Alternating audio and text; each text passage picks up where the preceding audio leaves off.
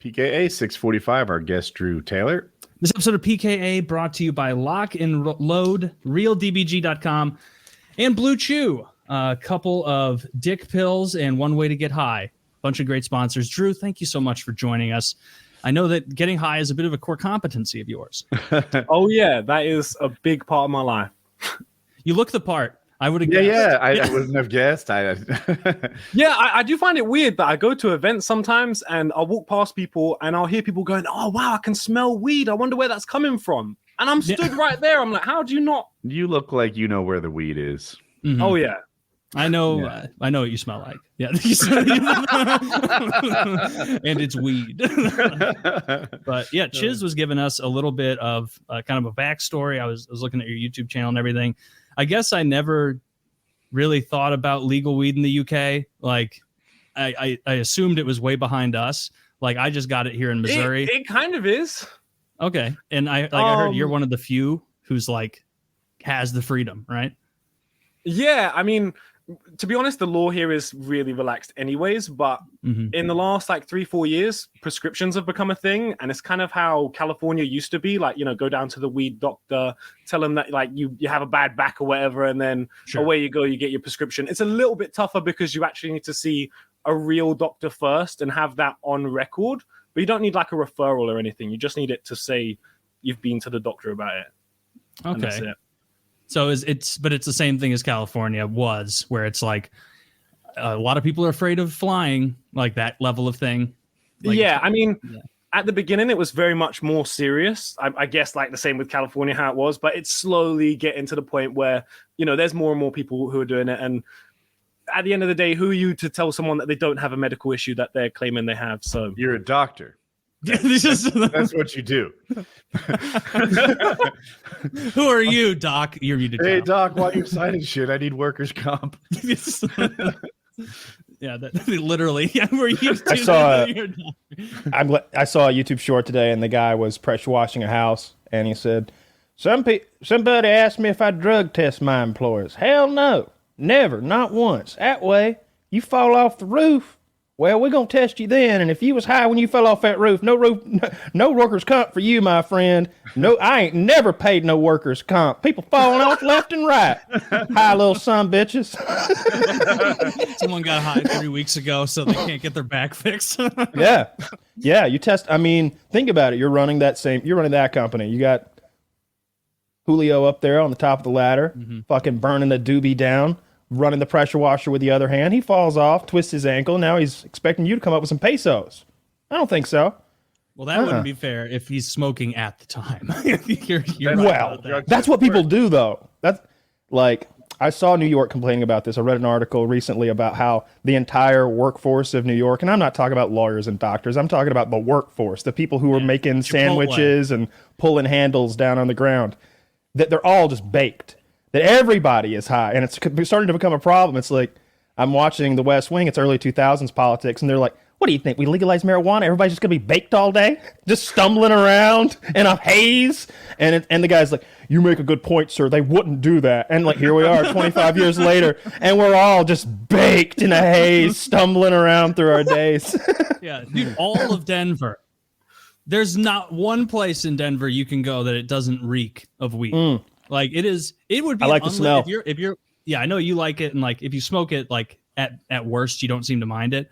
But like, if you're one of those people that hates the smell of weed, Denver's unlivable. Literally, like no joke. Sure, like you couldn't live there, dude. When I was in Pennsylvania, I stayed in an Airbnb, and the husband of the wife who owned the Airbnb was telling me that I couldn't smoke my weed inside, and I had to smoke it outside. Only cigarettes inside, because in Colorado, her husband was just walking down the street, and he drives trucks for a living, and then he failed a drugs test the next week because he was walking behind somebody smoking a joint, and it's obviously gone in his face, and it's made him fail the test. God damn. That would surprise me. I don't believe that at all. I don't believe that at all. That's what she was telling me. But I mean, if you had like shot behind somebody smoking a big joint on the street, I don't doubt that you could. Yeah, little toilet seat STD there. That's where I was headed. Right. Yeah, she's a real Mary. Well, either the original lying whore. Yeah, precisely. Either that or she telling some not The Virgin Mary, one who came up with that name. She did. Yeah. No Before that, she was married to to get ahead lying of the story. whore. She moved to a new. See, we talk about this all the time. How you could change your identity in older days. Now we're usually talking about the 1970s, but think about the year -36. In that year, 36 before Christ, you could go from marry the lying whore, just you hop on the donkey cart, ride down the road, and now you're marry the virgin all of a sudden, and nobody's going to say anything. Yeah.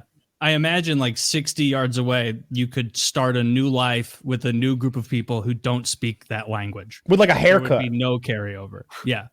With like a haircut. Yeah. Like a different makeup style. That can't be Mary the whore. She wears green robes. They should use like the story of Mary in business school as like an example of framing.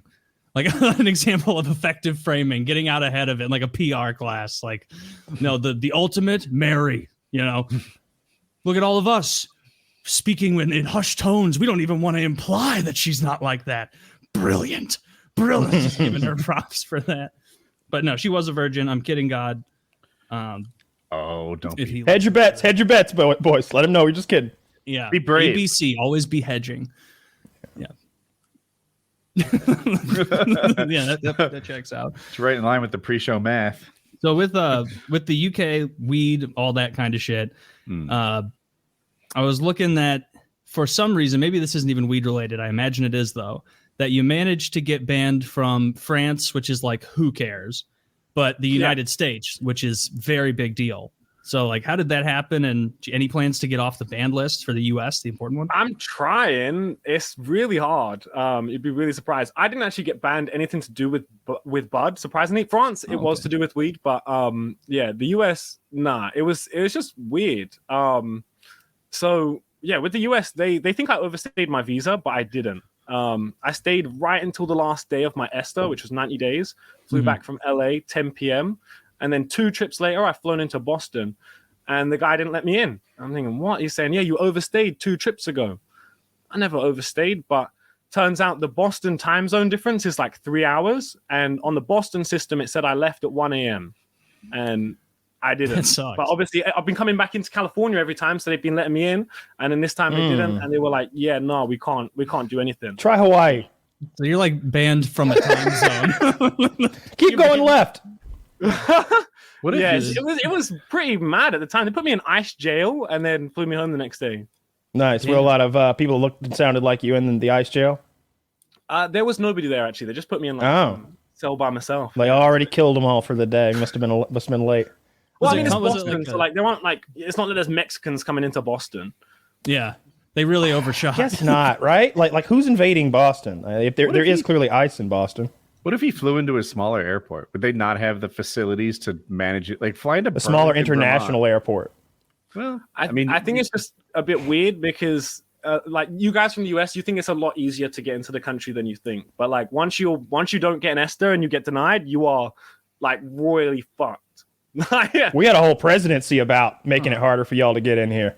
Yeah. Mhm. And, That was you're like- thinking, it's gonna make it harder for like the Mexicans or whatever, but like it makes it harder for everyone. And it's Yeah, it like makes it oh, harder I'm for okay the with weed that. guy. I'm okay with that. I wish they would let you in, but there's some folks that don't need to come back. They just look at it like a privilege. How can you tell which ones are allowed in, Kyle? The ones that don't. I think they should have to overstay pay. their visa. I think, look, you go anywhere else in the world, not internationally, of course, but here in my country, you go anywhere else in the United States, you got to pay to get in. There's very few places that allow you to just walk in for free and loiter. And that's what we've been doing over there at Ellis Island for generation after generation. I say, put a coin machine up there, let them pay and spin the thing and come on in. I don't care who comes, just make them pay. No, I'm I've had a confused. Every different place lets you perspective. walk in and loiter. Like, where are you paying to go? Sam's Club? Sam's Club, Costco. Yep. Okay, so that's Sex clubs? I bet they charge you to like I go see. to Dubai. I bet that's not free. Oh, they pay you to go to Dubai. No. No, it's Yeah. just everything's expensive. If when you're a you get professional fighter. I mean, I think that we should let people in based on, like, we have so many people now, it should be like somewhat of a skills competition. Like, Don't we need more? We need to like we narrow down what we need. Clearly we need more people who are like obsessed with trains and keeping them working right. We find a couple guys. That guy in England who has the fisheye lens, that he's obsessed with trains. Bring him in. I guarantee that guy is going to be burning the candle at both ends. Just, they're going to be telling him, please go home. And he's like, no, you can't make me. I love my job. Like, that's who we need. We need this is a genius idea. That guy would just check. But isn't his job recording trains? All the time. Guess what happens when someone shows up and they go, yeah, I kind of like trains. Get the hell out of here. Get the hell out of here with your kind of half in, half out train interest. So a train-centric immigration policy. Not just about trains. It's just an example of a thing. No, but like, you know what? No, I'm with you. You hit it. Well, that is actually an immigration policy, you know, like if you have like a special field or like your excellence in something, then that is actually a thing. You can get a visa for that. But I spoke to my lawyer and I was like, hey, yeah, can I do that for my stuff? And he was like, no, you can't do that for weed. No. I'm really good at smoking weed, though. I love it. Yeah, I think they're looking for mathematicians and like Nobel Prize laureates and shit like that. Maybe Nazis if they're good at making a rocket engine. Yeah, but that's more for the rocket engine than the Nazi part. Yeah, I really appreciated watching. Anything could have been a crazy guy as long as he's got that rocket part down. NASA wanted him.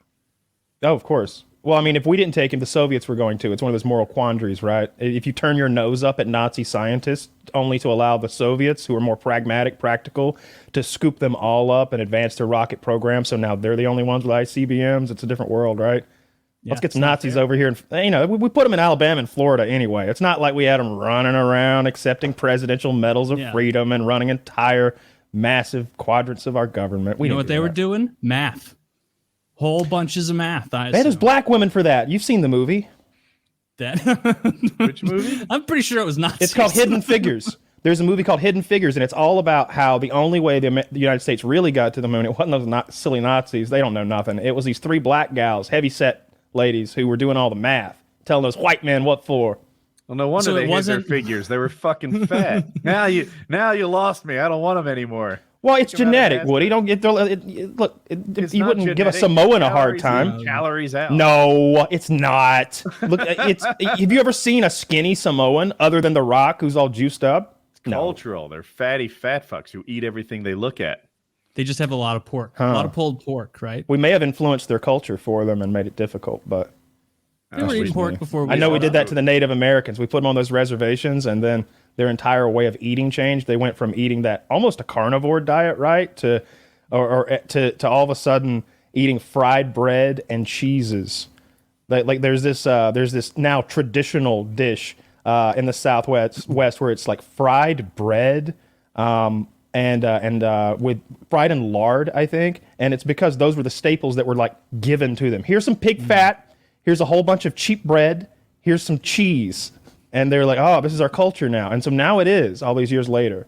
Yeah, that's hilarious that I want to do it to other countries. That's what we should have been doing to Afghanistan for 20 years. Just give them cheese and pig fat. They wouldn't have liked that. Yeah. They'll say no thanks. Pig fat. Get them hooked first. I like that that's haram on two very different levels, like combining the meat and cheese as well as just pork in general. It's a brilliant idea. I mean, there's no way fried bread is bad. If we wanted to it's bad for you, people though. Of Afghanistan for not handing over Osama bin Laden, we should have given them cheese and pig fat. Yes, the various kinds of fried bread. Where he was. Yeah. Tell me you don't love funnel cakes. When's the last time you smelled a funnel cake? You remember. That's how good they smell. They're great. They're incredible. It's just fried bread. You can feel like you get tired. If you lived on funnel cakes, you'd have a hard time with Seco. Fuck, man, I only ate one fried bread sandwich today. What happened? How many days in a row do you think you could eat nothing but funnel cake before you had to actually go to the hospital? No, I think you could live on funnel cake as long as you supplemented, stayed hydrated, and brushed your goddamn teeth. You're not supplementing. You got water. No vitamins. No, it's not vitamin. I think you could go. It's a funnel cake and water diet. Can we put strawberries on the funnel cake? Isn't that a thing? Fruits, No, that has dangerous vitamins in it, and that could extend the contest. Just powdered sugar, huh? Just powdered sugar. Well, I think a young man could do it for like a decade, but I think that starting in your late 30s, late 40s, something like that is a recipe for something to come on real quick. You're like, oh, well, see, you don't understand, Mr. Woodworth. Your healthy diet was all that was keeping all that evil at bay. So now that you've switched to funnel cakes, you're just riddled, rife with infections, and you got boils coming on you. Who knows what could happen? Look at Only Use Me Blade. Here's a man who has a very particular diet that is bad for you. When we see the maladies that have cropped up on him, and they're not things that would come straight to mind, you wouldn't think, yeah, have a bad diet, drink liquor, your toes will rot off. But there they are, rotting off. It's true. If it ever falls off, he should put it in acrylic, like they put hot dogs on Reddit, you know, and he should auction it off. So on Reddit, maybe you don't know this, Taylor, they do this thing where they take household items, and one of the more famous ones was a full hot dog, dressed and everything, and they encased it in clear acrylic, which they then polished and made look pretty, and now you have a forever hot dog because it's like frozen in this block of hard plastic that's clear.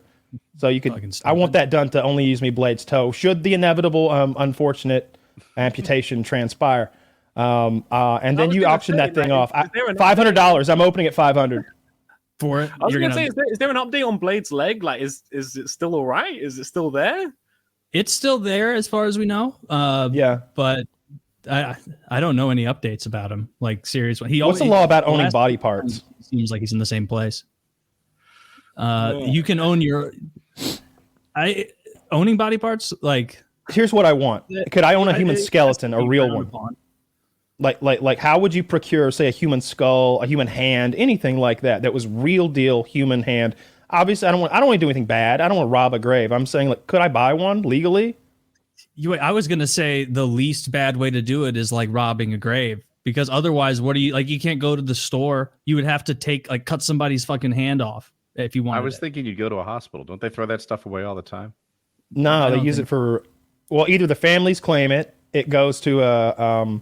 I think if it's like a bum and it's completely unclaimed, those are the people that they're like. What happens when you throw a body in a Hyundai and leave it in the sun for 6 months? Come here, Rufus. I'm not dead yet. They do that to them. That's a thing they do. I think it's down in Florida or Georgia. I've seen video of where they do it. They're like, this is where we let bodies rot in various different ways to discover, so that then when we discover bodies, we're like, oh, this is 3 weeks of decomposition in Florida and you know, a humid, etc. environment. They add up all the ingredients. Every state needs to do it. Well, down there, they were doing different things. One of the things was they threw the person in a car, and you know how hot cars get in the summer down here. They literally kill people. So it just turns people into soup. So Kyle, you can't buy any remains unless you use the Native American loophole, apparently, is what Zach Tell me says. about that. Well, I only know what he wrote there.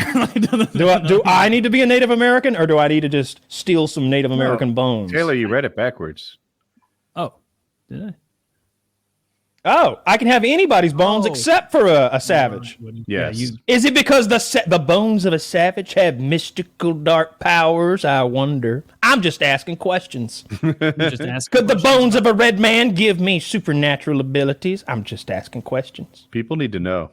People need to know this stuff. If we could all be Harry Potters, should we head up to the casino and do what's right? Just murder all the savage Americans. Take their bones and be Harry Potters. Yeah.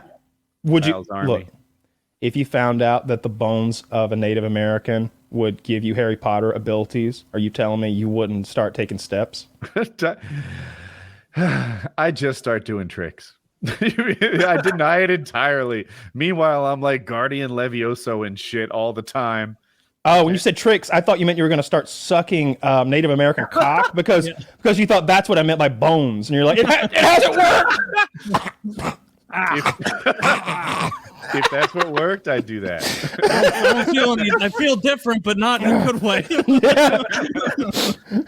Oh no! Trust me, the magic. Wingardium Fagiosa. Nope, nothing yet. Have another one. How are the bones giving you these powers? Like, what do you got to do? You just got to keep them, or you got? So what you do is, I want finger bones because those are going to fit inside my wand. You could grind the bones down too. That's what I would do. I'd grind the bones down and then sort of. No. I want them in a liquid, like a thick oil, like a gear oil that's clear, so that then they're sort of suspended in there. And then I want that inside my wand, and then I can do my dark magic, my dark so you savage use the bone magic. as the wand. Yeah. But it's just like Harry Potter, how each wand has a magical item in its core, like a phoenix feather or a fucking unicorn hair, shit like that. Yeah, no, but I want the bones of a blackjack dealer in mind. You're just unbelievably lucky. That's the only. Oh, that's all it does. It just plays blackjack. The wand now. Fucking bullshit. All I can do is count to 21 now. When I found out I could never attain real magic, it was a sad day. 1, 2. Like just when you're a kid and you believe that magic is real, like there's this possibility that there's a whole nother magical world around the corner, and then at some point in life you realize this is it. This is our only world we've got to deal with. There's no cupboard that we can go in and with Aslan in it. There's no under the underside. None of that stuff's real. We can't swim at the bottom of a pond, come up on the other side in some secret garden. It doesn't exist. I never had a phase of fun magic belief as a kid. Like I'd be like, is the Easter Bunny and Santa Claus real at like age 4? And my mom's like, no. Shit. And it's like, oh, okay. But like, so I didn't get that. I didn't get the fun made up fantasy stuff, but I did get like the scary, like, but hell, that's real. Like, and it's like, fuck. Well, that's not as good as Santa. Not me. I was slow to figure out that I was uninteresting for a long time, right? So like little me hoped I had superpowers. And then when I clearly didn't, I was hoping maybe they would come on with puberty or something. So here I am at like 13. Like, you don't know for sure that I'm not a Jedi because I haven't hit puberty yet. Yeah, maybe it true. like cooks in. It could fire up. And then I do hit puberty, still no superpowers, but I'm hanging on to this like shred of a hope that I'm like an Olympic athlete or something, like I start swimming. I've got like 3 high school records in 6 weeks or something like that. That's a bit of exaggeration, but anyway, I was doing really well. And then you look at the numbers and you're like, you know what? Like you're pretty long way off. Yeah, I'm not quite at those Aquaman numbers, right? Yet. Like I'm improving quickly, but I don't have much time. Yeah, you're thinking, in the comics that they're so powerful they have to pretend they're not very good, and I'm trying hard here. This isn't, this isn't real hard, and these other normal kids are beating my ass. I used to spend a lot of time staring at the pull cord on the blinds in my bedroom, trying to move them with my mind, just like because that would be so easy to move that long cord. Did you ever trick yourself? A slight breeze? No, but I'm just like looking at it like believe. That's why I hate that John Travolta Phenomenon movie. I watched that and it made me think I could have those powers, and there's a lie. It's just a tumor. I would do the same thing. I never really thought about this stuff because I remember distinctly when I was about 5 years old, I'm in the kitchen and my dad tells me, he goes, I think I just mentioned something briefly like, oh, imagine if I could have superpowers or something. And he goes, never think that ever. Do not ever think that. I'm like, what? And he slams his hand on the table. He's like, when I was a kid, I thought I could fly. And I got up on the kitchen table and I jumped off and I landed on my face. And me being like a 5-year-old, I was like, oh God, I would never want to do that. And then from then on, I was like, yeah, I don't have superpowers. I don't want to jump off the table and land on my face. See, the challenge is that these shows like Peter Pan, they're like, you can fly. You just have to truly believe, right? Mm-hmm. So your father clearly had some doubts based on Peter Pan logic, and that's why it didn't work. He needs to recreate the experiment, but this time believe more. Too late. Exactly. Well, my dad is 83 now, so maybe he shouldn't do that. But I think your dad's being a bit of a pussy. He's been saving up that power for 83 years. I don't know. That is an old age for he's old. I'm 25. Age. He's old. 83. God damn. So like maybe he is a wizard. What was it like as a kid? Like was it hard for him to play with you and he stuff? He was 58 when he had me, yeah. I've never known my dad as a young person or as like a middle-aged person. I've only known him as an old person. Mm-hmm. Damn. Did you get away with extra stuff because he must have been pretty exhausted by the time you were 16. Oh yeah. I mean, I remember a couple times when like he knew I smoked cigarettes and he knew I smoked weed. And one time I was outside of smoking the biggest joint and he comes out and he goes, that Marlboro smells really strong. And I'm there like, Dad, it's a joint. Like, oh, okay. And I'm like, yeah, this is why I got away with smoking weed when I was a kid, because he just didn't know. He didn't know. Do you have like brothers and sisters old enough to be your parents? No, my sister's 1 year older than me. What the fuck? Your father waited a while, but why did he wait so long? Got down to business. My dad went to like an all boys boarding school until he was 18. Didn't like speak to a woman until he was like 20. Started living his life as a young person in his like 30s. Oh, he's gay. Damn.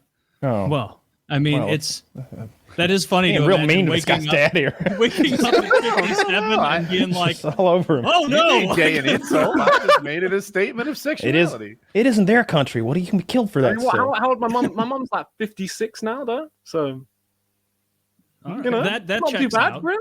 Yeah, that checks out. Yeah. Where as a kid, were you ever like annoyed that like you felt like, oh, my dad can't play with me the way other dads can, or you didn't even really register? Nah, you know what? This is going to be really deep, but there was one time which really made me think, oh, fuck, my dad is old. Like, holy fuck, right? Mm-hmm. And this is like, I think I must have been like 7. So at this point, my dad's like 65 already. And we're going ice skating and he fell over. And like, you know, he's hit his hip, right? And like, he's like, nah, he's telling me he can't ever go ice skating with me ever again. And I'm like, my dad is old. Shit. 7. Yeah. Nah, you asked me when I'm 7. Yeah, and you're damn. Your dad's like breaking his hip. God damn. That's usually when people are in this. Was that what you said? Did you say he broke his hip? No, he didn't break it. He just like really hurt it. Okay. But it was like one of them ones where it's like, fuck, old people hurt their hips, you know? Yeah, we do. Yeah, but it's like, shit. Yeah. Like it's so, but just him telling me that he could never go ice skating with me again was like the main thing of me being it's like, a big finality to it. Is your father? I think what he meant was, I'm never ice skating again. How'd your father get a wife 30 years younger than him? Does he have money? No, he doesn't even have money. I grew up with no money. I mean, like enough money to like because he's old, he got a mortgage when it was really cheap. So we had a decent house for the amount of money they ended up having when I was born. But yeah, when he got back from the Great War, he must be big dick. He built his house in 1930. I'm not gonna lie. One time when I was a kid, I seen him walk past and it was pretty big. And I probably got his genetics. I'm not gonna like big myself up, but it's not bad. I get it. You guys should measure off. You got to see like what your balls would look like a century from now. He might have just pulled my strategy with the whole like flash your son your dick when he's like 8, so he thinks it's gigantic, and then never let him see it again. Right? This is parenting strategy. You should write this down. In the same way that like you revisit your childhood playground and you're like, oh, it used to be so much bigger in my memory. Mm-hmm. Work that. Yeah. Jesus fucking Christ. Other people. Jesus fucking Christ. I remember there was a kid in the grade below me who was kind of in the situation you're in, where he had, when he was 16, I think his dad was like 72 or so. And he had, or like 76 or something like that, late 70s. Jesus. And it was one of those situations where like he was a total mistake because his next closest brother was in his early 50s. Oh, and like it was like his brother or his stepbrother was older than my dad. And we would always just be like, that is so fucking weird, dude. Like, and he's like, yeah, it is weird. Now that you guys mention it, it is weird. My dad's almost 80. Like, and my brother's 51. And we'd be like, it was just weird at the time being like, so what's your brother do? And he's like, oh, his kids are like in their early like 20s. And it's like, what? It's like your brother's children are 5 years older than us. Bizarre. Very weird. Yeah, I can imagine if my family was big, it would be fucking weird. My family's so small, so at family gatherings and stuff, there's about 20 people there, so it's yeah. Mm. Yeah, my dad was what when he had me? Yeah, I don't know. He was born. He's in his 35. He was like my age roughly when he had me, something like that. So, but he was still with it throughout my childhood. You know, he was still running around playing paintball with us and shit, and getting into fights. Fountain of youth. Yeah, that'll keep you young, I guess. I do remember when he got I wouldn't say too old for paintball, but I do remember the day he retired because he announced it. He got shot right in the nipple, like really loose like light shirt on a summer day, and it was like clinging to him, and he got shot right square in his nipple, and he yelped, and it looked like your chin that time, Woody. Like his nipple was bleeding, and he was just, and it was all swollen and like cockeyed, and I was just like, everybody was looking at it going. And he's just kind of like, that's it. I'm retiring. No more paintball for me, boys. I'm a spectator from now on. And he never picked up that gun again, unless he was going to like shoot at a dog or something. Like he never fucked around. Our dogs will try to run their tractor tires, and the way we train them is like shoot them in the ass before they run under a tractor. We're not just like, hey, look at him run. I know your father is a dog lover too. Yeah. Like, I don't know. People it's a way to reach out and slap them on the ass and say, don't die, because they will. They get that prey drive, and they'll just follow a rabbit or a rat or nutria or whatever the fuck right into the blades of something, or the plow or the tire or whatever that they normally would be. You know, they're agile little fuckers. They grew up there. They know what's up. So I was reading in Chiz's fucking text that you were homeless and did both car living and YMCA living, maybe concurrently. How do they compare? What's better? YMCA VanLife. VanLife is so much better. Holy fuck. When you're in a YMCA, you're just around people who are either doing crack or selling crack. It's one of the two. What is crack? I mean, does that have another name? Meth. Oh, no, crack. Meth. Crack. Like, no. Crack. Yeah, I heard crank as well. Okay. We know what crack is. Yeah. But to be honest, there was like a nice little weed community there. And it was, there's like drug-based racism or something. Like, there is people. Little weed community. Come on, Woody, you're a borderline weed person at this point. You're a spokesman. You're fucking. I am. I'm a professional.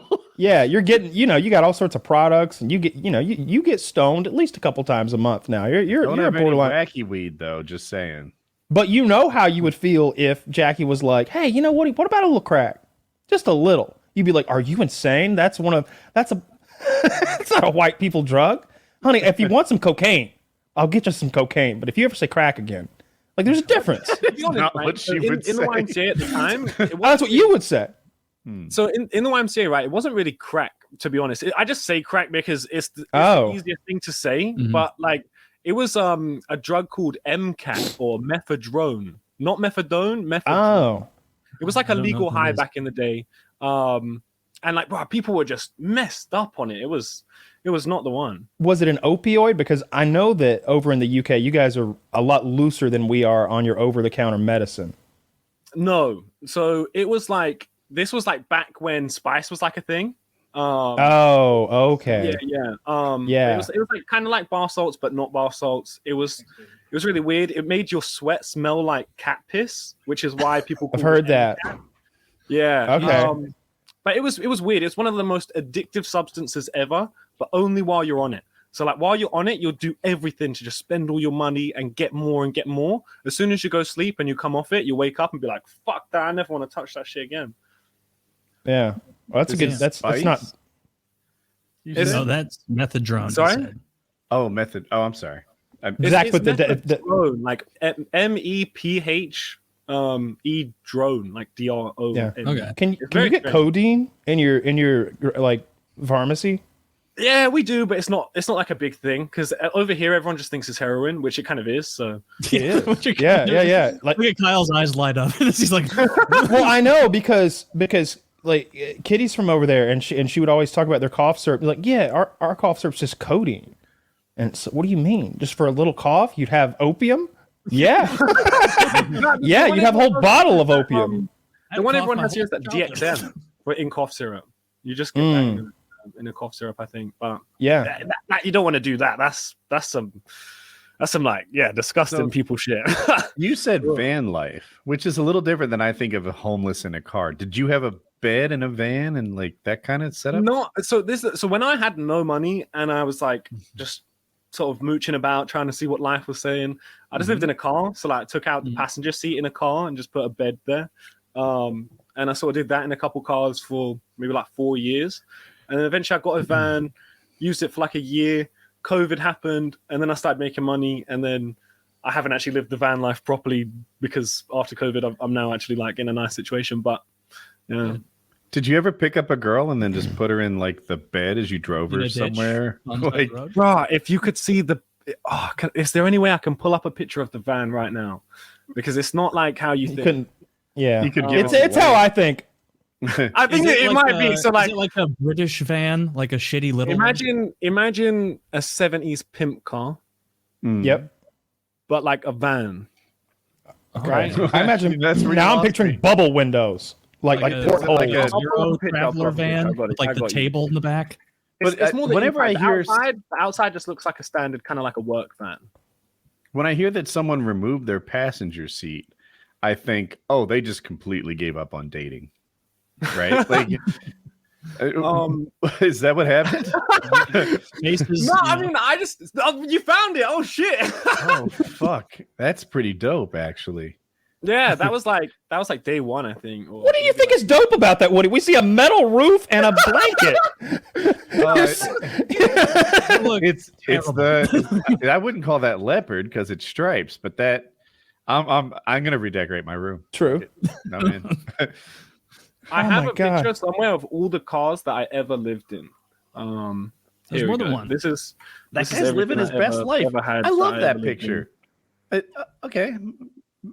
It's someone in a car. I don't understand why you love it. I don't get it. He's this adventure every day. He wakes up, doesn't know what he's doing that day. He's a poor person. He's a poor person who's looking for anything he can do to get out of this situation. He is suffering here. At this point, I had enough money to buy a van at least. Look at that guy. Look at this van cost me like $5,000 as well, so it wasn't even like it was cheap. But like this is like the beginning of like me just making like the first bits of like, oh shit, I can actually spend something on top of my paycheck. You have open wounds and you're in the woods by a van. That was not a great time in your life. No, I loved it. It was fun. See, I'm right. It was dope. Go on the Instagram link I just put in there. And if you look through all the other vehicles I lived in beforehand, you'll be like, oh shit. Yeah, the van at that point was good. So you were like stoked on the van. You're like, this is much better than the, Geo Metro I've been living in. Oh, he had a Mercedes? Yeah, well, that's the van is a Mercedes one. So this is going back. So like everyone, it goes. So I had a black cab. A black cab? Like a taxi, one of the London taxi cabs. Little estate car, and then I had my first car, which was this little shit Mazda 2 that I spray painted. It's a camouflage? I got it for like £200. So I just spray painted it. I don't see a car in that picture. Yeah, it's totally guy levitating in the woods. But, damn, I would not. How long did you do van life? I mean, all in all, with everything, from like 2017, 26. Well, yeah, if you include America, 2015 until 2019. Wait, you did van life in America? Yeah, I just don't really have many photos of it because it was on one of my mates' YouTube channels. But he is not someone I really associate with these days. I'm not gonna lie. Right. He's probably bad influence. In America, did you go cool places? Did you do van life in like the Grand Canyon and the deserts? And fuck yeah, I went to the Grand Canyon. It was sick. I've been to 44 states. That's damn. That's most of them. More than me. That is the majority. Yeah. I haven't been to anywhere in England. Do you guys remember Warped Tour? Yeah, I got pickpocketed at Warped Tour 2008. Lost $50. I can imagine. $50 when you're fucking 16. Then the 17. pickpocket came back and beat me up for not being worth his time. I was just walking around and I was like, God damn, I'm thirsty. And it was like, no water the rest of the day for you, dumbass. You just got your wallet stolen. Oh, dude, you didn't go to someone and implore? Please, sir, I've been robbed. Could I have a bit of water? It was a madhouse, and a friend of mine just bought me waters throughout the day. Fair. That was annoying. Fuck. I feel like if I bring up America, I can't tell you guys. I can't speak about America without telling you guys like how I actually ended up in America. Because bearing in mind, I was living in a YMCA. I'm 17 at the time. I had no money, and then I'm ending up in America, and I was coming back on my visa. I probably spent like 9 months out there in total during that time. And Yeah, it was. So picture this, right? I've just got my first like biggest payment in ever. It was for like £600, and I'm like, what? I think I'm like 17 at this point. I've had like nothing my whole life. Real money. Really. I've never had like a good job that paid me any good, and I was like, sweet, £600. I'm on it. Yeah. What should I do? Should I buy a computer and work on YouTube videos and try and grind, or should I live indoors for 10 days? Sorry? Should I live indoors for 10 days? Yes. I mean, you're rolling in that kind of cash. Well, at the time I was speaking with some chick on Skype, right, from America, and flights were only like £350. So, like, what would you do in that situation? What are you buying a computer, or are you flying to America? You're moving to America. So you get the impression there's a sure thing in America. Well, I've been speaking to them for like 2 weeks on video call, like. I was like, yeah. So I call them. I'm like, sweet, let's hook up. Let's do it. She's like, yeah, I can meet you. I'm like, fuck it. When should I come? She's like, yeah, come tomorrow. I'm like, yeah, fuck it. I'll book a flight right now. I'll come tomorrow. That's how it happened, bro. I get to New York, and I'm at the airport, and I'm waiting for this chick. Oh, and that's it, bro. She never showed up. I'm waiting for this chick. Oh no! And there's no chick there. And then I suddenly realized I'm a 17-year-old with 200 quid in my bank account, no flight home for 3 weeks. I don't know anyone. In a new country, at least you speak the language. You have fucked up. Yeah, at least you didn't like fly to South America. How long into waiting were you like, oh no, like I don't have anywhere to live? The oh no moment came about 2-3 hours in. Oh, and then they're like, oh shit, this isn't happening. Was like 7-8 hours of being at the airport, being like, no messages are delivering. Hope she's not dead. Did she just ghost you? That's the end of everything. You never caught up with her. I'll come to that. So basically, at this point, I'm like, what the fuck do I do? Right? Like, luckily, one of my homies had a manager who lived in New York. And I was like, bruv, please, can you hook me up with him? Can I just stay at his house or something? Like please. Guy's a legend. He lets me stay at his house for a couple of days. And obviously, after a couple of days of me just mooching about, smoking weed and that, he's like, bruv, like, you can't really stay in my house. Can you go somewhere else? We're not friends. I'm like, bro, I got no money. I'm like showing him my bank account. I'm like, bro, I got 200 fucking bucks. Like, what do? I already spent $50 on weed. I'm gonna. You already bought weed. So the guy says, look, if I book you a flight somewhere else, can you like support yourself while you're there? And I'm like, yes, I can. So I used to do like parkour and shit. So I had like a parkour friend in Boston. A lot of money in that. Yeah. So yeah. But I had a parkour friend in Boston. Gone to him. We've chilled together. We flew California, and I had a homie in California who I could cash in a favor from. But that's 2 flights I made this guy buy as well, and I'm very grateful. I've not even spoken to him since. So big love to that guy all them years ago. But yeah, I've landed in California, just chilled for a bit, cashed in a favor from a homie, was about to fly home. Somebody's tweeted me, and they've said that there's a 420 party happening at their house for 420. I'm not sick. I'm down for that. Sweet. I go to the house. Turns out in America, bruv, like, what are you guys doing? You call up an actual party a rager. And what we call a party, I mean, what you guys are calling a party, we call a social gathering, where it's just like 10, 15 people all chilling, smoking weed. Right? Yeah. I thought I was going to some like big fucking party, and it was just like, yeah, it was cool anyways. I'm chilling. I wake up in the morning, and the guy's like, yeah, do you ever want to like move to California? Like, do you want to chill here? Like, I'm like, bro, like, yeah, of course, at some point. And he's like, yeah, well, bro, like, you can stay here for free anytime. I own this place. And he takes me to the balcony. He's like, yeah, I own this place, and I own this place. Yeah, stay here anytime. And I'm like, bro, what the fuck? Of course. Bro, I flew home the next day, fucking sold all my shit. So many bad decisions. These are great decisions. You're totally wrong, Taylor. This guy's killing it. And then the chick actually did end up texting me, right? The chick was from New Jersey. She was from New York, sorry. She's driven into New Jersey because I was at Newark. And when she's gone across the border, there was like a police check. They found loads of weed on her, and she got arrested, and she didn't get bailed out for like 2 days. And then she did eventually text me, but by that point, I think she didn't text me for like 6 days or something. And by that point, I was already in Boston. Yeah. So you sold all your shit and then went and lived with this very generous gentleman who just he just free place to live in exchange for blowjobs. Yeah, just a rich Californian fella who wanted a young little British man to live in one of his many states. The guy was only like 21. Damn, that's a lot of properties at 21. So what? How sure long he worked hard for did them. he let you stay there before he started asking you to leave? No, he actually never asked me to leave. Yeah, what happened was after 3 months, I ended up going on Warped Tour. One of my homies was just like, "Yo, come on this fucking thing for the whole tour." I was like, "Fuck yeah!" I came on the thing.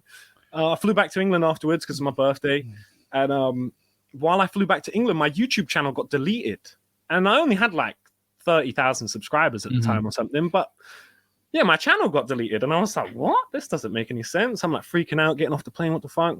Turns out another guy had moved into the apartment, so there was like, me, the other guy, and this other guy, and the other guy was paying rent, and I wasn't. And while I've gone away, he's figured out that I wasn't paying rent. He's thinking that he's paying for my rent as well, even though he was only paying half, and the other guy's just taking the L on it. And yeah, he's gone on my computer at the house and fucking deleted my YouTube channel. Oh no. Yeah, because obviously the password is like stored in Google Chrome when you go into like settings and you just type in thing.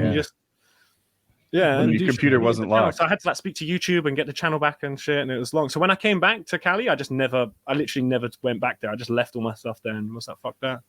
Damn. This is an exciting life. Like that's a lot. This is cool, right? Like it's different, I guess. I mean, this is me when I was like young as well. I still kind of do all this shit. Right, as opposed to now when you're quite old. What were the times though that because I'm sure it was exciting and fun. What were the moments that kind of, if any, made you think like, how long can I keep doing this? Like, where am I heading with this? Like, with the only time I ever think that is when people, when I ask people like, oh, how old do you think I am? And they say somewhere like 30 or like 35 or something, even though I'm only 25. And I go, sweet, I can still have green hair until I'm like 30, 35. that's when I reckon that's when everything kind of stops. Yeah. You late 30s, you shouldn't be having green hair anymore. Yeah. You'll have to mature and go to a different color. Still not natural. It's been green for 8 years. You don't have to mature. Taylor's wrong on that. You can be immature forever. I'm actually at the point where I'm scared to change my hair color. Oh? Like, I feel like people would just think it's really weird. I've had green hair for 8 years. It does look natural on you. Yeah, I mean... So when you met him, you thought that's probably his natural hair color?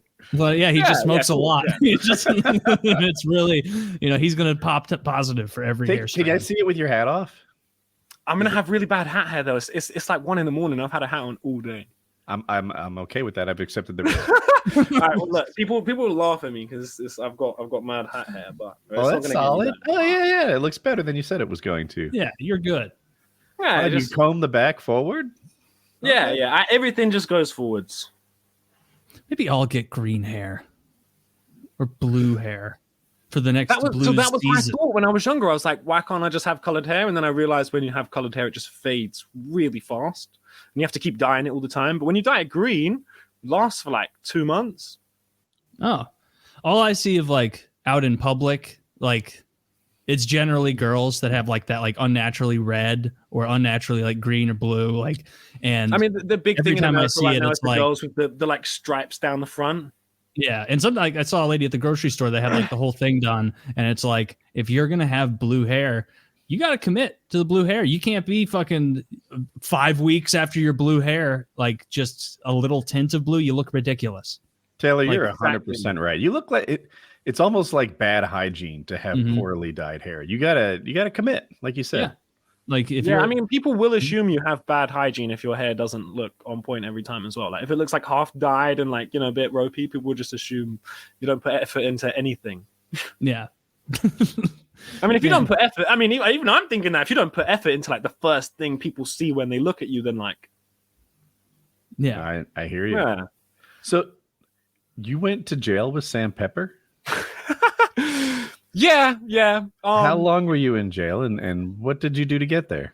He is an IRL streamer who used to be with like a friend of Ice Poseidon's, right? Sam Pepper?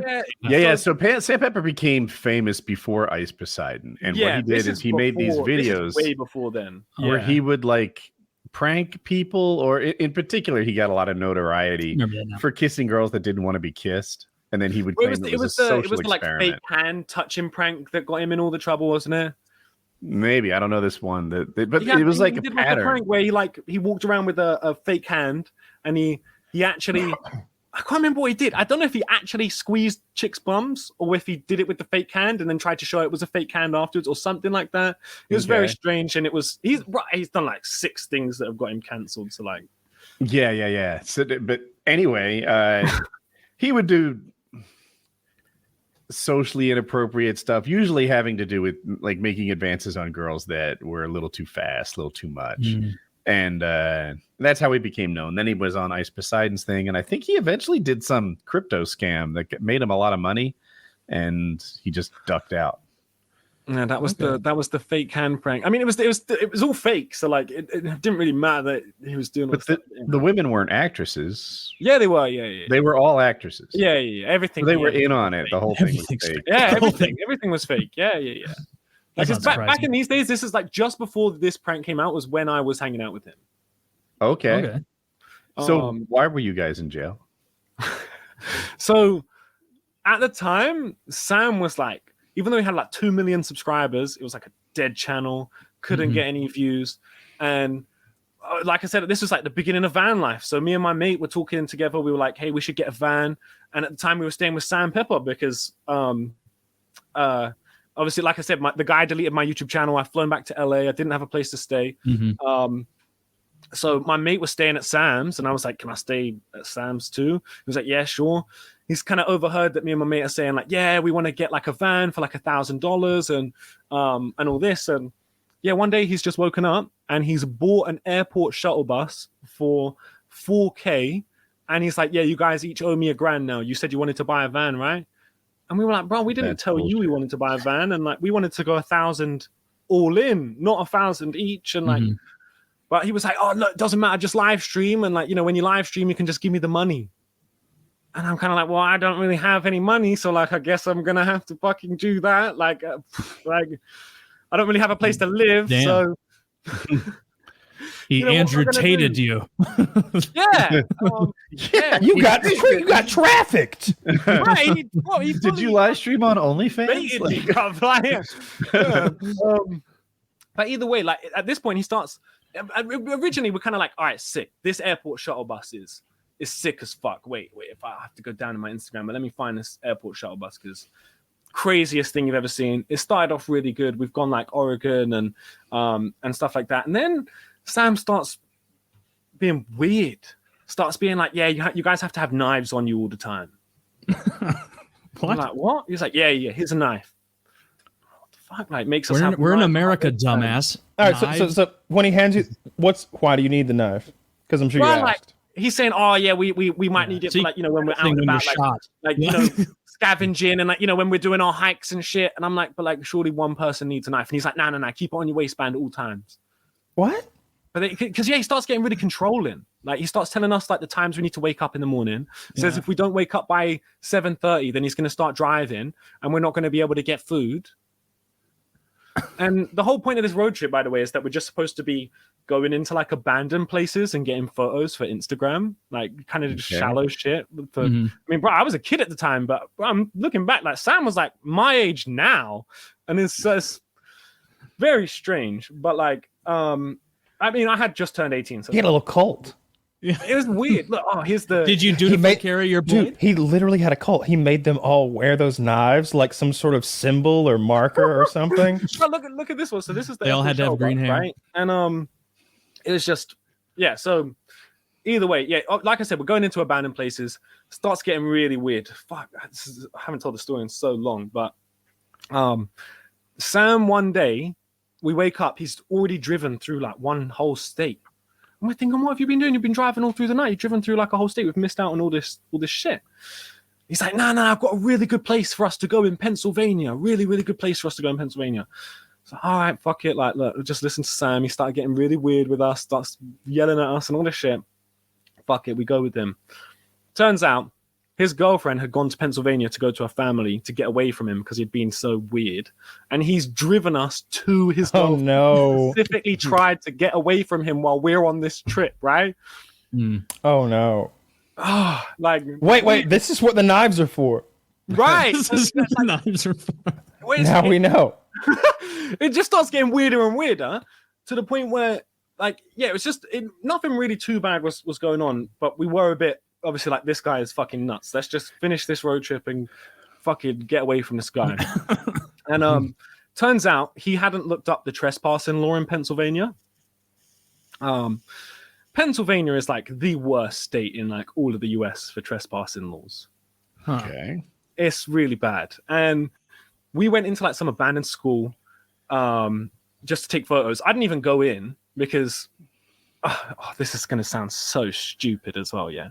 I haven't even gone in. I can't imagine. But everyone has dyed their hair green. I was right. Oh my God. Whose idea? Sam. Whose idea was it? It was Sam's idea. So there you are. There you all are. With your hair colored. With your hair colored how Daddy wants, and you're all wearing Daddy's knives, and you've broken into a school at night, I'm sure. No, during the day. Oh, okay, good. 3 of them are inside the school, and one of them, basically, the police get called, 2 of them get caught, and one of them runs away, right? So the police have now been told, oh, there's a guy with green hair who has run away from the police. I am a man with green hair. And, there aren't many of them. So they've seen me and gone, get the fuck out the bus. Get the fuck out the bus. And I'm like, bro, what the fuck? Like, put me on the ground and shit. Like, fucking, bro, we're in the holding cells. We're like with all these guys who are on heroin and shit. And like, you know, everyone's like, you know, trying, you know, some like gangster guys who are in there to sell the heroin and get the heroin in. And some guys who are there just on heroin and shit. Like, fucked up holding cell. If anyone knows Allegheny County Jail watching this, I feel very sorry for you. That is a fucked up place. And bro, even all these big guys are like, yeah, like, don't worry, you're gonna get out, like, you're gonna get SO'd, like, whatever the fuck that means in America. We don't call that here. Yeah, but like, no, you're gonna get SO'd. It's gonna be nothing, bro. Yeah, I walk into my like video judge thing, and the guy's like, yeah, 2 felonies, criminal trespass and conspiracy. Which were both 5 years. Oh my God. Yeah. And they're like, yeah, we're making an example out of you. We want to stop people going in the school. Jesus like, Christ. so all of us have these charges. We managed to get bailed out for like $5,000 each from Sam's girlfriend's scary dad. Wow. It's a story for a different time, but why the fuck would he bail y'all out? I don't know. He had a safe with like $250,000 in it, and nobody knew how he got it. So damn. Yeah, but why? But it seems like you would be the last people he'd want to bail out. The people who traveled, the gang who traveled across the country to track his daughter down. He did us while we were at we stayed at his house while we were there. Like he did, he started doing chores after we got arrested when he bailed us out. And dude's like, bro, I didn't ask you to do chores. You're like, you're raking the leaves, and more leaves are gonna come down. And Sam's just like forcing us to do all this shit. Can you refer to him as daddy for the rest of the story? So one day, me and my mate are like, bro, we need to leave. Like, Father Samuel. Yeah. Bro, we're telling Sam, like, bro, like, you know, we should keep going on the trip, just come back for the court date. It's all good. Like, I'm sure we can find a good lawyer, we'll be fine. It's okay. And he's like, bruv, like what? Well, at first he's kind of like, no, don't worry, like, it's all good. Gets later on in the day, and he starts fucking putting his hand on his knife, and he's like, you guys don't want to leave, do you? You guys don't want to leave, right? And we're like, oh my God, bro, like, no, we don't want to leave. Like, we're good. We told you earlier, like, we're good. And he's like, yeah, okay, good, like, good. So like, right, like 3 a.m, me and my mate just fucking pack up our shit and leave. Oh, bro. Oh shit, this story gets fucked up. Okay. Oh my God, it's already fucked up. You've already been to jail and you're being held hostage. But carry on. Yeah. Tell me where it gets bad. Bro, I've got to the taxi rank, right? So these taxi people, oh, no, I haven't even explained, bro. I've called a taxi rank and I've told them this whole situation. And at the time, Sam had just had like some crazy controversy come up. So the chick on the phone has just been like, oh, that Sam Pepper guy. Yeah, no worries. We'll send someone to pick you up. We want you to get away from him. We get there. I'm like, yeah, I'm on bail. I need to smoke my weed quick. And they're like, oh, don't worry. We've got weed. You can smoke our weed. So I'm like chilling with these taxi people, working out where I'm going to go, smoking weed with them somehow. Nice. Well, I'm looking through my contacts. I'm like, who the fuck is near Pennsylvania? Anyone. The only person who I knew, I knew them from way back on an old live streaming website, used to chat back in the day, is Eugenia Cooney. The anorexic chick? The anorexic chick. Wait, what? Eugenia Cooney. So I hit up a picture of Eugenia Cooney. Fucking smoking. Yeah. You got, bro, like. Hey, Taylor, you asked me earlier where you might get some human bones. Before you guys see her, this is a chick who really understands calories in, calories out. Goddamn right she does. Oh, yeah. But, bro, I've hit her up, and she's, like, explained all the shit to her mum, and she's been like, yeah, come over. And, like, bro, I got, like, a 16-hour coach from Pennsylvania to, like, fucking Connecticut, and, and stayed with Eugenia Cooney for, like, a week. She looks happy. You know what? Being around those boobs, she is actually a happy person in that sense. And like, bruh, she looks like she'd be adept at capturing flies. I feel like she could escape from jail. Like, tell me if she could slip between the bars. Yeah, from jail. There's no it's just a weird. She's like a mouse. She'll world, like just happened to hit up Eugenia Cooney and stay at her house for like a week. So you just reached out to her. She was the only person you knew, and she just totally was like, yeah, come stay here. Yeah. I mean, if you ever see a video, she's pretty cool. Cooney, you'll know she's just one of them people who's like, yeah, of course, yeah. She's a poor decision maker. That's what he means. Yeah. Oh, yeah. You can tell. You can definitely tell that. Letting this animal into her house. It's subtle, but I caught on that. Don't the rest of the green-haired knife boys want to come with you? Yeah, dude. I want to know did the knives match?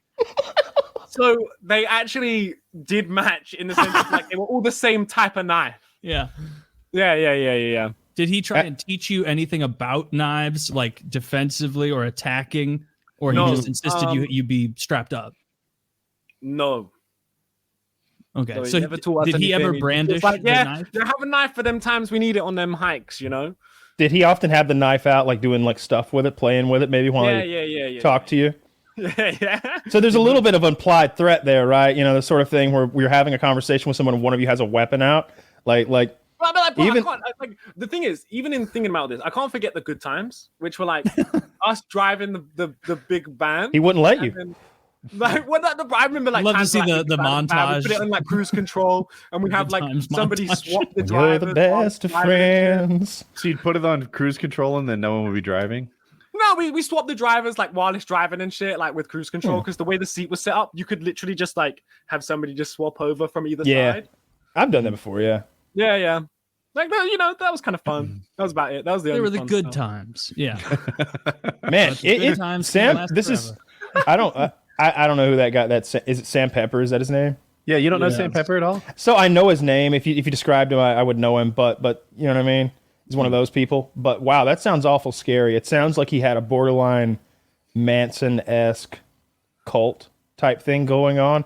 To me, it's weird when you want people to dress like you and look like you and like. I was the one who had green hair originally, and it was more like he was trying to change me the whole time, and then also trying to be like me. It was really weird. It was almost like he was trying to like take the good qualities from me and add them to himself, and then take away.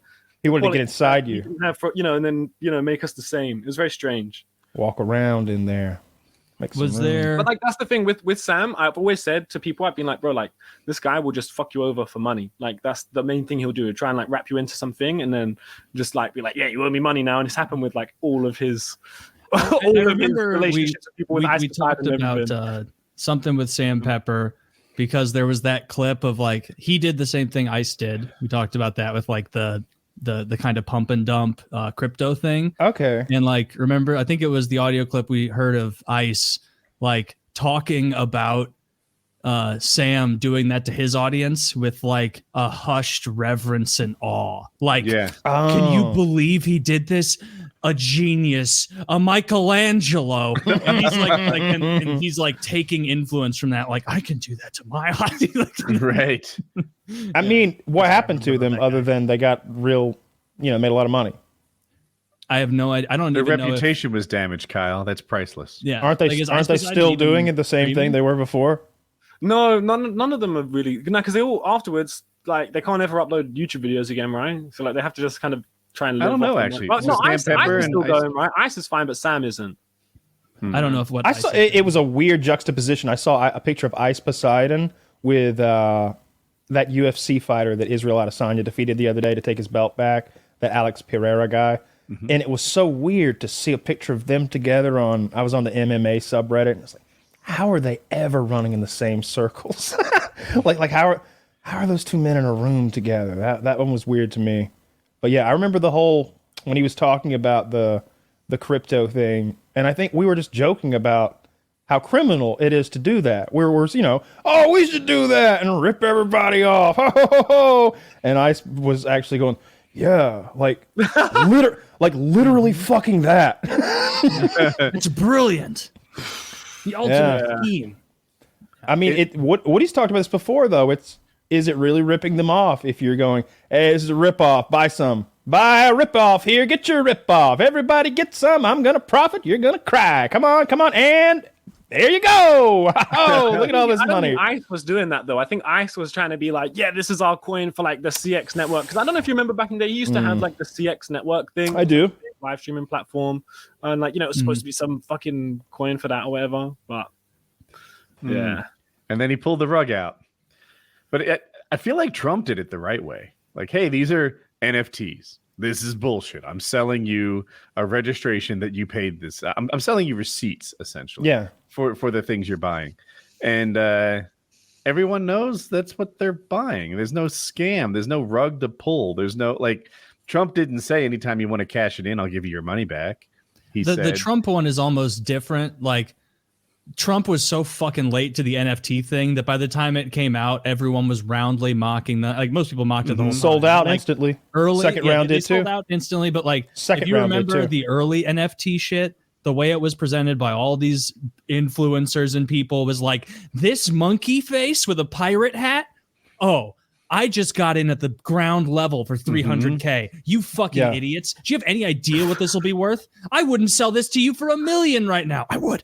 Like, and I'll tell you what's going to happen. And it's just totally misleading bullshit trying to manipulate. Dude, if you like go on the rabbit hole of like the crypto accounts on Twitter, like the incestuousness, like the behind the scenes, like pumping stuff. And like so many of these people don't like they know what they're doing. They know what they're doing. Like, I haven't looked at it for a month, and I want to say Trump robbed the people who support him, but the truth is, at least a month ago, they made money. Those things went up. So I don't know where they are. He did right a second round of them, and those sold out as well. How long was any the better? gap? Bro, when did all this come out? Significant. The second round came out a couple of weeks ago. Oh, shit. When did the first one come out? Months ago. Yeah. 4 months ago, let's say.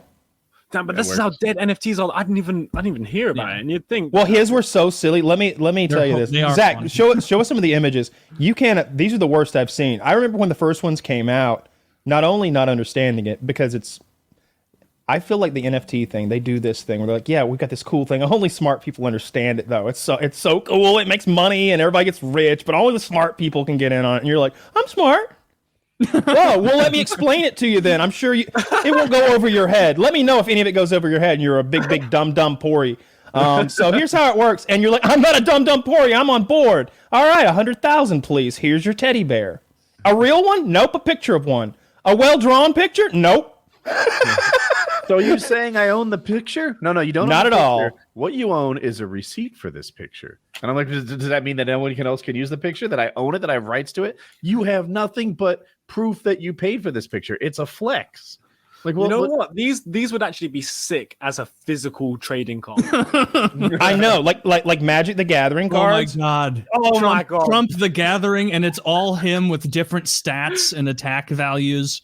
Capitalism, the Gathering with Emperor Donald Trump. Yeah. You're gonna love it. It's like magic, but it's not gay. It's all me.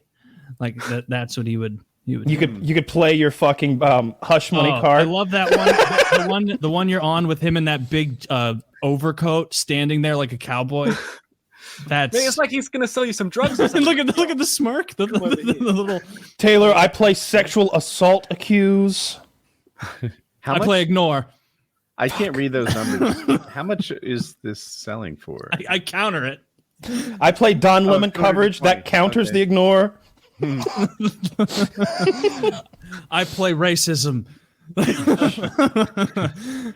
You can't beat that trump card. Can't be taken down. Yeah, there'd be one trump card. That'd be the thing, and it would just get you out of whatever trouble you were in. It'd be like Monopoly, except with lots of hush money and sex. Have you guys followed his rape trial at all? It's going on right now. Rape trial, huh? I don't. Yeah. I think it's going to be a he said she said, regardless of what that Reddit article said. The Reddit article said it's not he said she said. I didn't see the Reddit article you're talking about. I'm just saying, like I think it's going to be a he said she said thing, and there's going to be nothing again. So like she's always. got this. It's all about the he said. She has two other people who say that he got them too. She wrote about it, I guess, way back when it happened. And she has a dress, supposedly with his semen on it, that anytime he could commit, like, do a DNA test and get himself out of this, prove that it wasn't him. But he's not doing that. Yeah, so Mr. President, go down there, come in a cup. Do it for us, or else. I don't know if you need to do cum. Can you not get it from, like, saliva? Sure, you could. But that's how I'd spin it in my media room. So they're trying to get the president down there to jerk off. These Democrats are pedophiles. I won't do it. I'm not going to. Dude's in his upper 70s. He can't. We'll see where this goes. In any case, regardless, it's not a good look to be having a rape trial. We'll see if it hurts him. Come on, it's not going to hurt him. You don't think? Who's the voter out there? Who's the voter out there? Dude, does hurt him. It's always like this. Not Donald. What's he doing, though? There are sycophants who will vote for Donald if he shoots someone on Fifth Avenue. That much is true. He's not going to lose 25, 30% of the country. But when he needs to actually win an election, defending yourself against rape allegations is bad. I mean, bro, like, don't you remember when he won the first time? It was like the thing came out about like grab her by the pussy and all that. Days before the election. Yeah, that was bad. But they immediately changed the story to we're investigating Hillary Clinton for her emails. That's what happened. Comey came out, said, you know what? We are indeed investigating Hillary for her emails. Took all the wind out of the sails out of the Access Hollywood bus tape. Yeah, he's a good politician. And that's not true. He's a bad politician. You just gave a great example of it. Kyle's right. He didn't do it. Best. He didn't influence Comey to release that information somehow? True, he did not influence Comey. He wasn't president. He was the citizen at the time. Why did he do what it happened then? was why would Comey railroad? He explained it. What happened was they had talked about Hillary being under investigation, and she wasn't. And Comey felt obligated to be like, she's not under investigation. And then she was. And he's like, I didn't see a good answer. I didn't see it all. Like, what am I supposed to do? Let the original thing stand when it wasn't true, or say now she's under investigation? And he felt like he didn't have a good choice. Makes sense. Goodness. Well, I don't think he's going to lose a single vote because of some silly rape trial. I saw Jon Stewart covering sort of the entire media. He skips to 8 different people throughout the fucking media, and the reaction to his Stormy Daniels trial, and they've all given up already. They've already given up. They're like, it's really just a big nothing. Just a really big nothing. And like everyone's saying that. This is what's going to happen every single time, because no one has enough attention for legal matters. No one fucking cares enough, because it's about accounts and money moving around. No one cares. No one cares. He's Donald Trump. That's what they care about. There's no voter out there who is. He might, but he won't lose a single vote because of this rape thing. That's not true. He's going to lose tons of votes, just not MAGA sycophant votes. MAGA sycophant votes will vote for him through anything. He thinks God, Emperor Trump is going to win and that nothing he does is wrong. But there are reasonable people out there who are like, fuck, how many trials and rape accusations? He's got 24 rape accusations at this point. This is bad. I disagree. I don't think that anyone has held on through the first 15 or 20 rape accusations, and now this is the one.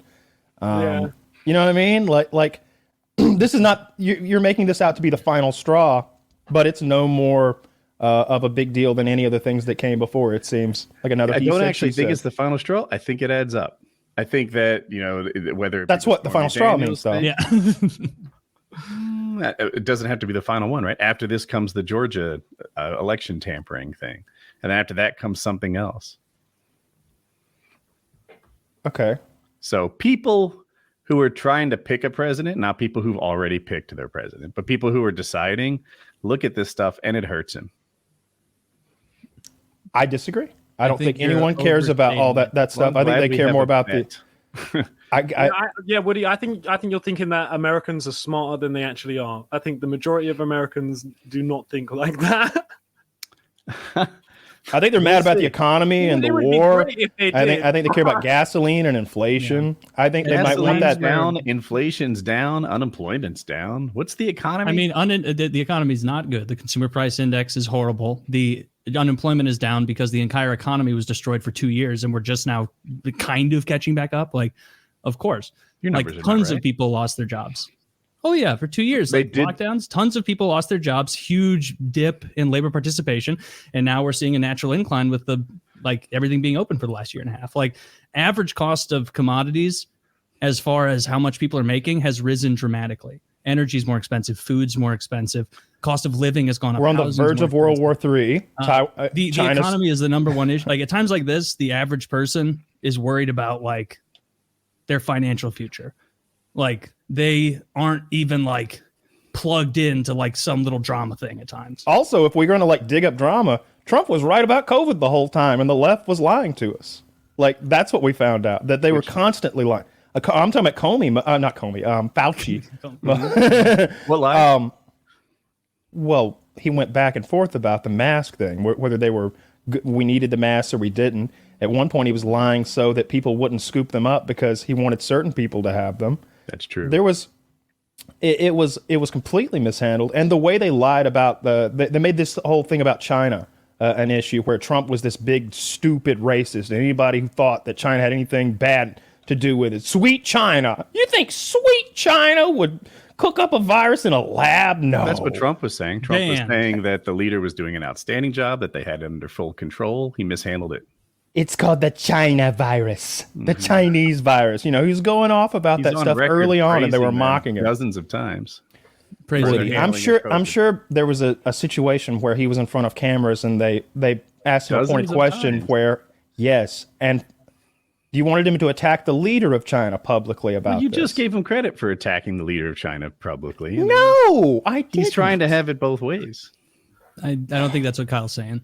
No, not at all. No. I was saying that Trump was out front saying, this is a Chinese virus. This came from there. That's why I call it that. And it may have come from a lab or from one of these crazy wet markets. He wasn't pointing out Xi Jinping or whatever that guy's fucking name is. There was no reason to do that. And if an international news reporter asks you something about your opinion about the leader of China, you better not say anything stupid, because you're going to be in a room with that man. And it's our biggest trading partner, right, in the world. Yeah, it's a strategic opponent. We've got an issue with Taiwan. We want to know the South China Sea stuff, where they're stealing those islands. Maybe don't aggravate all that. Was he hard on China or easy on China? I'm trying to figure out what your point is. He at the time that COVID started, he was the one who was banging the drum, being like, it's a Chinese virus, it's from China, immediately we need to close our borders, nobody allowed in. And he was roundly mocked as a racist xenophobe, oh, you're crazy, wow, you're afraid of this, and he also said China's been working hard to contain the coronavirus. The United States greatly appreciates their efforts and China's transparency. It will all work out well. In particular, on behalf of America, I want to thank President Xi. Yeah, that's it's a good statement. PR. That's a way that you're trying to mitigate. He could do no wrong in the sycophant's eyes. He can say this is not a sycophant thing, dude. This is and then he can say they did a great job. And in both cases, he's just wonderful. You're not seeing the nuance. The nuance of you have to maintain proper relations with a geopolitical semi-ally, semi-opponent, largest trade partner. You can't go put their president on blast. It's a very bad look. At the same time, was it a bad look when he called it the Kung flu? Was it a bad look when he called it the China virus? He's doing both, and in both cases, he's right. In a way, yes. He is critiquing China as an entity. It's as if he could do no wrong, right? Should he pick up? There's a difference between talking about China abstractly and zeroing in on the president and leader of that country. There's a huge difference. One is taken personally, the other is not. One can't be ignored, the other can. He was doing name calling, right? And he was gaslighting America with regards to how severe this coronavirus was going to be. And it seems like when he says it's no big deal, you praise him for his leadership. When he says it's a big deal, you praise him for his leadership. That there's nothing he's done in regard to handling COVID that you guys have any problem with. And he actually handled it pretty poorly. I don't think we're talking at all about the entire handling of COVID. We're talking about how he communicated on the PR side to Americans and also framing to Xi Jinping or whatever the fuck you say it. Like, there is a difference between saying this is Xi Jinping, he's a bad guy, he's an evil guy, like, and saying, it's coming from China. They're doing whatever they can to stop it over there. We praise them for trying to stop it, but it's coming from China. It's a Chinese virus, folks. Like that is what was said. And that's how it was like that is the framing of it. Very different. He would go back and forth between blaming China and praising China. And that's an inconsistent message. That kind of flip-flopping would burn most politicians. But with Trump, it's all baked into the cake. I loved that he always maintained that respect and a little bit of compliment for whenever any world leader was brought up. What do you think about Vladimir Putin? He's a smart guy. Well, you can't disagree with him. He is a smart guy, right? Mm-hmm. What are you going to say? I think he's a murderer. How's our next negotiation going to go with Vladimir Putin? Well, like, imagine, put yourself in Vladimir Putin's shoes, right? Mm-hmm. If you hear that, you're like, I bet Donald thinks poorly of me. But they asked him that question to pit us against one another. You know how this is with YouTube, right? Someone will be like, hey, what do you think about wings? Well, let me measure my answer before I give this. You know what I mean? He was always kind to Putin, to China, to Kim Jong-un, but he wasn't so kind to like the leader of Germany, Merkel. He wasn't so kind to the leader of France. He wasn't so kind to the leader of Japan. He wasn't so kind to the leader of Canada. Because he doesn't scared of them. Because he doesn't. Yeah. We have to be scared of these other people. Yes. It seemed like he was. Yeah, of course. Yeah. He treated his friends poorly and his enemies well, and I always thought it was weak. He kicked his friends in the ass. Remember, his problem with Merkel is they weren't paying their percentage of the money to the UN, and he was wanting them to get energy independent from Russia, and they were laughing at him. Yeah. He had legitimate beef with our allies. Canada said recently that they'll never meet their percentage of the defense budget for the UN, whatever that is, the EU. He had a good point. UN. He had a good point. I think it was NATO, but I'm not positive. I think it was. It could probably is paying to NATO. But so what it was, they were supposed to pay a certain percentage of the GDP, and they never did, but America did. So it kind of seemed like we were paying for all the military and nobody else was. And he had a good point. I just didn't like that in general. He was harsh to his friends and kind to his enemies. Thought it was weak. I think you only make peace with enemies. I like that little idea. Yeah. And I remember that Kim Jong-un didn't know that Donald had said that stuff about him when they met. And they said, yeah, he called you the little Rocket Man. And he goes, Rocket Man's okay, but not little. like that guy didn't know anything about Twitter. See, Trump is scoring all those points on Twitter, like trashing them. And then he can get on the phone with the guy. And I think they can be cool and maybe they didn't get anything done. It didn't seem. But at least he tried. I appreciated the effort. I just think if you're going to have to negotiate with someone like Vladimir Putin, it's in no one's best interest for the president to be the one out there calling him awful things. He should be calling him a smart guy, a worthy adversary, perhaps, something like that. But he shouldn't be calling him, the butcher of whatever the fuck, or the murderer of who was it, and the KGB agent of 20 years. You let someone at a lower level who puts that stuff out for the White House, a senior administrator told us today that sort of thing. The president needs to be able to go in a room with these people eventually and speak for all of us, for things that matter. It never came off as that sophisticated to me. It came off as he just liked Putin. He liked that Putin was an autocrat, and he seemed to like all the autocrats. I mean, we do too, right? Like Putin's I mean, aside from the evil that Putin does, there's a lot to. It's like, man, he might be the richest guy in the world. I wonder. That guy's got this war going.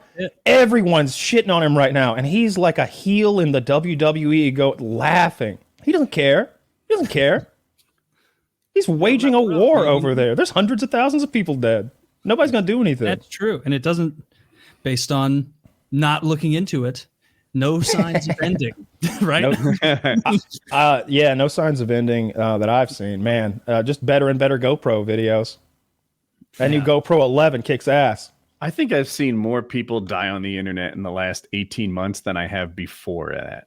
I've seen so much war footage, basically drones dropping grenades. The same thing with Twitter since Elon took over, where like you see loads of like death and fight videos now. There are more fight videos now. On Twitter, really. Yeah. I found that like recently my timeline is just loads of fight videos. Like it's just super weird, and I've seen loads of people saying the same thing. I'm sure like the top comment on this will probably be like, "Oh my god, that's been happening to me." Yeah, I bet it drives engagement. Like it. Do you watch them, right? You're fascinated by it? I don't interact with them. I don't like them. I don't like comment on them or anything. But I think it's just from like, it must know when you scroll and then you stop and then you look at it and it's like taking that, you know? I'm going off of not a lot, but like Facebook pushed political stuff, call it 4 years ago, something, whatever it was. And it was like bad in some ways and people had bad vibes about it, but good gosh, did they interact, right? Just debates went like wild and Facebook was getting more views and it was getting more attention. It was doing great. And then there was a whistleblower inside who figured out that like they're kind of doing this intentionally and it's bad for America. So they stopped and Facebook's interaction has gone down since then. I'm just guessing that Twitter is like, shit, you know what? This is the kind of content people watch. No one scrolls past a fight video without looking at it. And maybe they're getting pushed by the algorithm. And you never know if it's going to be a good fight or not. If it's going to be one where it's like you get to enjoy a fight video, there has to be a lead up that shows someone like being bullied. Yeah. Because otherwise, I need a bad guy. Someone's going to like those ones where it's like it starts in the middle and it's someone getting their head stomped in. It's like, oh, like this is upsetting. I really dislike this. Like that guy's life is potentially over. He's not going to be the same. His teeth are all fucked up, but at least that's a rough one. Yeah, like, okay. Yeah, you need a bad guy. like it's like getting curb stomped. You really like it when the good guy wins. Oh, no, one of the that came up recently was like a little British kid like going down the street and someone like from his school is bullying him for having a turban on, and then he like goes around and just like knocks the guy out. It's like the best. Seen that one. Fight video ever. It's good when what happens a lot, down, especially in the young. Like they'll be a kid. They're both like 13 in this scenario. One of them's cool, obviously good looking. He's got the flippy hair or whatever's in style. And then another guy's fat. And the cool kid's picking on the fat kid. He assumes that his charisma is going to win fights, but it doesn't. Mass wins fights. The fat kid picks him up and beats him down like he's Bam from the Flintstones. And you got to love it. I love it. So one time I root for fatties. Yeah. There's that... You're not talking about Hawaiian shirt fat guy out front of the bar, are you? No, but I'm interested in what you're talking about. There's it's like this is an older fight clip, but there's this guy who is built like a brick shithouse. Like he is overweight in the most imposing way, where like the fat is clearly a bit of thin viscera surrounding a powerful man. A little Hank from Breaking Bad, maybe? Much stronger. Okay. Much stronger, like a guy that you would look at, and even though he's overweight, you would go, that guy's deadlift is probably insane. Like he has one of those asses where you like he turns in khakis and you're like, that guy squats. Like that guy's, and he's in this, he's wearing a opened Hawaiian shirt. Now when a dude's arms fill out an open Hawaiian shirt, like that possible? Dude's imposing.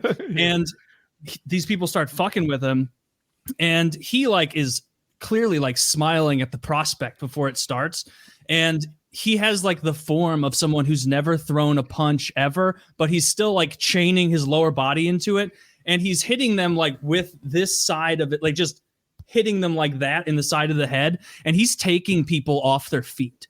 he's hitting people so hard that they're like getting lifted off a little bit, like they're hit by Goku, and they're like, he picks a guy, like tries to tackle him, he picks him up and like just carelessly tosses the man away, just throws him over, throws him to the other side in the middle of the road.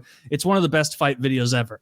Because at the end, the dude has a slightly ripped shirt, and there's like 4 guys who need to go to the hospital right now. See, I like those fight videos. When I call that a feats of strength and prowess video. And he was being and sometimes you have the classic good versus evil, the bully versus the bullied. But I prefer a little genre video that's more chaotic. I don't need good versus evil. I need chaos. Man versus car. Man versus car. Fat black woman versus car. You were so goddamn close. I saw one the other day.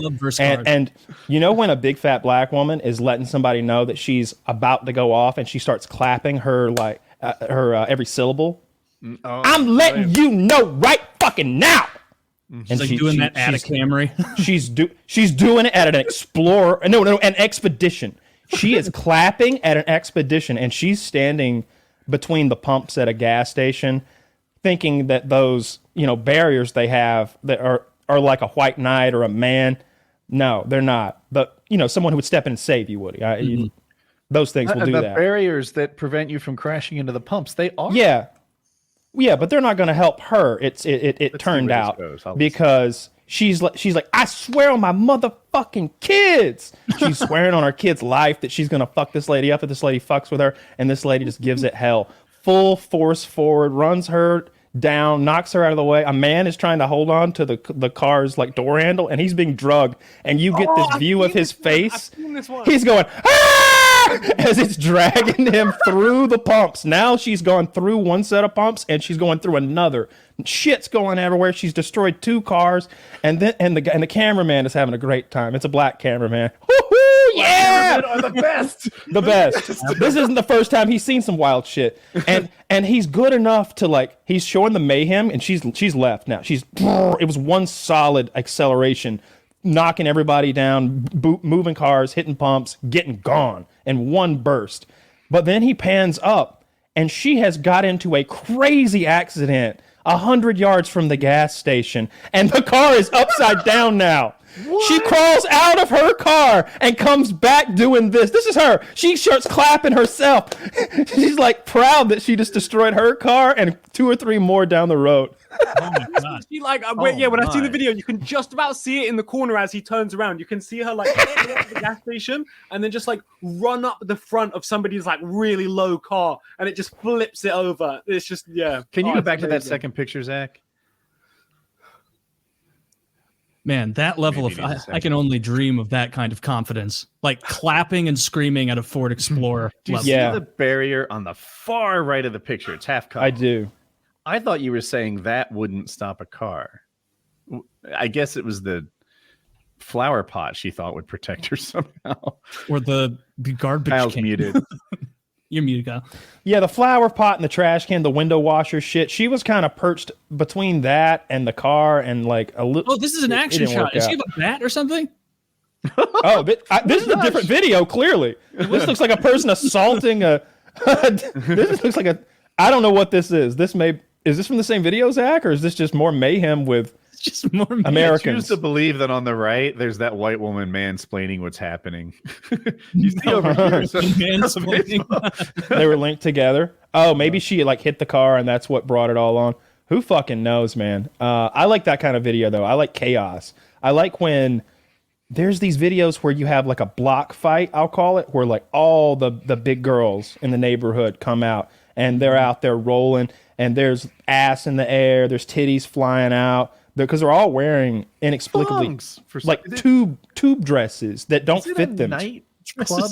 Are we out in a nightclub all the time with these? Yeah, because these women, and sometimes they're hot, right? They're, gorgeous 22-year-olds or whatever, and in their thongs rolling around, the dress quickly rolls up to their belly button. No, I'm talking about some nappy-headed hoes in a neighborhood going at it, and there's wigs coming off, getting pulled, and it always ends with someone getting their ass whooped too bad, and they either go to a gun or a car. Now, I don't like it when the gun comes out. I say you don't need that. You've gone too far. But when they go and hop in their Honda or their Nissan. It's often a Nissan Altima I've seen that has killed more black women than fucking sickle cell anemia,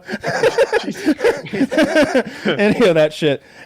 Because so content creators out there, just know Kyle prefers vehicular homicide. Dude, the sound that you hear when a car hits a group of people, it's like it's this heavy multiple hit thing. It's just music to my ears. I'll tell you another sound. Bowling.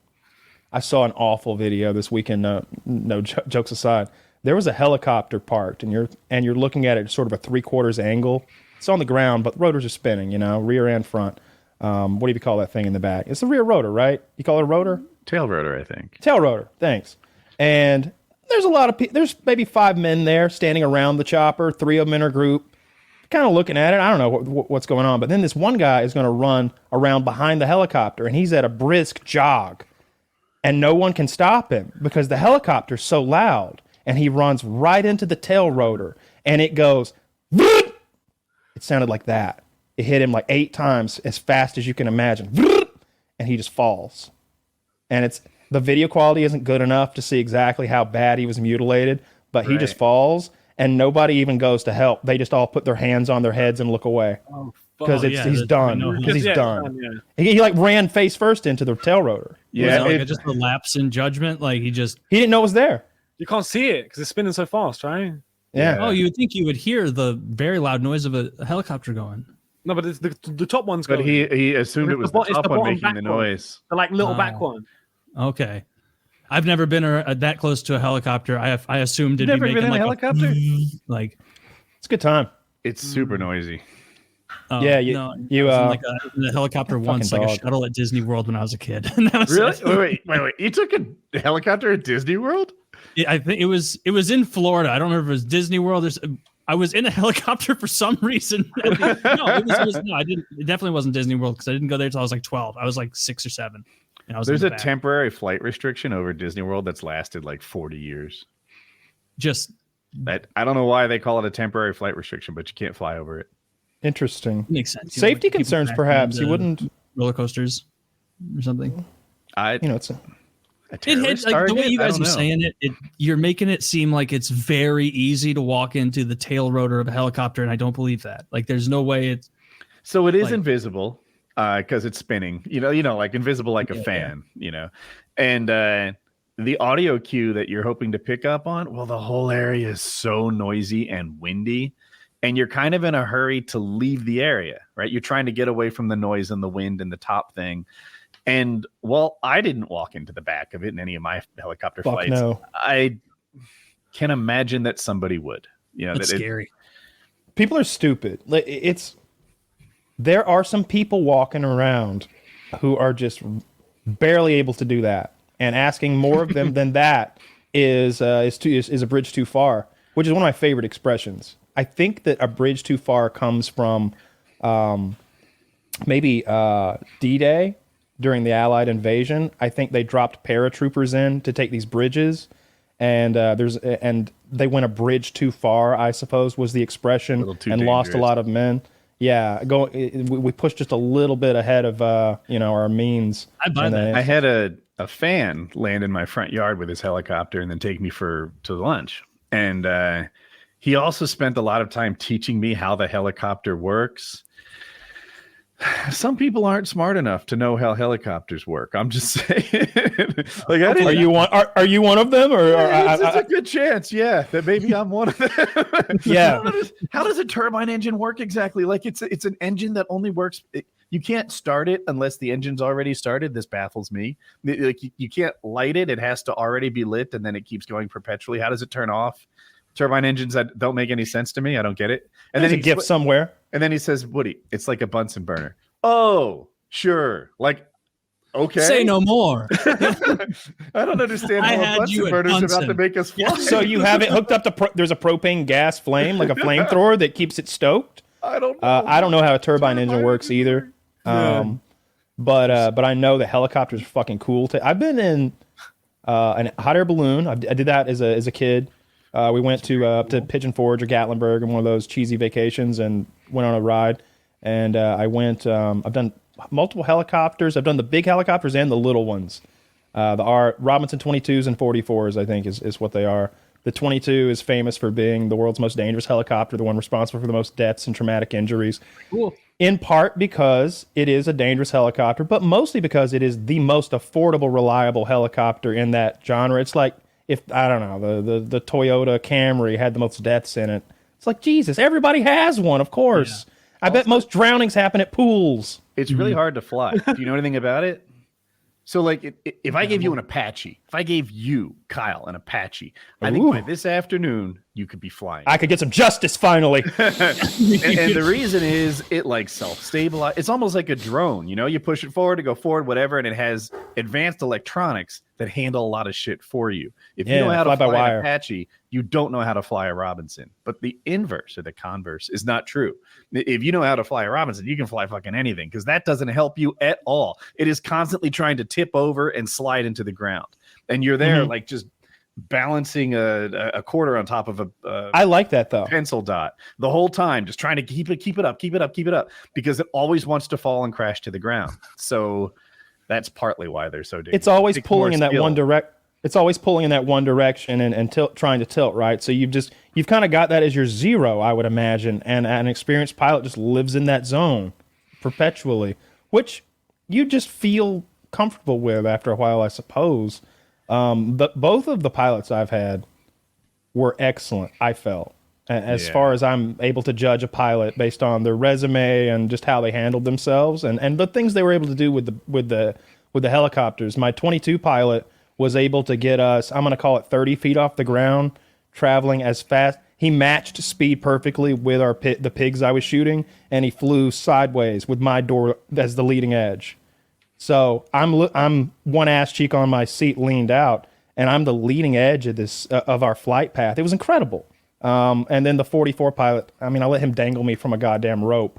So I trusted him clearly. But the other guy that was there that day, because these are completely separate like shoots, the 44 pilot I had, it was that orange helicopter. He was great. There was a 22 there that day too, though, with a young pilot in his 20s. And we asked him how many hours. He said, you know what his answer was? Enough. The other guy was from Nam. The other guy was an old white guy, gray hair and a beard, like short white hair. I trust him. And from Nam, he had flown a fucking helicopter. The other guy's answer, enough. He nearly went down.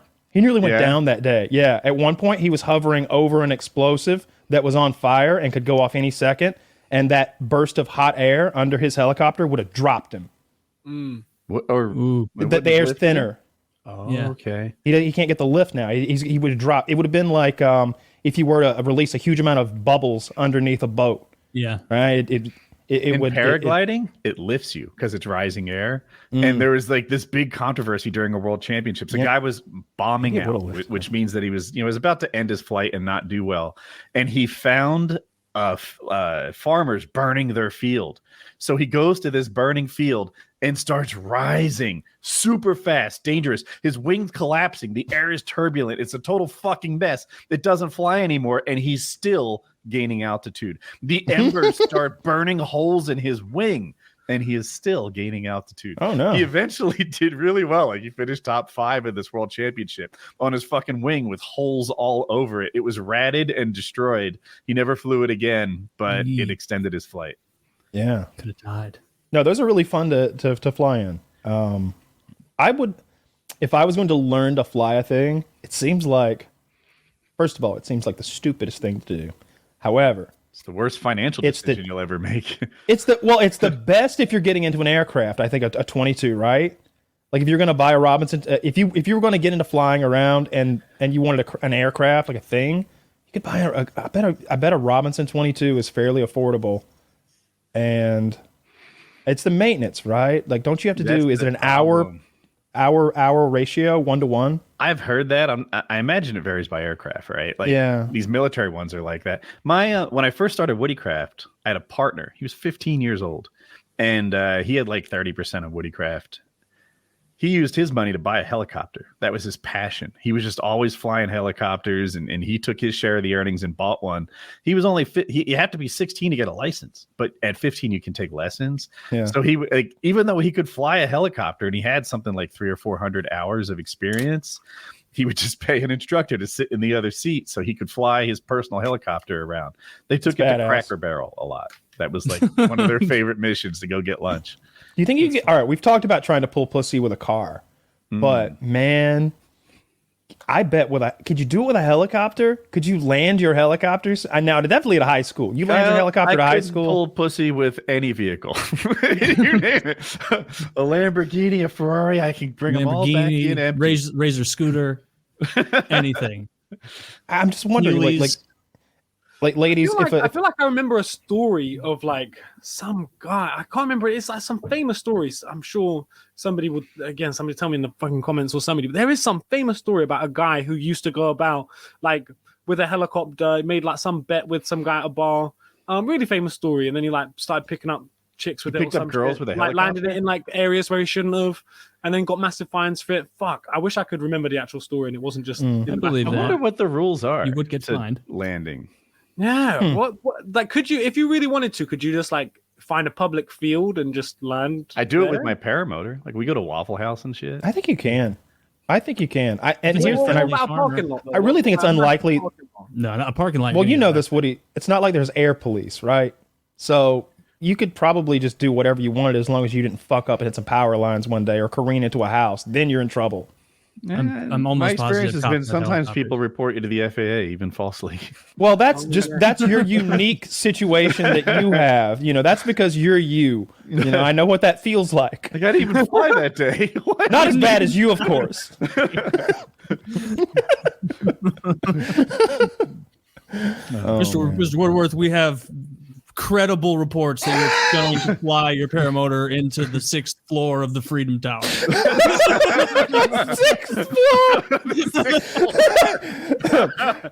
floor. Fuck you! I could get to the 12th. I'm sure you could. Could you? You could fly over. Of course you could. Yeah, I've been to 12,000. My friends have been to 18,000 feet. So the Freedom Tower is so cool. 1,700 or something. 1776, right? I think. I'm not positive. Yeah, I think they went with that. You know, I fly higher than that every flight. Makes sense, of course. Yeah. I think about whenever I talk to my dad, we talk. He's like, if we talk about you, he's like, he's still flying that thing, because he's always had just a little bit of interest in those things since we were hunting one time. Someone flew one over us and we were waving, so they were like doing tricks above us, you know, flying back and forth, sort of putting on a show for us. And so after doing like quick research, they're like $10,000 or $12,000, and we were looking at the trikes. I don't think we knew the other kind existed. And he was borderline buying one of those things back in the day. He's like, yeah, we could just build a runway right here in the field. You could. I had the same idea. I was really tempted to buy one at one point, because when I was living not in central London, I was living like out in the countryside, bro. Like, yeah, there's fields everywhere. Just fly wherever you want, right? I know like 6 VanLifers who have a paramotor. They just drive around and fly in the cool places. My Acro Club, the one we launch in Lake Hartwell, think we're getting insurance like this week or next week, and maybe 2 weeks from now the club is back up and running. So good. Yeah, I didn't know that was a holdup or of any kind. In brief, the National Army Corps, or whoever runs the Army Corps of Engineers. Thank you. That's what it is. The Army Corps of Engineers shut us down because they operate the lake we worked out of. And once we assured them we weren't commercial, and they just said, we'll get some insurance, which turned out to be tricky. And we're almost done. Did they voice the issue, or did you go to them, ask for permission, and then they said no? A random pilot reported us as if we had done something wrong. Like, these guys are flying over the lake. And we're like, yeah. You know, FAA Part 103 regulates. The FAA came back and said they're breaking no rules. But the Army Corps of Engineer said, you know, like, you can fly around. The flying part's not the problem. It's the 7 feet we run on the grass. That's the part they're worried about. Yeah. Before we launch. There's nobody to talk about that with either. Like, if it was something else, you could go to like a little politician there, and those people are so friendly. They love having someone come in their office and have a problem that they can actually solve. If you go talk to a small town mayor, because you can get right in there. What's he doing? They'll usually fix some shit like that. But with the Army Corps of Engineers, yeah, whenever I was going to do something silly, like I had a pretty good relationship with the sheriff in like both places, because we were always blowing shit up and getting calls, and their deputies are having to come out. So it was good to talk to those people beforehand.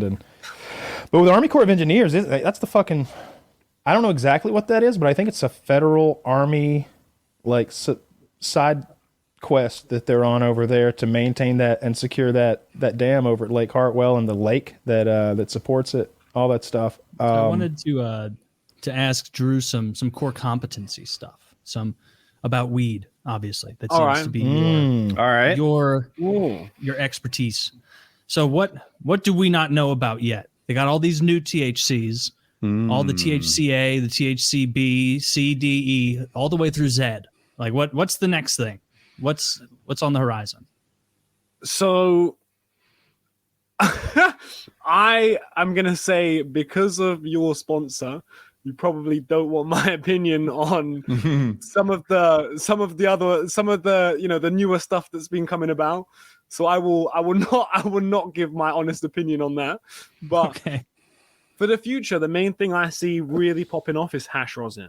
Like with the vapes, like in the real weed scene, when you guys start seeing the real hash rosin cartridges, that is going to be an absolute game changer. Because when you can actually smoke a cartridge and it tastes like you're smoking a joint with that real flowery, nice terpene taste, that's when it is game changing. Isn't that what live resin is? Like can't you? Kinda. So like live resin is definitely a more terpy version of like extract, but hash rosin or like dry hash rosin is like a really crazy technique that even I kind of struggle to fully understand. But you have to like wash the flour with like ice, and then you've got to squish it. It's pretty crazy. Interesting. Yeah, I always find it fascinating how many different ways they're able to derive a high out of the same goddamn plant. And at some point, I'm wondering how much of it is just a new way to make money and market, because fucking dabs get me ripped. If I was in a legal state, that's what I would be smoking. I would have a ball. I'd have a fucking ball of goo.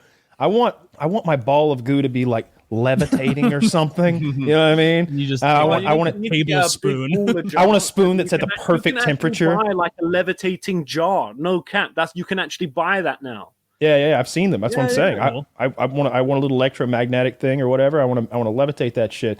That's what I would smoke, and I can't imagine anything more potent than that. And if there were, I don't know if I'd want to try it. I smoked that, or rather, I vaped, I guess, or I did it in a dab rig. That 99.9% shit in Illinois months and months ago.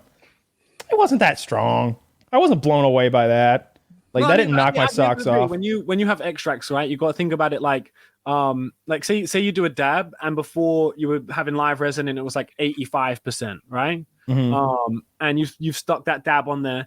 Okay, you get something that's 99% and you stick that on there. Well, if the size difference is different by that 15%, it's going to feel the exact same when you hit it. Because I did a big ball of that shit, man. It was like $180 for like, it was maybe a tiny amount. It was like triple the amount of anything else. I paid an exorbitant amount of money for like the tiny amount of white. And the scary part is it's white crystals. I don't want to be smoking white crystals. I don't want white crystals. But there I am in my Airbnb with a propane torch and a bowl of white crystals, smoking them up. Yeah, I don't want to turn weed into a sketchy drug. Hey, they did it. The thing is, you agree, right? It's flavorless. The 99% one. Yeah. Yeah. It's weird. It's like vodka. Tastes like the way that vodka is tasteless. It was just burn and high. It's strange. I don't like that. Like I kind of want to mix it with something that has a bit of flavor. So that do you what are they called, spliffs or whatever? Where you throw tobacco in? Do you do that? I know that's big over there. It is big over here, but no, I don't. That's because they don't have enough weed, right? Like that's not because that's tasty or a good idea. It's not even that. I straight up, the reason everyone does it over here is because like all the dealers, they try and make that like a thing, like it's this big myth. Oh, you have to smoke your weed with tobacco because otherwise it won't burn properly. But that's just a myth so that people can sell shit weed. Yeah, that's silly. You guys are way behind the times over there.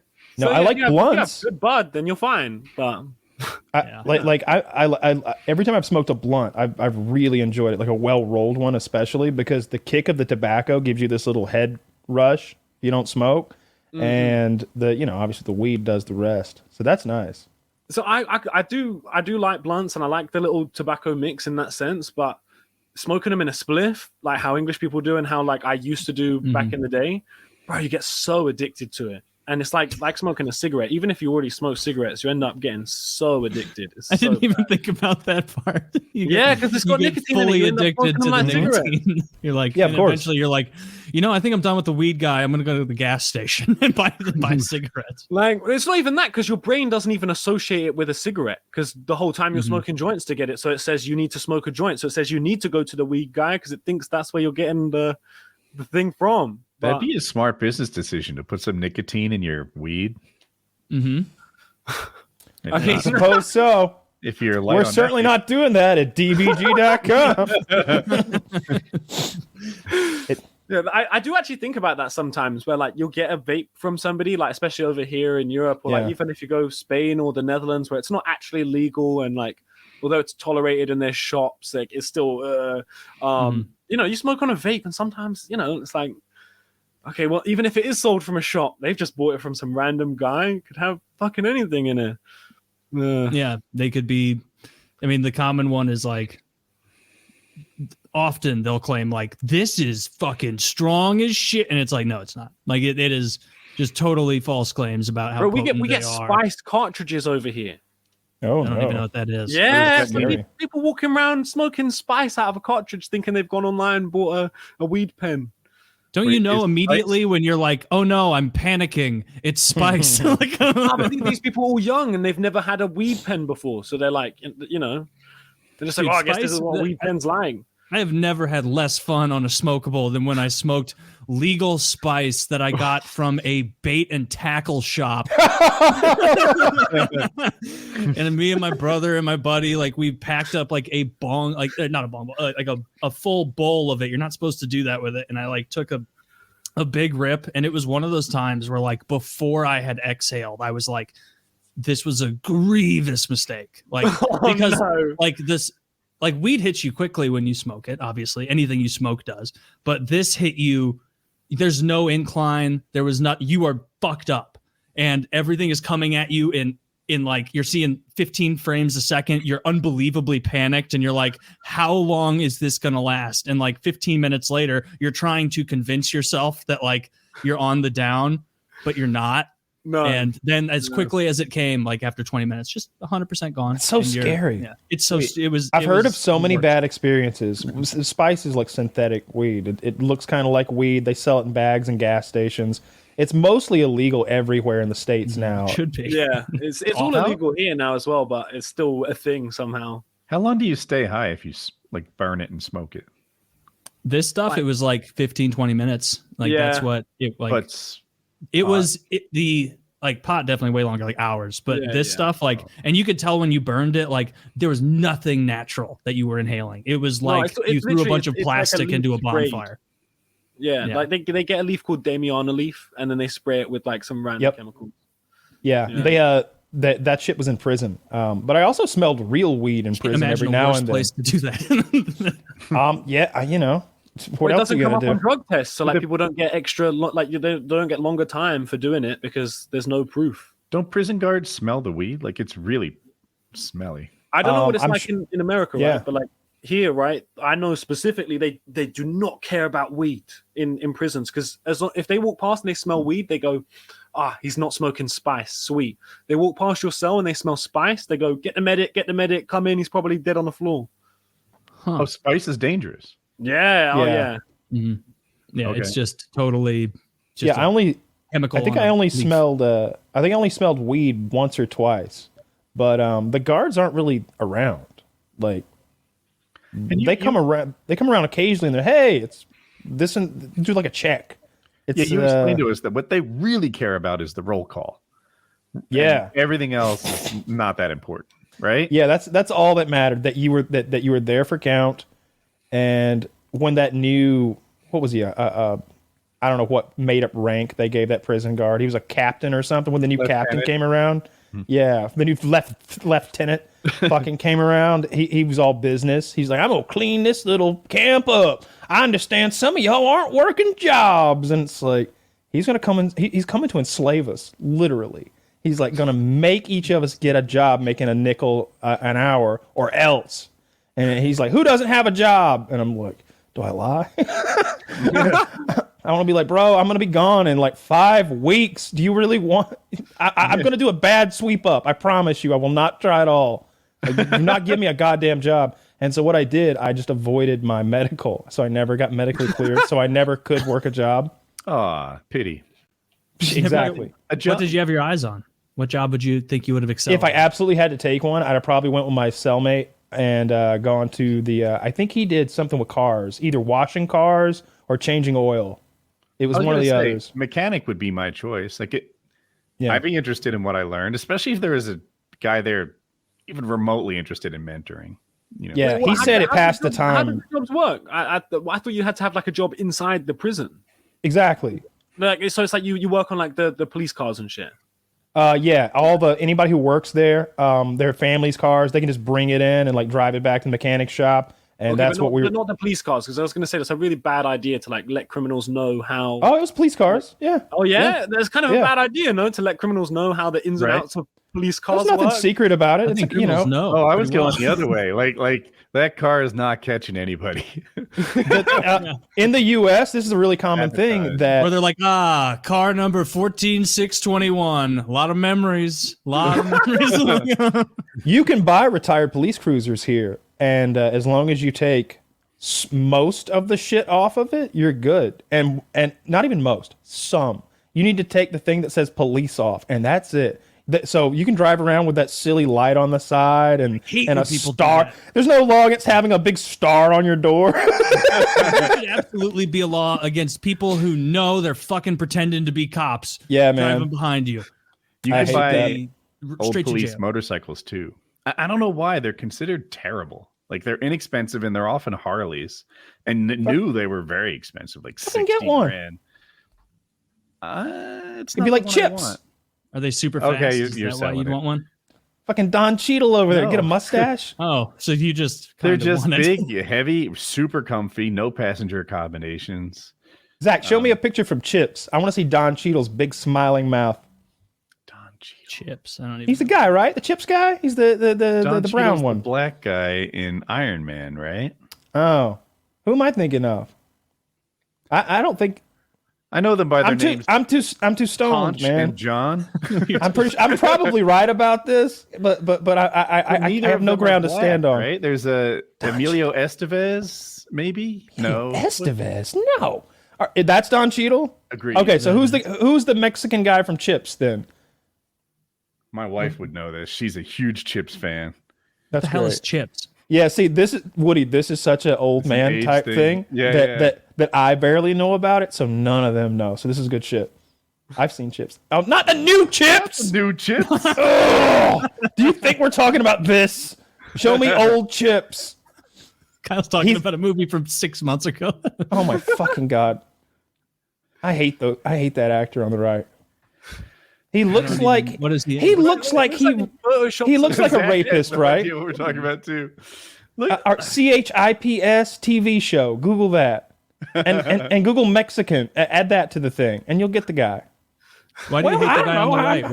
What's he in this bad? Wait, what did you ask, Taylor? I said, why do you hate the guy on the right here? What's he in that's bad? He looks like a sexual predator. That's all. Is he? And I think they CGI'd those glasses. There it is. That's the guy on the right. Who's that guy on the right? My wife Thank knew. you. Eric That looks nothing like Don Cheadle. Yeah. No, it's what's his character's name? Like for some reason I'm thinking or something. All right, well, never fucking mind. I'm wrong. Anywho, but there he is. You could be that guy, Woody. Eric Estrada. You're an open carry state, right? Yeah. You could do the whole thing. I could put the shotgun on the outside of the motorcycle.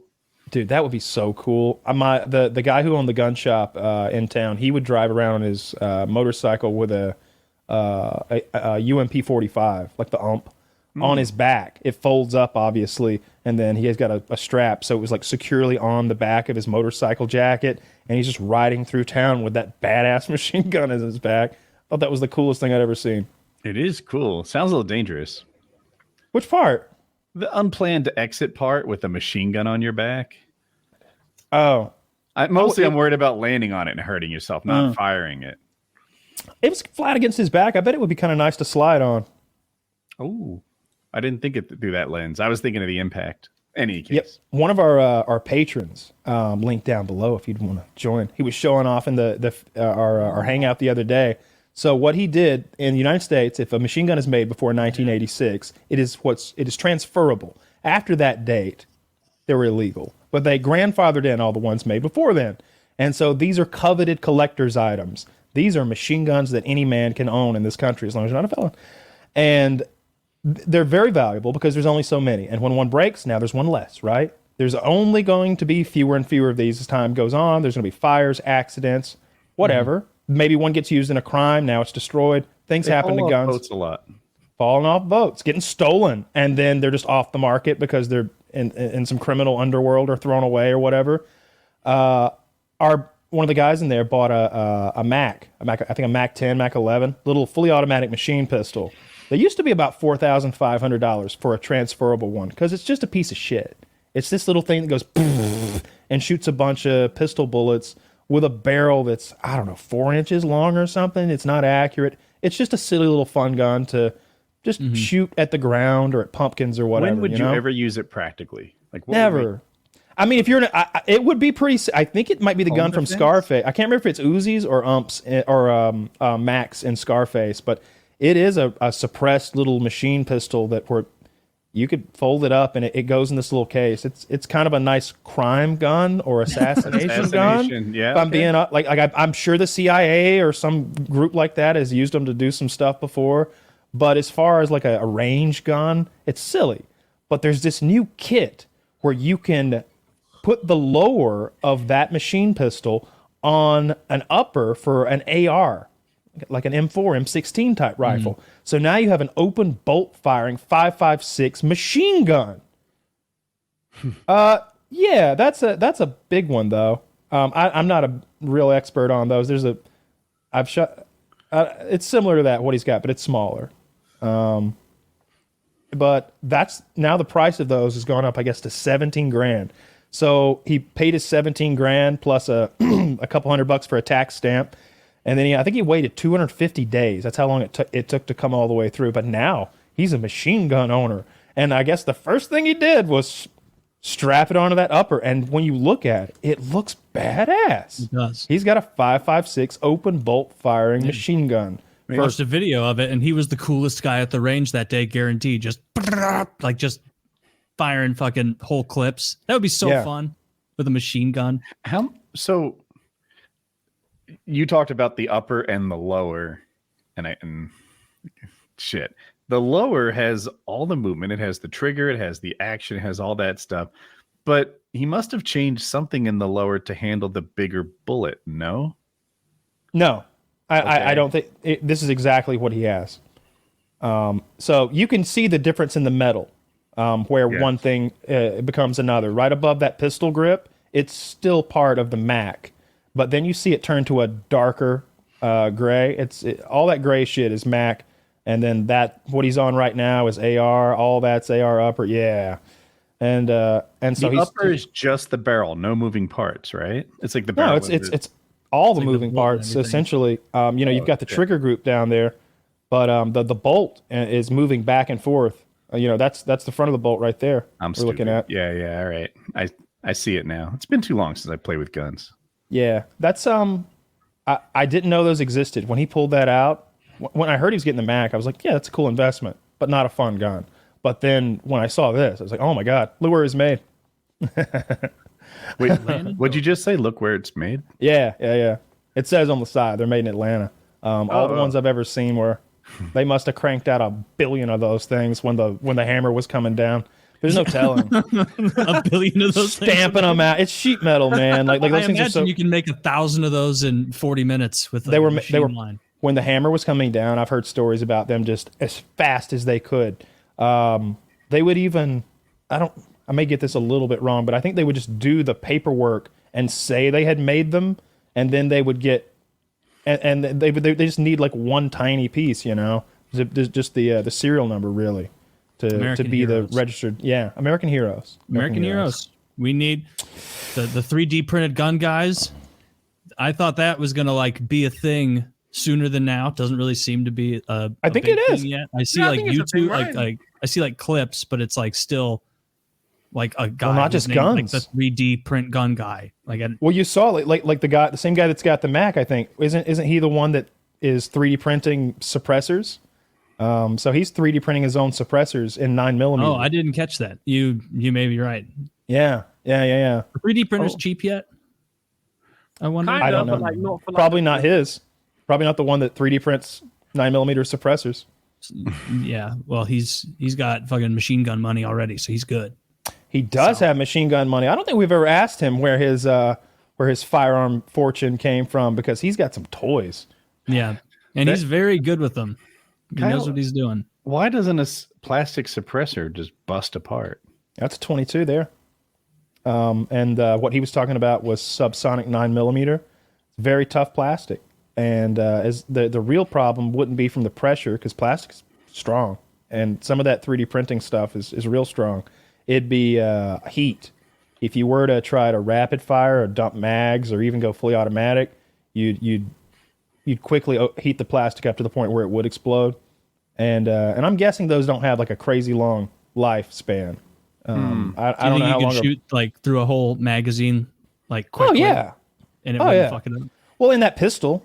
You could dump that pistol magazine. What I'm talking about is, like, if you had a carbine with 30-round magazines coming out of it, you wouldn't want to be just, like, going off with that thing. I bet you would pop your suppressor because it would heat up and it would get weaker and weaker and weaker the hotter it got. That's how regular suppressors work. When we would dump machine guns through those things, we were ruining that shit. We knew we were. Like the company knew they were. That, you know, they're scrapping one for the sake of the video. So what happens when you ruin it? Does it get louder, or does it... Oh, it'll explode. It'll melt off if you go too far. But I was talking about barrels more than anything. I saw the guy fire a 50 cal. It might be Kentucky Gunsman or something like that. A YouTuber. Maybe you haven't seen it, but he had a 50 cal that was single shot, and you kind of broke the gun in the middle. It means there's a hinge in the middle. Feed it and then put it back together. Unbeknownst to him, the round that he put in it was super hot, which I think means it's packed with more gunpowder than you typically put in that round. And when he pulled the trigger, it broke and almost killed him. Like the gun exploded. He got like cuts to his... God. I want to say cuts to his jugular. I'll say cuts to his neck because I know I'm right. And his hand got busted up, and he went to the hospital. He lived. But whoa. So then he got another gun just like it and another round just like it and duplicated the experiment. But this time he didn't pull it with his finger. He like put himself at his, and it blew up again. You can't run any hot round through the gun. What was it? Was it like armor piercing, incendiary, or slap or something? Ralphos, maybe something. Slap kind of rings a bell, but he said that he couldn't. One, he said that the round was $100. So it's Ralphos. It's got to be. That's an explosive round. If that 50 cal. Yeah. I'm sure about that. Okay. Yeah. The only one I know that'd be $100. All right, maybe I'm out of date too. Like maybe everything got more expensive. But in my day, I could get armor piercing incendiary for $3, $5 a shot, something like that. And I could get Slap T. Well, I couldn't get it at all. It got given to me. But I could get Ralphos at Knob Creek for like $50 to $100 a round. But you never knew if you were getting Ralphos or something that someone had hand painted and then pawned off as such. And the very idea of a civilian having some is a bit of a legal who's-y what's it, because how'd you get that? It's never been sold. It's only for military use. It's like having, I don't know. Somebody stole it along the way, right? It's stolen property. That's the only way it gets on the civilian market. How did you get that? Where'd he get it? Where'd he get it? Because I know where they come from. You know, it's one of those. Somewhere along the way, somebody put something in his pocket. Yeah, those are and so, but in any case, 50 cal, so the rounds I bought were $6 each. They're tracer rounds. Maybe that's why they were a little more expensive. And having a gun that shoots $6 bills, like, it doesn't take long before you start thinking about it. Like, man, so I'm bad at sighting in a sight. And like, I spent like $30 on it and still didn't sight it in yet. I'm like, this is the opposite of fun. I'm too cheap for this gun. Yeah. You're like getting mad at yourself trying to insist you're having fun, but you're not. Dude, people do that that is such a common thing. I remember being at the gun store with my dad and we were buying, whatever. But these guys were buying ammunition and they were bemoaning the fact that they were about to have to sight in their rifles with this expensive ammunition. It was like Winchester, 300 Magnum, silver tip, whatever. The bullets were pretty, dude. Like when you got them out, it wasn't brass, it was silver. Like the casing was silver and the bullets were black. And the tip of the bullet was silver. This sounds cool. If you sight in with a cheap round, does that mean that nice round is kind of not that accurate anymore? Correct. Yeah, because the velocity could be wildly different, and we're shooting at range. Presumably, if we've got this powerful special rifle, we're probably shooting at 300 meters or 400 meters. So yeah, if we zero in with a round that's shooting 2,500 feet per second, and then we put this hot shit in there shooting 3,200 feet per second, and not only that, it's 40 grains heavier or whatever. It could be very different ballistics going on. But my dad was like, I'll sight it in. And he just, because they'd gone through a box of that shit. And I don't remember how much. It was like $50 a box in 2002. Imaginary people out there. It was like $50 in 2002. And Dad zeroed that rifle, I think 2 shots or maybe 3. I think he fired 2 shots. He was like, you can fire 3rd if you want, but it's on. And they fired the 3rd shot and it was like perfect. And it's once you know what you're doing. Experience, but it was you. Yeah, he taught me that skill. It's once you've done it a few times, you kind of got a feel for it. It's not any magic I'm waving over. How he did it, and he told me I watched the bullet, and it's like he knows exactly where it was pointing at the time. The shot doesn't even have to be perfect to Kyle, if I understand the process right. He just remembers where it was pointing when it went off exactly. Adjusts it by that, the difference between where it went and where he thought it was pointing, and then the next one's right.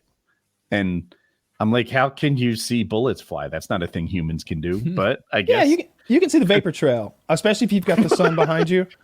Okay. And if you don't blink at all and you really focus on, you can see it a little bit. Anyway, the first step is bore sighting, right? You take the bolt out and you look down the bore of the rifle, the barrel from the rear. You look all the way through, find the center of that, and you move your rifle until it's pointed perfectly at a bullseye, a crosshair downrange or a little circle. And then without touching the rifle at all, you look through the scope, the optic, and you carefully dial that in and you make the crosshair go to where the center of the barrel is pointed. Now you're 95% of the way there. Now you fire a shot aiming right at that bullseye. Wherever that bullet went, you adjust opposite of that. It's high and to the left, turn these dials low and to the right. And now the bullet's going to hit where the bullet's always going to hit where it's going to hit. You just got to point there. So it's not that hard. When you were in the United States, Drew, I know you took advantage of the Grand Canyon, but did you take advantage of any guns, any shooting, or were you just knives only? I wish. No, I really didn't. I saw a couple guns, and that was about it. Yeah, it was kind of sad. That's surprising. That's a shame. Vegas is famous for that. People love doing that when they come to America, it seems. Like everybody seems like they come here and shoot a couple guns. Weirdly enough, the only time I've ever held and shot a gun was when I was in Israel. Was it a cool one? No, just some handgun somebody had. I just shot it in the desert. How was Israel? It's weird. I went out there to film like a documentary piece because they have legal weed out there, and at the time, almost all of our medical bud was coming from Israel. Because even to this day, our medical bud in the UK is not from the UK. We have to import it from other countries because the law is very weird. But yeah, it was just strange to be out in a country where it's an active war zone. It was very odd. How did it come about? Was it just a soldier or a friend who was like, "Hey, I got a gun. Let's shoot it."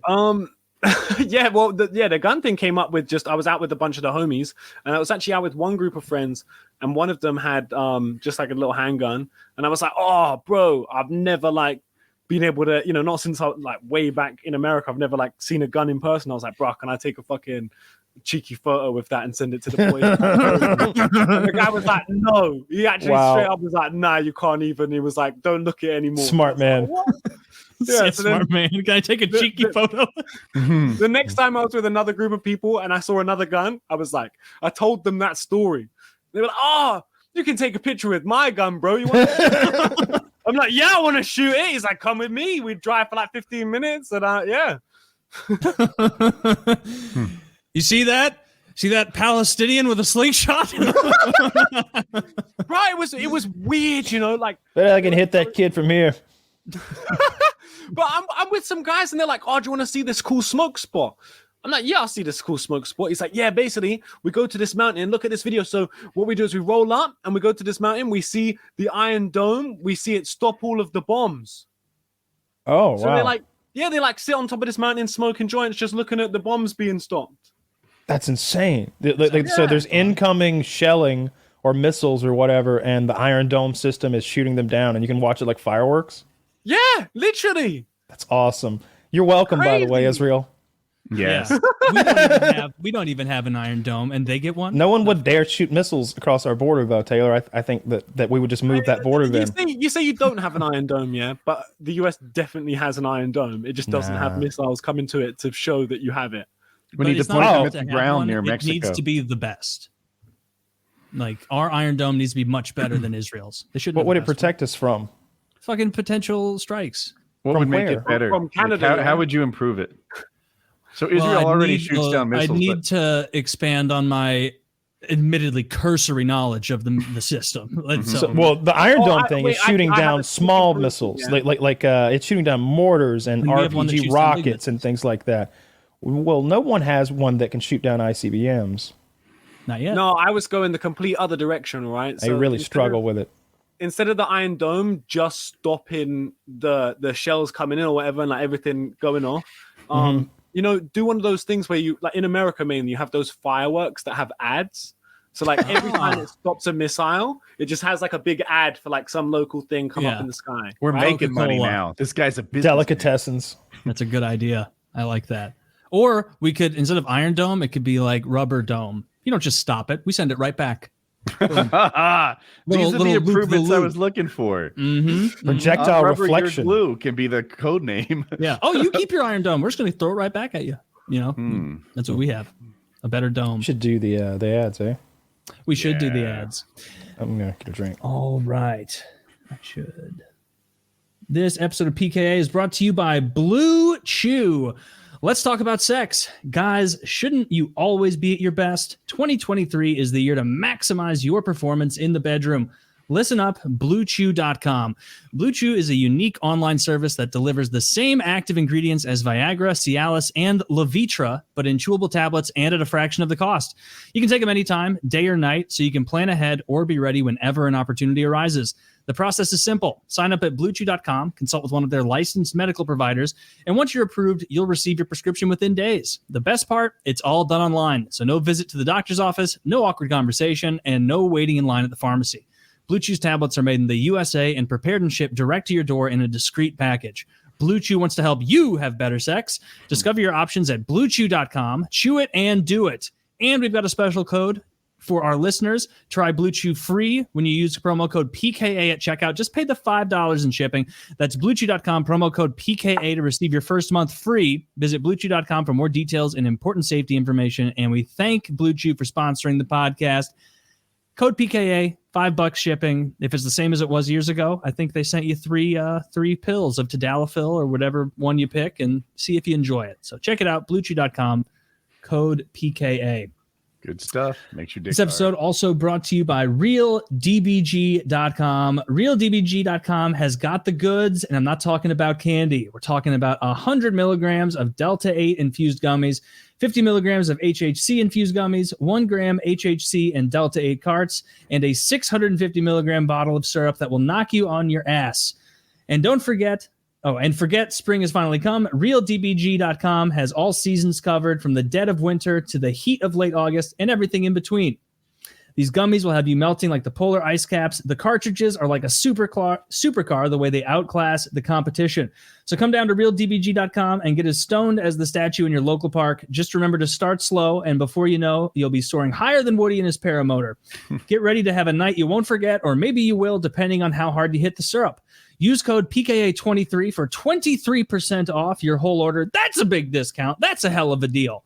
That's right, people. 23% off your whole order so you can indulge in premium THC products without burning a hole in your pocket. Just remember, consume responsibly. Code PKA23 for 23% off. Looks like they got a new look on their gummy packages. So check those out. This is a 10-pack, 100 milligrams a pop. And as always, the little disclaimer, it's not a joke. They're strong as shit. Don't be a dumbass and take too much. If you have a low tolerance, sincerely start by like biting a foot off of it. Or if you're intimidated that much, I would encourage you to go with the carts. The carts are, you're not going to take a hit of a cart and be like scared that you got too high. So if you're a little intimidated by edibles, as a lot of people are, just try the carts out. You'll get a nice, more relaxing high that way. So code PKA23 for 23% off. And of course, this episode is always brought to you by Lock and Load, the premium ejaculation improvement supplement that's going to have your orgasms increasing in pleasure. At least it does for me, Kyle and Woody. It's 9 pills a day. That's how you can tell we're not fucking with you. If we were fucking with you, we'd say, take a pill a day, dumbass. And that's what we would do. And we'd sell it for way cheaper because it wouldn't have actually been expensive to get all the products in here. But no, the reason Kyle and I threw a fucking fit when Derek's people said, we can do it without the sunflower lecithin and we can have it done months earlier. We said no, because without the sunflower lecithin, it's not going to work as well. That's a load. That's a load carrier, literally and figuratively in this situation. So check it out. Code PKA or code JIZ for 10% off the Lock and Load pills or fucking pre-workout protein. And Derek's new energy drinks, the Gorilla Mind energy drink. I've still got like 65 of those in my refrigerator. They're all delicious. And it's from Derek. So, it's going to have the adequate amount of every ingredient. The little panel on the back of Derek's energy drinks, guess what? All the other ones, they say like caffeine. Derek's got fucking 8-10 things in there. There's things I can't pronounce that I know are good for me because he's smart. And you should too. So check it out. Code PKA, code JIZ. Get some energy drinks. And that's all the sponsors. In Derek, we trust. That's all the sponsors. When you're smoking, Drew, are you like to the point of tolerance that like you don't fuck with flour at all? Or do you still just kind of a mix of everything? No, I love flour. I'm a big flour man. Yeah. Okay. Same. Yeah. Kyle is on the other team. He will always go concentrate because it's stronger.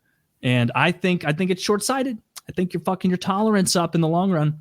How long does it take to get your tolerance back? A couple weeks.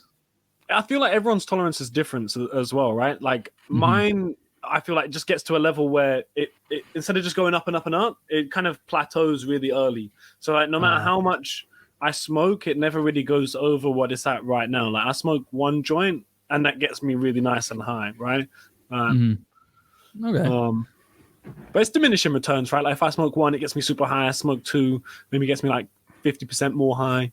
And it's like you smoke another one, you get like an extra 50% off that, and then it goes lower and lower until you don't really notice it. And I've never woken up one day, smoked a joint, and be like, wow, this didn't get me high.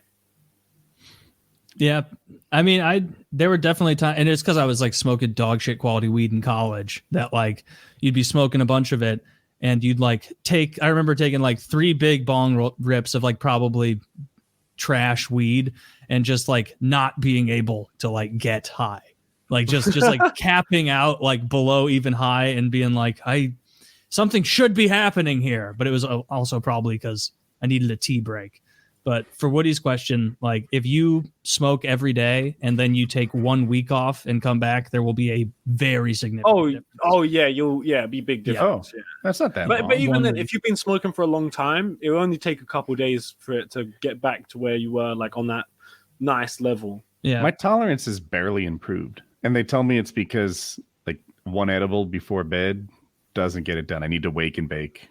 I need to start training. Well, like the reason, like Kyle and Drew have been smoking the entire show, and their tolerance is that way where like it's not, he's not going to get so high that he's like, I don't know if I should speak up. Like if I went in the other room and like took multiple bong rips, I would come back in here, sit in front of the camera and be like, God damn it. Like, why did I get high? Now I'm going to say a joke. Someone's not going to laugh. I'm going to repeat in my own head the way I thought that I said the joke. And I'll convince myself that I said a word wrong or something. And then I'm thinking about that. And the conversation's 3 minutes in the future like that. You know what that is here? You need to smoke some different weed. It doesn't do that to me any other time. I just don't want to try and like perform high. I don't like it. What's your podcaster performance enhancing drug, Taylor? Caffeine? I guess it would be caffeine, right? Like that's probably the most natural one. And even that is a little like you overdo the caffeine and you're just pop, like sometimes. And so there's a level. Crack. Yeah, caffeine's definitely the like doing a show super drug. That's why everybody does cocaine would help. I've never done cocaine, but it's like Adderall, right? Adderall would help. Some of those people, I don't like that shit. I don't think I would. You could get to being like overly talkative and chatty and just about nothing, right?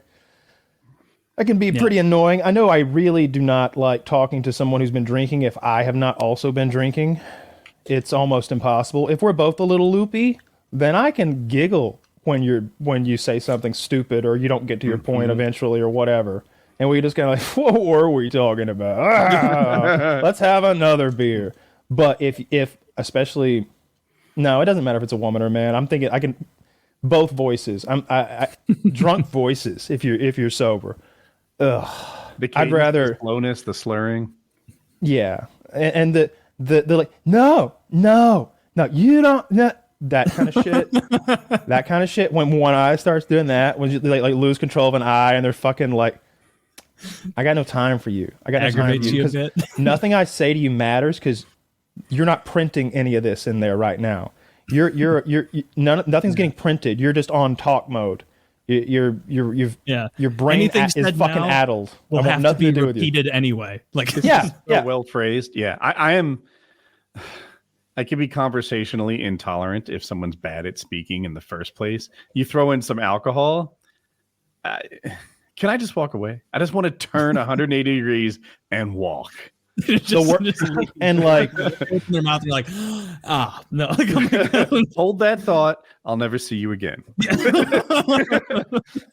Bro, so I don't even drink. So when I go out and I'm around people at events and stuff, I just have to deal with it at this point because I'm never going to be in a situation where it's like, all right, I'm going to reciprocate this. So I have to just learn to live with drunk. You could just get so stoned that you're also impaired. Yeah, that's true. But it's the opposite. If I do that, then it means they're going to be like, oh, yo, how you doing, bro? Yo, this my homie, Drew. And I'm going to be there like, yo, bro. See, that's not the kind of drinker I am, though. Like the idea of like a Kyle, being this rager is so foreign. When I get drunk, I really want to like talk. I want to have like a silly conversation. Yeah. I want to be outside drinking and probably smoking and just shooting the shit on a patio. Like that's my idea of having a good time while I'm drunk.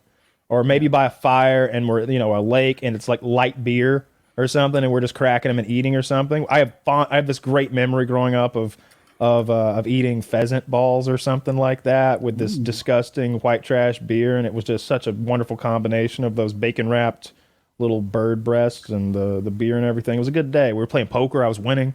Wonderful memory. Pheasant balls have nothing to do with testicles. No testicles. Nah, you take their whole breast out, jalapenos, cream cheese, bacon, and you grill them up. It's little chunks of delicious lean meat. I know. I'm for him. Every story is the first time for me. Yeah, I even know what beers Kyle likes. All the Mexico ones. All the Mexico ones. Mm-hmm.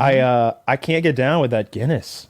I remember Guinness sucks. I remember when I was not even of drinking age yet, and I had those roommates, and they always like those disgusting beers. I couldn't get down with that shit. But Guinness, Guinness! Come on, Kyle, have a Guinness with his fucking Guinness Polak accent. Do you like beer, and if so, which one's good? Kyle. Oh, I like the Mexican beers. I like the Mexican beers. The Corona and the Dos Equis, stuff like that. Yeah, Corona with lime in the neck, I've always thought was more tolerable. It's freezing on like a hot day. That's where it's at. Hey, what's that beer you're supposed to throw a slice of fucking orange in? What is that? Zach? I'll Google it. A slice of orange. I don't know. I always see people drinking those beers and they got a whole goddamn slice of orange in there. What kind of beer is that? Have a Google. No one was about to ask. Is it Blue Moon? A Blue Moon? It is Blue Moon. Yeah. I haven't had one of those in forever. Those are good. Did you Google it too, Taylor? No. I was trying to remember back to what beer I've had with an orange in it. And I think that might be the only one. Yeah. I haven't had any alcohol in shit. When's the last time I drank? I don't know if I do. I don't know. Oh, no, I'm not. I don't think I've had a drink since I could smoke either weed or, this Delta 8 stuff. I don't think I have. Because what's the point? Yeah. Why would you? Like, bro, when you drink, it makes you need to pee, need to vomit, and then you're out of control of yourself. Like, that's not even the worst part. I was waiting. Taylor nailed it. It makes you fat. Mm-hmm. That's the problem. And it makes you fat. Everything else I can deal with. Oh yeah. It's terrible. It's terrible. Where do you think this country would be if we'd stuck with Prohibition? What do you think would have happened? There would have been a black market? Do you think the country would have been in a worse place than it is today if there was that black market? And then let's be real. We'd have people in a much better place. Well, if you could get everybody to get on board with it, but they won't. They won't. That's the problem. They want their vices. Did they give it a good try? It was like 5 years, right? No, almost the whole 20s, right? And then they brought it back in 1931. If it was illegal for 10 years, I feel like we know our answer. Like, culture wasn't about to change in less than 50. It spawned Al Capone. It spawned the professional gangster in this country in a lot of ways. Glass half full.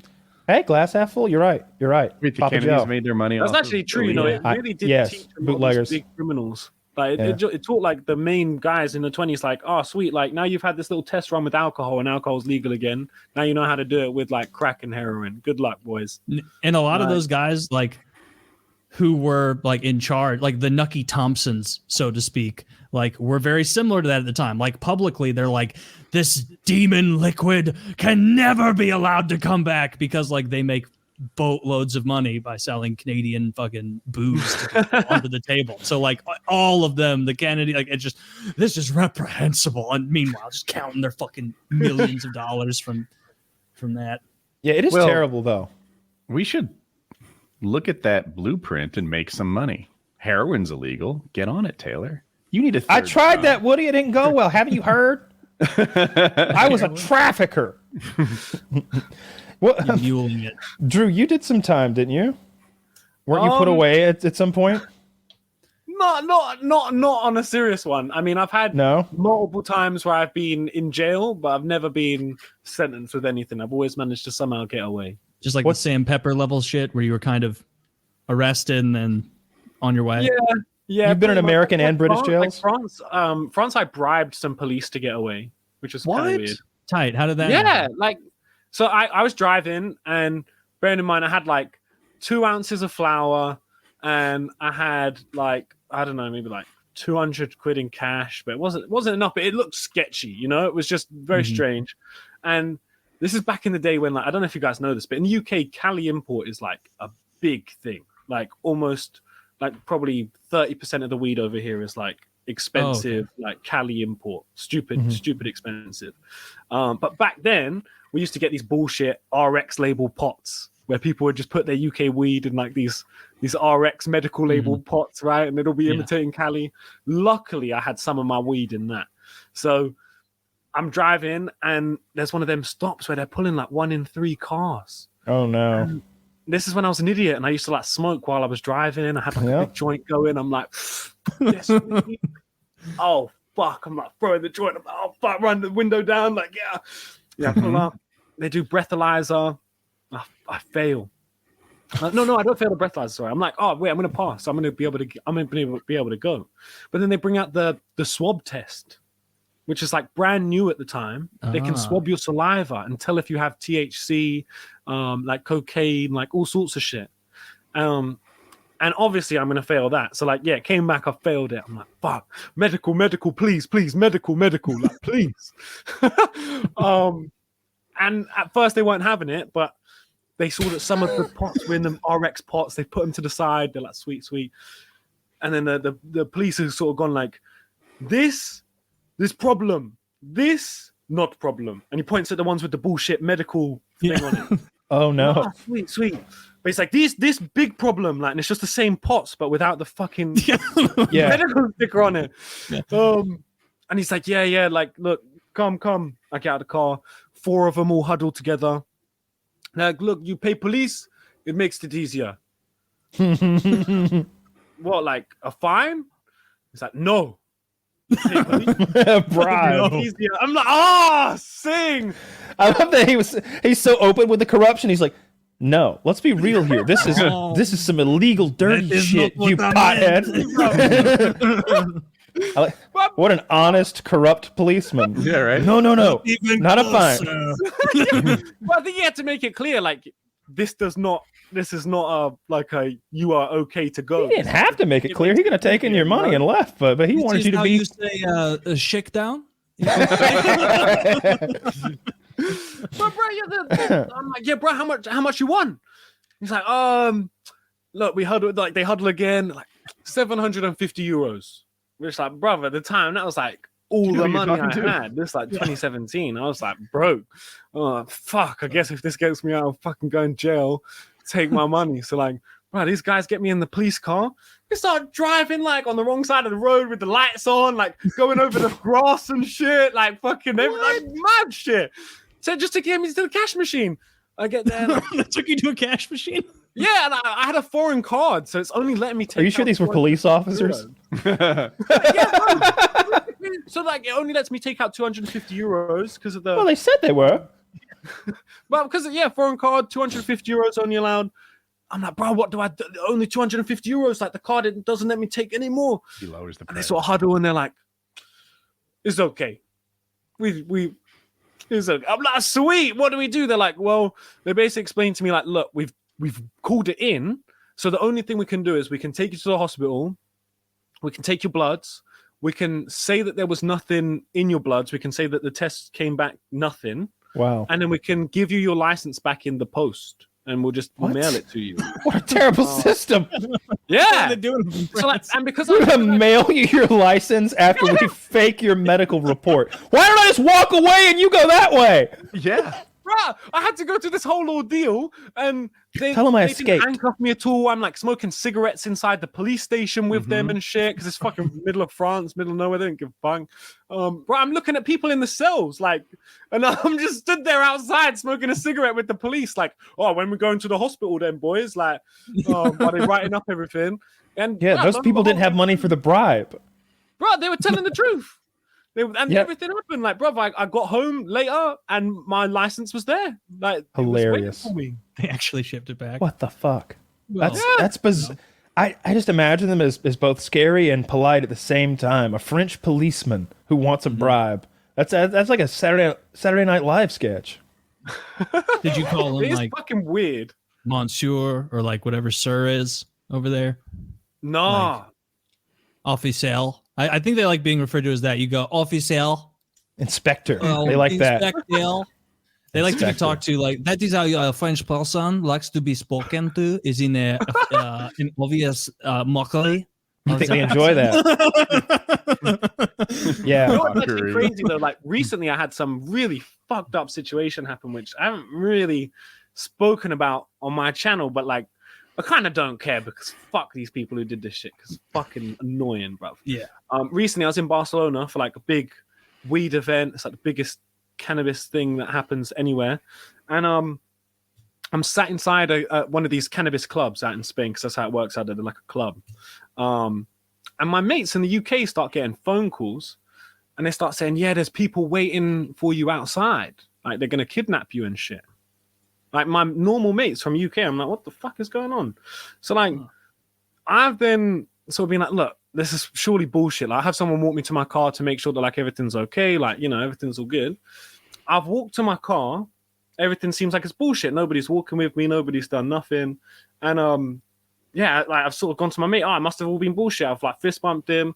I've got in my car. Next thing I know, 2 guys have come over to the car, pulled me out the car, fucking beat the shit out of me, taken all my stuff out the car, probably like $5,000 worth of shit out the car, like a bunch of shit.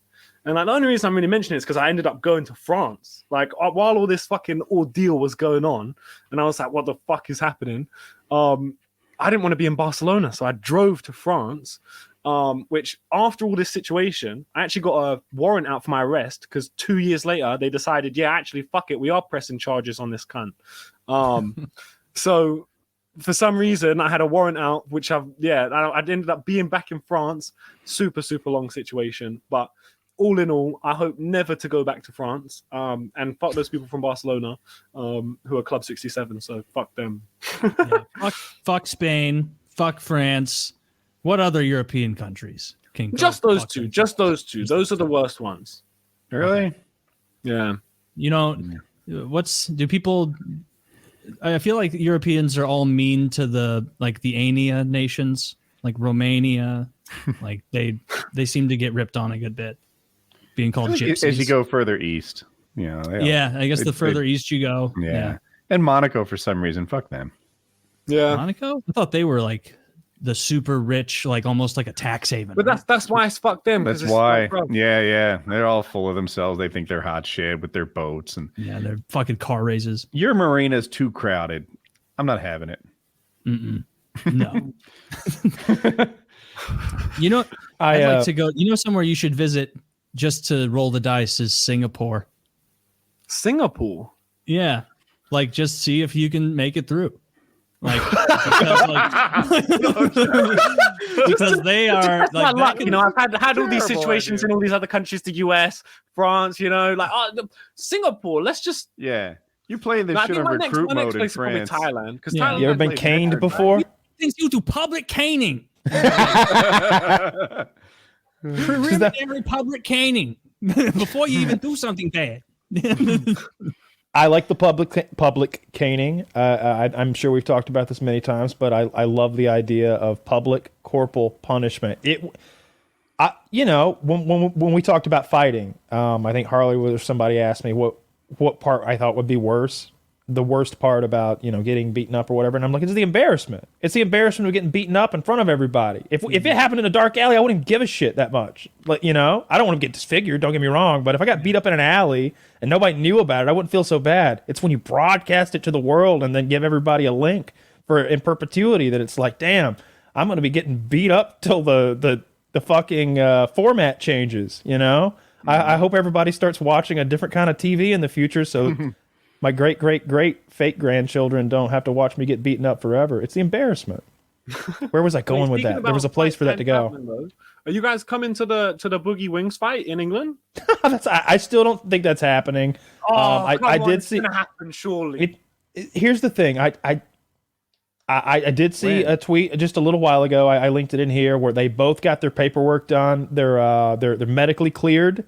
So that is done, but I continue to go back to saying that, and I hope this doesn't happen. I hope it doesn't, but I keep going back to saying that I think Wings is going to feel the pressure at some point and find a reason not to travel. That's what I'll say. No. I think he'll find a reason not to, and it'll sound like a pretty good reason, and he'll be able to say, "What did you want me to do? Die?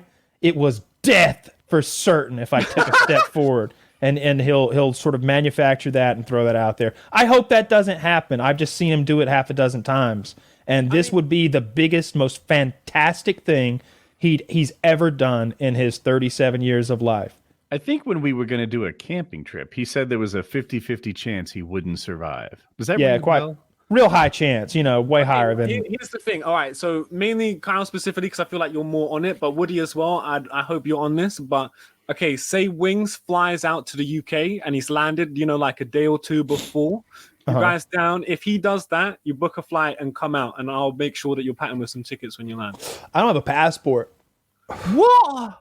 The federal marshals took it from me, and I haven't. No, I think I have to ask for it, but then it's expired anyway, so I would need to go through the whole process. But I need the old one, and I'm kind of in a spot where do I want to begin a conversation with the U.S. Marshals today? Why do you need the old one? No, it's much easier to get the new one if you've got the old one already than starting from scratch, apparently. It's faster. Oh, yeah, definitely. It's easy as fuck without it. I mean, you still just one trip to the post office. There's also the question of what exactly is the procedure for when a felon wants his confiscated passport back from the feds, A little stressful. And I don't have an immediate need for one. If I planned a vacation, for example, which would be the reason, then I'd get that ball rolling. But I don't really feel like stressing myself out with talking to the federal government anytime soon, other than paying my taxes like a good boy, all of them, and more. I just put a bonus in there. I think those people are underpaid. Put a little something there and there extra for you. So what were you saying, Drew? Oh, I mean, if it was 100% certain that Wings was going to be fighting, I'm telling you, it would be worth it to make that conversation. I don't want to. Here's what's going to happen. Here's the other thing. These are two obese men that are going to dance around each other. It's not going to be interesting to watch. It's really not. Look, for anybody who disagrees with me, I'm sorry. And if you watch it and you enjoy it, good for you. Okay, I'm glad that you got your money's worth. But I just think it's going to be awful to watch. Remember that knife fight? Remember the knife fight he had on his YouTube channel with that other guy with the marker? This will be... He's lucky he survived. This will be less... This will be about like that. This will be that interesting. I mean, my thought is that... I wouldn't fly to another continent for that. Surely the ropes, those three small ropes, is not holding one of them falling back into it, right? So if they fall, they're going to get injured. That is why I'm those watching. Ropes? That is specifically why I'm going to be watching front row. Those ropes are stupid strong, but I'm not sure. My guess is it's actual rope. I would guess it's some sort of rope. Yeah, it's going to be you'd still be able to go through the middle of it with enough force. It would just split open, and even if they're it didn't braided steel cables. It would just, it would. Yeah. Oh, have they always been? Well, I don't know. They hurt your ribs when you lean against them. They're really they're wrapped in that almost that red shit at the hotel that they make you walk through. The velvet lines. Yeah. Those little rat mazes. You've even got to think. I don't think I've ever been in a ring. No, I haven't. I've just been in that cage at Joe's place and that other cage at that Jits gym we went to that time. Mm-hmm. I always take away from that how sandpaper like that material they fight on is. Whenever I watch UFC with someone who's watching UFC for the first time, that's the thing I stress. I'm like, this is a little thing. These guys are getting kicked, punched, elbowed, choked. But man, the part that bothers me the worst, one of the things I hate to see, is when they've scrambled so much that they have sanded the skin off their ankles and knees and elbows in there, because it must sting so much. It must hurt so much. I'd rather get hit. Than roll around on, especially if someone's grinding you into that shit and fucking you up. It's awful. It's like sandpaper. It's so rough. It is. Yeah. I don't know if a boxing ring is as rough. I always have shoes on in a boxing canvas, ring. Huh? Is it literal canvas? I'm sure in olden days it was, but I've seen people slipping on the UFC monster logo. Yes. Can you believe that that's not some sort of grippy paint or dye that's used there? Someone should have. Is it sweaty? Maybe they're sweaty. Can you make a rubber? It could be, but then when people get sweaty, it makes it sort of just because of the paint, It shouldn't be anything. It should be the same material, just colored differently. Dye. Not some sort of slap-on fly-by-night thing. Is Monster going to be the sponsor or not? Fucking get it in there. They've been the sponsor forever. Joe Lauzon was in a fight and he got bloodied, and it was one of the fights that sort of made him a legend. Like there was just no quitting, and he had a bad cut in his face, and faces bleed a ton if people don't know. And where I'm getting to with all this is afterwards the octagon was wrecked, like it was just blood everywhere, and Dana White sent him the canvas. It's in his gym. Yeah. So cool. I've seen it was so much goddamn blood. It looks like it looks like Joe didn't make it. It looks like Joe didn't make it. I mean that's all Joe's blood. Yeah. You could tell where they grappled. Like there was a moment right at the end of that fight where he had it's Jim Miller, I think, and a bit of a submission attempt, maybe something with his arm, Kimura armbar or something of the like. And I was screaming at my TV, break his arm, break it! And they ran out of time, and it was like, damn it. Yeah. I think Joe mostly lost because he didn't have enough blood. Did you see the Devin Clark fight last year? I think it's Devin Clark. I think that's his name. I'm sure I did, but I don't know him by name. I watched like all of them. For me, personally, one of the best fights I've ever seen in UFC, because you can see at one point this dude gets punched and his teeth here, right, like his whole gum splits all the way down, and his whole thing is like completely fucked. Like I didn't see that. And somehow the guy is just like, yeah, he's good to fight, and he just continues, goes in for another round and keeps going. I can't even remember if he won or not, but I don't even care because, bruh, if you see a photo of his face afterwards, it was. I do remember a fight where the guy got back to his corner and he was sitting on the stool and he was telling his corner man, "My teeth are falling out. My teeth are falling out." And he was like, and it's like, shit, man. They may have thrown the towel in on that one. That's been a year. I remember a guy who had a similar conversation, but the problem was his jaw was broken, so his teeth didn't line up like they were, like he's accustomed to them lining up. And they're like, oh shit, there's a problem right there. Right side's high, left side's low. And I think they called that fight too. Yeah. So as you know, Woody, our patrons are wonderful people. There's a new one in there. I'm not familiar with this gentleman, but he just sort of went on a diatribe here. You want me to read just this paragraph? He randomly wrote with nothing before. All right. So what came before it? I want to hear this. So just for context, the three messages before it, they're having a little fun at Steven Crowder's expense. I think there was a video of him bullying his pregnant wife, like being pretty aggressive about it. And they're like, threatening your pregnant wife is alpha. Change my mind. You know, him sitting at the desk, little meme. The one after that is someone replying to that. The one after that one's like a car accident, you know, some silly little video. And then this guy goes, there was this dude I hated at my old job before I got fired for pretending to be gay at work. I found him on Instagram and DM'd him a picture of my unshaven balls, asked him to rate them. I think he didn't like me because he knew I was smoking THC carts in the freezer. He's Greek though, so like, he probably won't mind the balls. I want to put his pic on my phone and cum tribute him and send it to him. When I get a little horny, I might. But my dick is limp right now. I basically got a big clitty at the moment.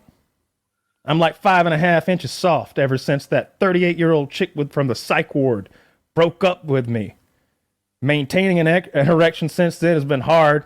Not even on 20 milligrams of Cialis can I do it. Good God. And someone goes, what in the ever-living... Actually, the guy with the machine gun we were talking about earlier, he goes, what the ever-living fuck are you going on about? And he goes...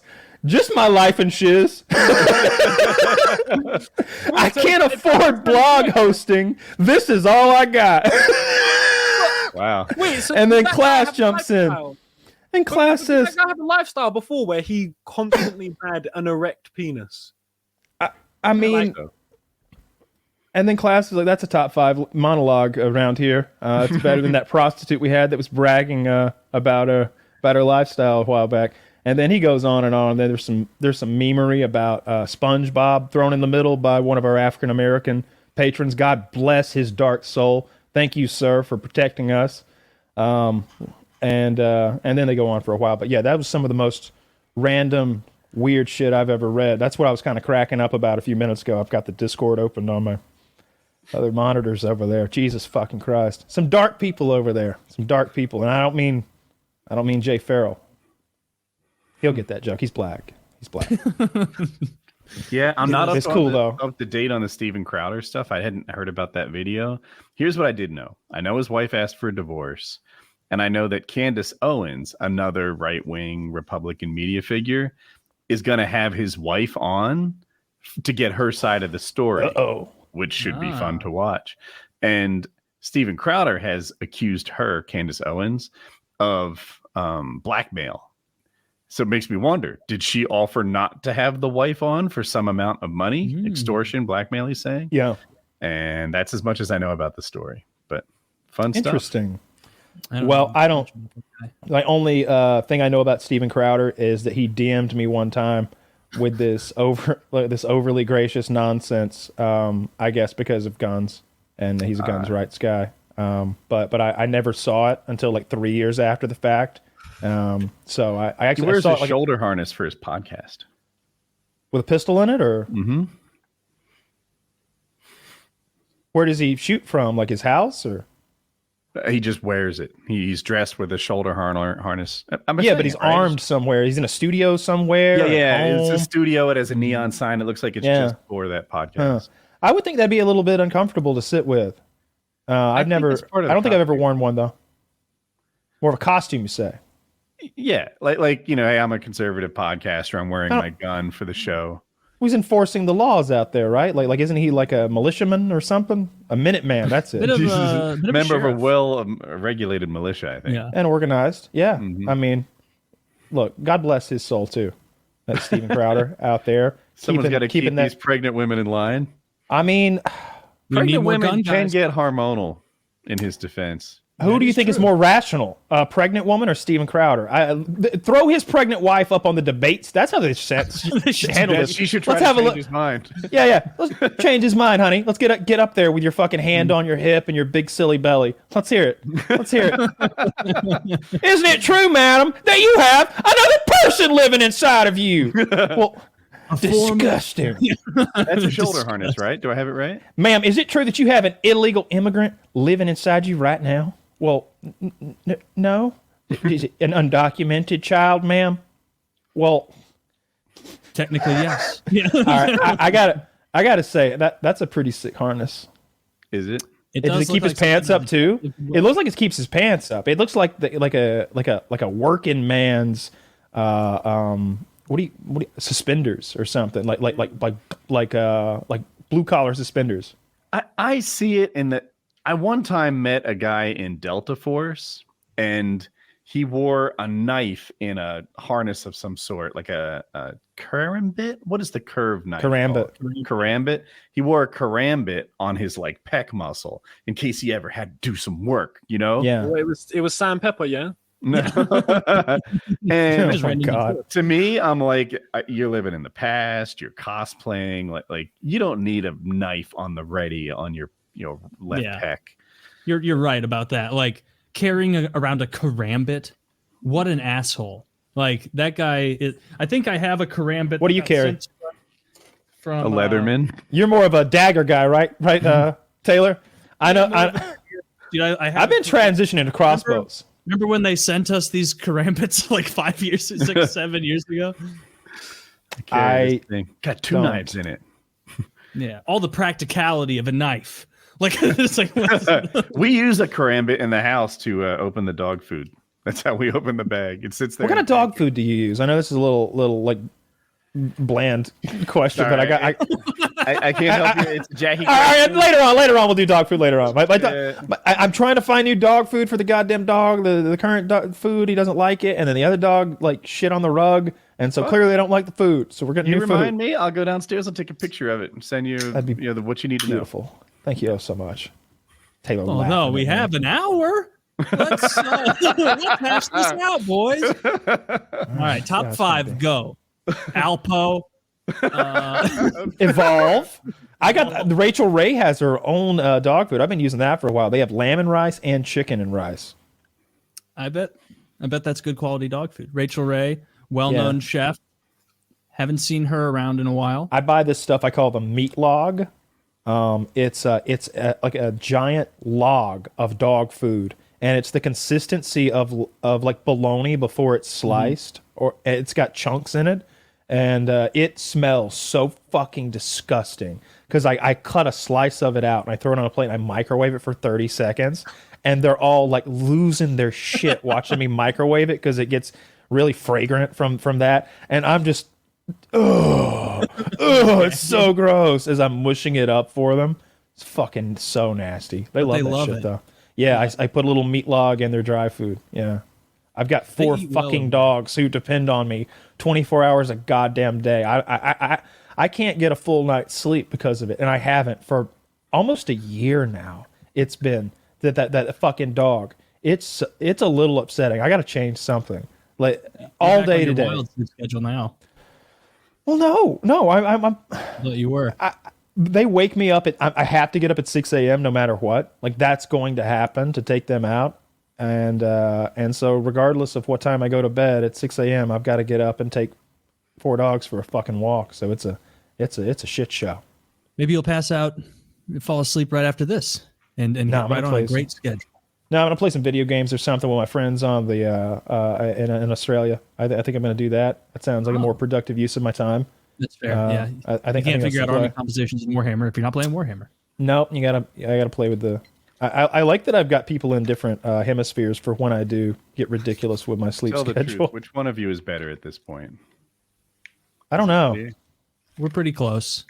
Yeah, we tend to trade back and forth with victories. And when Kyle and I are on a team, even against people online, like I would say overall our record is literally probably like 18-3. Like something similar to that. Like we don't lose regularly. All right, like let me lay this out. I watched you guys good. play. The other team had a good player, Unicorn, and a bad player, Fish. Kyle handled Unicorn, it seemed, on his own, while at the same time healing you and carrying you against Fish. Can you explain why that happened? Yeah, I mean, that's just you totally not understanding what you're watching. That doesn't sound conceivable, no. Yeah, the game you're talking about, actually, I had... No, Taylor, that's what happened. Oh, that's what happened. Explain yourself. Why did you do so poorly against Fish and need Kyle's healing? Well, on this one, the game you're talking about... Just asking questions. Yeah, just asking questions. I'm not leaving with these. The game you're talking about is... I was literally faced up against Robot and Kyle was up against Fish. So you got the initial part reversed. Robot is better than Fish. Kyle rolled up Fish's cute little army like a doobie and smoked it. And I was still in the middle of beating Robot. And so Kyle sent his remaining stuff over to 2v1 Robot. Because Fish was so brutalized that he had like nothing else to call in. I feel like you're doubting my memory. That's true. Like an iron trap, the mind of Woody. The details and the recall. He could paint a picture.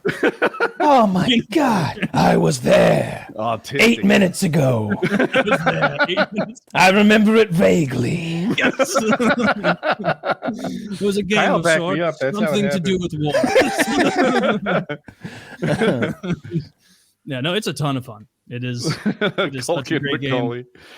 If people are out there looking for a fun RTS, a fun like Grand War style game with a fantasy twist, Total War Warhammer 3 is a bunch of fun. So if you join the Patreon hangout, I think at the $50 level, you could probably play with them. Jackie and I popped in there and hung out with them for yeah, you could absolutely play with us because we need people to play. But I will say this, like not if you're just picking it up for the first time. I won't play with you then. You're beyond that now, huh? What? Yeah. Like playing with a brand new player. It's not like it's just silly. Like it wouldn't even. It's not like Call of Duty where you'll get a couple kills. You know what I mean? It'll be a butt fucking from the beginning. You won't get to play the game the way the game's meant to be played. You'll be in your spawn. Like I don't understand. It'll be one of those. Like some people like that. Like picking up a what's the opposite of a mentor? A trainee, and just training them up and making them useful. Oh, it's hard though because a big part of it is homework. Like they would have to care enough to go and watch 10 hours worth of videos.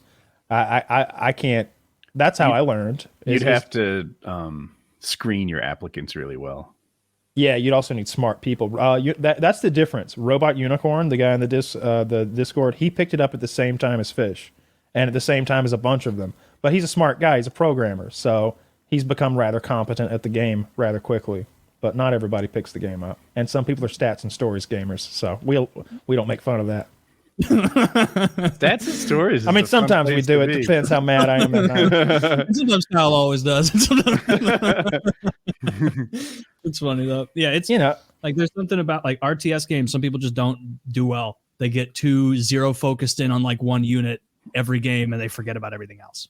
And it's like, oh, that you're doing a good job in that one fight, but you're losing the other 8. So given enough time, a player like Fish won't be better than you, but you'll be capable of underestimating him. Like, oh, I'm thinking April Fish. This is May Fish, and I gotta try a little harder. He is much better than he was when he started. You know him better than me, though. I'm gonna call that too. I don't know. Like Fish always says, "Hey, I'm only here because of like hanging out." You know, he's literally there for the social sort of scene of us all being buddies and playing games together. But he's never going to be very good at a game. He's not really a gamer. Exactly. He just has a gaming PC. He's a good vibes guy. He's a good vibes guy. Yeah. He's there for a good time. Yeah. Not like this bizarre individual. For a good time, not a long time. Yeah, we've got quite the motley crew in there. We've got that woman beating fellow. No. The other one, the guy that popped his boss. Yes. He's a competent woman beater. He's so good. Undefeated. Yeah. There's no way that everyone was okay with that. You ever hit a woman, Drew? You ever hit a woman? You ever won? No. Let me frame it this way, Drew. When did you stop hitting women? The ultimate leading question. No. This associate of ours basically punched his lady boss for being overly rude to him one day, and somehow he got away with it. We think he's just on the run, and they're looking for him. I don't think he ever worked at that store. I don't think he did either. I think he just punched a lady at a store one day. But how did this come up? He was getting bullied at work by her, basically, he claims, and eventually he just lost it one day, and he hauled off and he hit her in the face as hard as he could and knocked her to the ground, and then quit the job, and that was that. And he told us this story, and we're all trying to find the part where he's not an awful person because we know him a little, and so it's just like, but no, but he should have. No, this is pretty awful. What you've done? Was she built? Yeah. Was she a big lady? No, like 5'3", 61. Like 61. She was an older gal, like osteoporosis has probably kicked in a little. Paper elbow. Oh, that skin that tears. Yeah, like Dead Sea Scrolls. Wait, she was one 51? goes down from a punch like a 72-year-old woman. Oh, you got no stick-to-itiveness in a fight. Pardon? Was it a boss or was it a colleague? I think it was a boss. His boss, apparently. Yeah, that was his story. Then he's fucked. He's definitely on the run. There's not because he didn't quit afterwards. He definitely just walked out afterwards and was like, "Sweet, I'm out." Like, sweet, yeah. In the whip. Oh, he definitely did that. People imagining they scheduled an exit interview. Like, she's got a black eye. What did you change about his job? Well, I don't get the wires off until next month. He's like playing with brass knuckles leaned back, like just messing with his hand. Yeah, what that taught me about him is don't cross him. Don't cross him. Don't cross him. He does steroids too. An elderly woman who's not paying attention. Yeah, he's a scary guy. He does steroids too. No, I'm not sure that. I'm not saying he tortures animals. I'm just asking questions. Does he? Thank you. People want to know if he tortures animals, and these people want to know, and I'm we'll see. I never knew anyone growing up that was like horrible. Nope, actually, I just fucking remembered someone. Yeah, this guy, I remember he threw a frog at a tree at camp so hard it like exploded. Oh, and it like was upsetting to me. Basically, there's this kid Brian. Christ. How far was the tree? Like that's pretty good aim. It was good aim. It was a big tree and in a fat frog, a poppable frog, and basically like this kid Brian who had some issues, wasn't all there.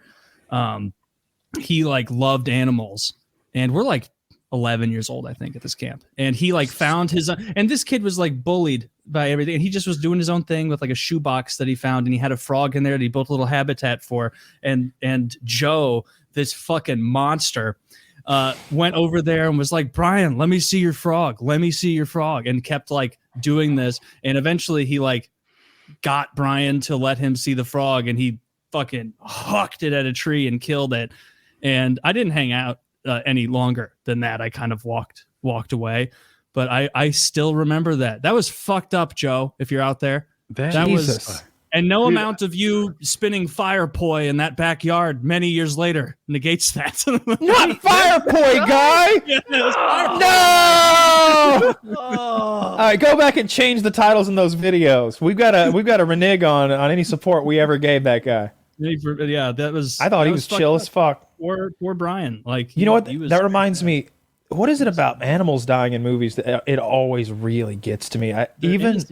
There's a scene in Oh Brother, Where Art Thou where John Goodman grabs that frog out of his basket and goes, "Oh, it's just a damn toad," and kills it. And he's like, "No!" And it's just so sad. Or what about in Green Mile when they stomp Mr. Jingling, that fucking mouse out? That's the worst. Yeah, Mr. Jangles. It's like it's because it's upsetting because it's so malice driven. There's no reason to do it. Like, it's just hurtful. Like, it's not like it's a pit bull coming after you trying to eat your fucking calf. Yeah, I hate people that hurt animals. I don't understand, especially people that torture animals, like that hurt them for the sake of hurting them. I can't fathom. Except for that. Michael Vick, those were pit bulls. Potato. Mm-hmm. He saved him. You doesn't apply. You prorate his behavior. I bet he saved a couple dogs' lives. I saw an interview with him a while back, and he was like, I just took the rap for everything. He was sort of implying that they had me for some of it, so I just pled to all of it or something. But I don't care. They were drowning those dogs. That's how they were killing them. They were drowning them. Can't even shoot them. Put him out of the misery. Just shoot the dog. Super shitty. No excuse not to shoot that. Or they use the what is it called? The No Country for Old Men thing. Ooh, that little. Mm-hmm. Hold very still. What is that thing? Hold very still. Yeah. I just looked it up because it's not how I remembered it. He said he wasn't involved in the killing of some of the dogs, but he admitted to hanging dogs. Oh my god! Damn! What does he think happens when you do that? My bad. I thought he drowned him. Turns out. Fuck it. Oh my god! Because you can't hang a dog. He slowly strangle a dog. A pit bull's neck. Yeah, it's like Brock Lesnar's thigh. Like, you're not going to choke him out. You're slowly strangling. I could choke out a pit bull. You think so? Yeah, I get my hooks in. And then you lower the pit bull back, and you're like, "This can all end. This can all end if you will but recant. Scream out." Just like Braveheart. Jesus Christ. Yeah. Braveheart. The end of Braveheart, where he's getting torn apart and raised and lowered, and that guy's like, "Scream out. Scream out." And like to say he was like sorry and like apologize and everything, and then he yells freedom. How am I telling you about a movie scene? You know every movie. I have it on a soundboard, I think. I know that scene pretty well. I don't like that scene. I usually skip it. I usually turn the movie off right before Robert the Bruce turns him in and lets him get captured there at the castle, because I don't want to see like Mel get tortured and die or whatever. And I've talked about it before, but there's a fan cut where that's the beginning of the movie. You begin with him dying, and then you get the rest of the movie, so you end on a high note. Probably a battle or something. I don't remember. I liked it with him dying at the end.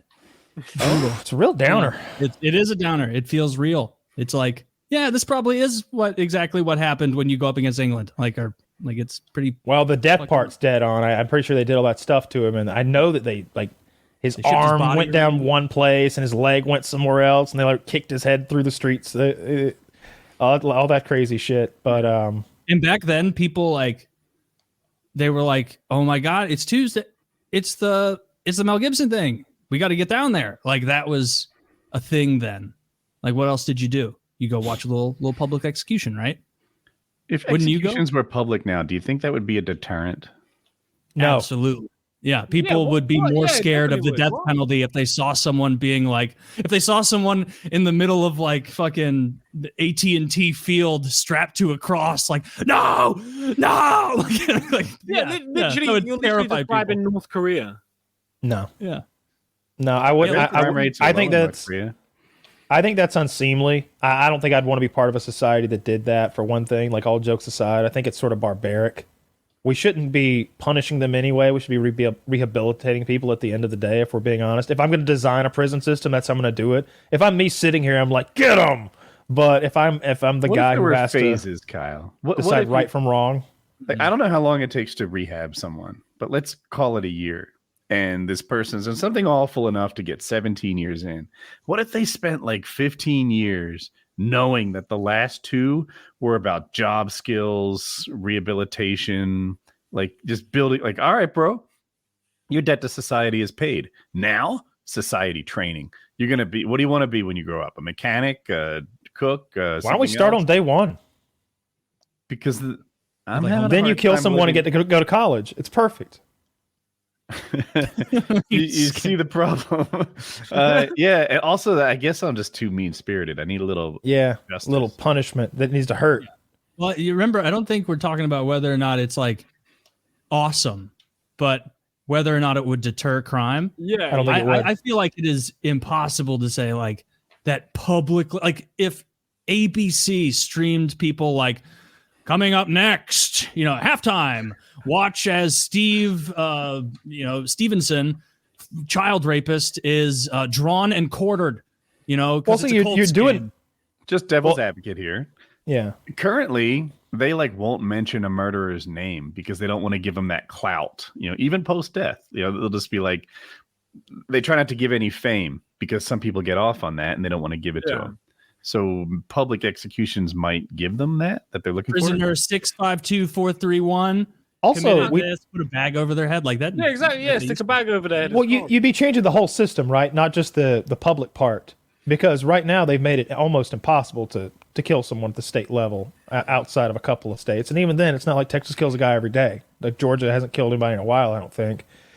I think it's pretty hard to get it done. And it's a long, drawn-out process of appeals and red tape.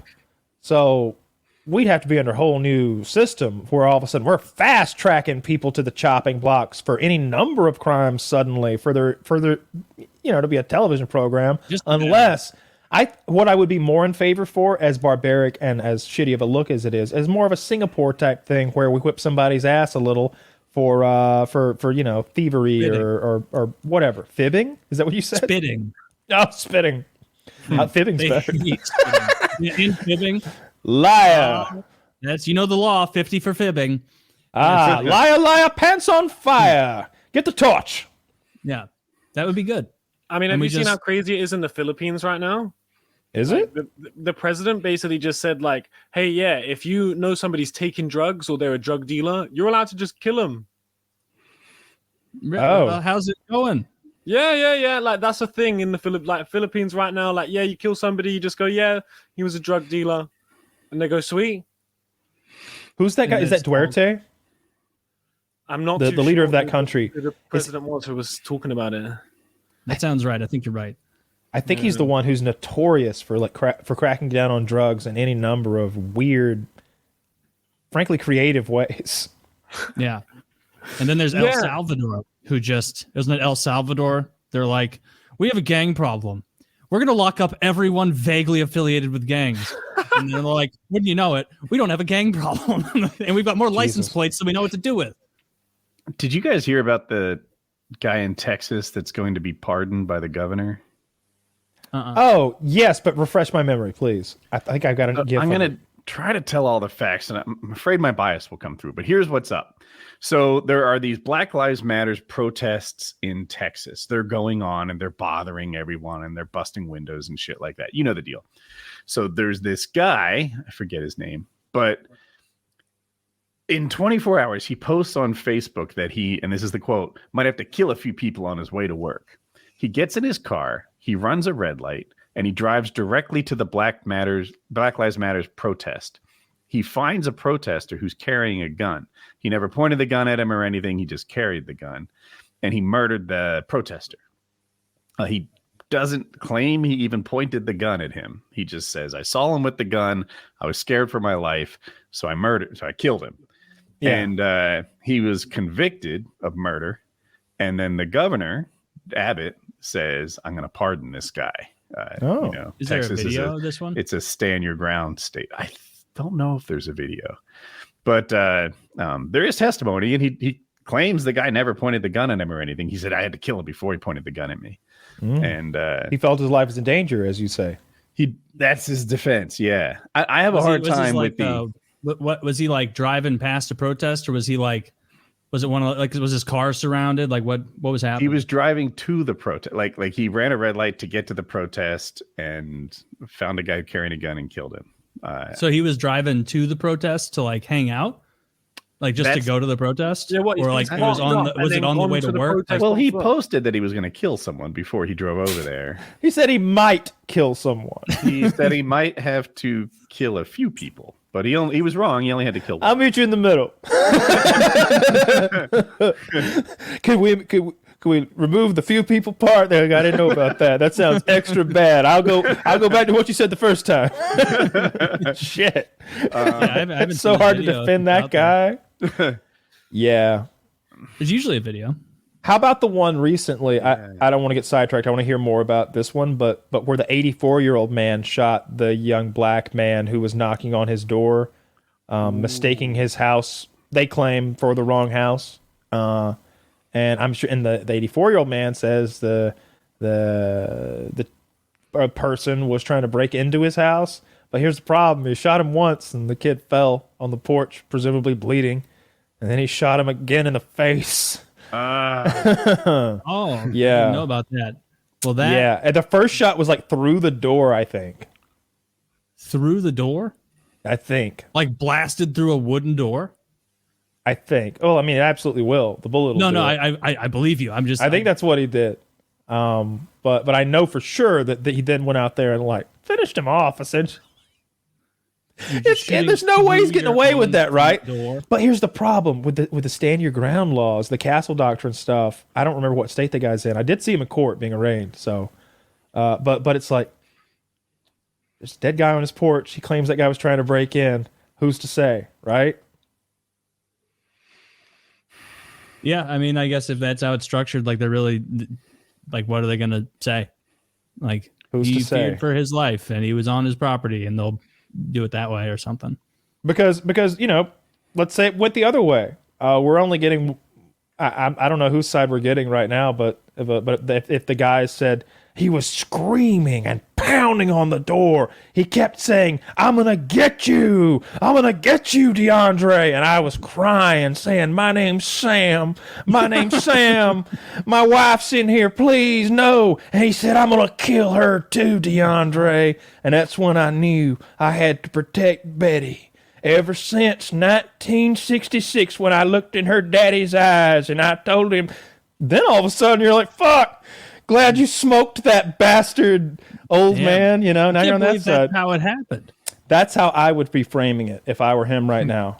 Even if Betty doesn't exist, he needs to be telling that Betty story. Those two cheerleaders in Texas got into, I don't think they even went in the car. I think they were pulling on the door handle of the wrong car because they thought it was theirs, and they were both shot. It's worse. I also don't know if they managed to get in or not. I presumed that they did from what I read. But the thing is, then they either got out or walked away when they realized their mistake. I think they got into the right car. And then the guy was after them now. So he runs over and still shoots them while they're trying to get away. It's a stand your ground state. He was fearing for his life. Yeah. Yeah. You got to eliminate those threats. That's the American way. All I'm saying is when y'all are getting into your cars at night, make sure you're getting in the right fucking car. When you start knocking on doors at night, make sure it's the right fucking house, because there are crazy people and they have guns. Speaking of that, right, I want to know your guys' thoughts on a recent one that happened in the UK, because I feel like obviously guns aren't a thing here, so it's not like this isn't a normal occurrence, right? So it's a bit weird. There was like some guy, not really sure the whole situation, but some guy's running away from somebody, some guy's trying to kill him, right? In amongst this, the guy's run into some random house, right? He's gone into the house, like just sort of broken into it to try and, hide from the geezer. The guy's seen which house he's gone into, and he shot straight through the door, right? The guy who's shot through the door has ended up killing a 9-year-old girl that was inside the house, and not the guy who was running away, right? Now, obviously, the guy who shot into the door, he got arrested and charged. But the guy who broke into the house, running away from him, didn't get charged. Even though, like, in my eyes, he kind of caused the whole situation by breaking into that house where there was like a 9-year-old then, Yeah, like, in the U.S., like I'm not that familiar, but I've like if 3 people break into a house to burglarize it, and like the elderly woman there dies of a heart attack while it's happening, like they're all in trouble for that. Like they created a situation that facilitated the death of someone, and so like, yeah, that person should absolutely be thrown up, like locked away. Like that 9-year-old girl would still be alive if he had picked a different house, or if he just hadn't been involved or whatever. Yeah, fuck that guy. Put him in jail forever. Yes. Somehow the guys, had nothing. It's super weird. So let's do. What if you make a pregnant lady miscarry though? With what? By breaking into her house and shooting her? No, like you errantly throw a football and you hit her right in the baby hole. I mean, that would be assault. But the baby died. Be so bad at football. It's not a baby. It's I don't know. This guy's got a fucking cannon. He killed a kid with it. No, it is a baby. When they want it, it counts. You're right. No inconsistency there. Then, like, I guess, yeah. We learned. I was in class. Here's a scenario. Husband and wife routinely argue. During these arguments, the wife theatrically pulls out the gun and pulls the trigger against her head, knowing the gun's unloaded. Right? Jesus. This is a thing that she does. This happened. And the husband is like, fucking, hey, I can't stand this bitch anymore. I'm putting bullets in the gun. Next time she does this, it's a suicide. Turns out that's murder. How does anybody know the extra details? I don't know. Was he bragging? It's definitely murder. I mean, the way you described it, it's definitely murder. There's no question about it. Yeah. I mean, it literally assisted suicide. It's no different than rigging her car to explode. It's the same fucking thing in the end. Yeah, that's wild. But anyone who's that silly with a gun, let's admit this. She was a fucking dumb cunt to begin with. Like, he's a murdering bastard, but she's a dumb cunt. Who's playing with a gun like that? Manipulative. Yeah. Oh, she was doing it like that. Like, I should kill myself. Click, click, click. Yeah. Oh, you make me want to die. Well, they deserved each other. Well, perfect. Seemingly, yeah. That's so like unsettling when Kyle, I'm sure you've experienced this and tried to avoid it. Like, when you go shooting with someone who isn't familiar with guns, and because of their lack of familiarity, they try and diffuse their nervousness by treating it more lighthearted than it is. Like, yeah. And like, they're not fully like realizing like it's a fucking gun. Like, you don't wave it. Like, you don't be like, and so quickly when stuff like that happens, like the jovial, like gun person mood changes to like, fuck, what the fuck? Like, when I was like 19 or 20, I had a coworker not think my pistol was real and start playing around with it, and that was super scary. And I'm screaming, "It's real, dummy! It's real! Fucking put it down!" So that was super scary. He was foreign. He was one of those people. It doesn't matter. He was a brown fella, and Moroccan. But then the most common thing is always that someone had a blast, literally, when they just did the thing with the gun, and they just want to turn around and look at you and be like share the moment. And so, but they're barrel sweeping everyone because the gun's still in their hand, and so I would always be, let them know, hey, you're going to want to turn around and talk to us after you do this. Turn with your head, turn with your head. Whenever you want to talk, turn with your head, because this has got us, you're talking through that real quick and everybody gets it. It's rare that you tell someone that and they get it wrong. That's a clear sign we can't go any further. Yeah. If that instruction was too much, all right, we're done. We're done. You're not a gun person. Not around me anyway. You got to be able to master not pointing the gun at me. And so I've been in this situation. I get to blame the range officer. It's like, look, this is how this works. This gun always stays pointed down range, always. When you take it out of your bag, you look at it, turn your bag so it's pointed down range, and then remove it. That's how that works. Like after you shoot, you pick it up off the table, you shoot, then you put it back down on the table. That's it. You can't turn him, and you can't muzzle sweep. If you do, that guy over there yells at you. That guy. That's the problem we have. It's not my safety. It's that guy over there. And that works for me. Yeah. Whenever I hear about people dealing with the rules at ranges and the rate of fire caps, you know, like one bullet every couple seconds and stuff like that, I wouldn't even want to have anything to do with guns if I had to shoot them that way. I've never heard so the rate ridiculous. Of fire. No full auto is a thing, or like what did Trump outlaw? Bump stocks. Bump stocks. No bump stocks. No, it's like a clunk thing or whatever. You know, at the gym, whatever you call it. Lunk alarm. Yeah, lunk alarm. Yeah. It's like that. If you start shooting too fast, they'll come and get you. And I mean, pop, pop, pop, pop, pop would be way too fast. So yeah, not where I shoot. I wouldn't want any part of that. I'm not that good at double tapping, which I guess exposes me to people who are good at it. But like I need a second, like 1,000, and then I can shoot again. But when I see somebody double tap really well, and they're hitting, it's cool, and the range seems cool with it. For sure. Yeah. No, I just a different. I'd want to be in a field somewhere shooting. That's just the way to shoot. It's way quieter. Shooting indoors. I had never done that until I started making those videos. I had never shot indoors because it's just awful. Awful. You're right. It's stinky and everything's coated with like lead. It can't be safe. You ever I've shot we were trying to film this thing one time and I was shooting from inside of a car with a pistol with no ear protection. That's the loudest. Now every movie I see I'm like, nope, they'd all be upset right now. Everybody in that car would be upset right now with what just went down because I was sitting in the passenger seat of a car and I was shooting out the driver's side of the windshield with a pistol. And the first shot, the sound comes right back at you so intensely that it rocked my head. Like I felt like an impact. Wow. And it rang my ears in a painful way. Like they hurt. And I immediately went, all right, this won't work. This won't work. This is bad. We got to stop now.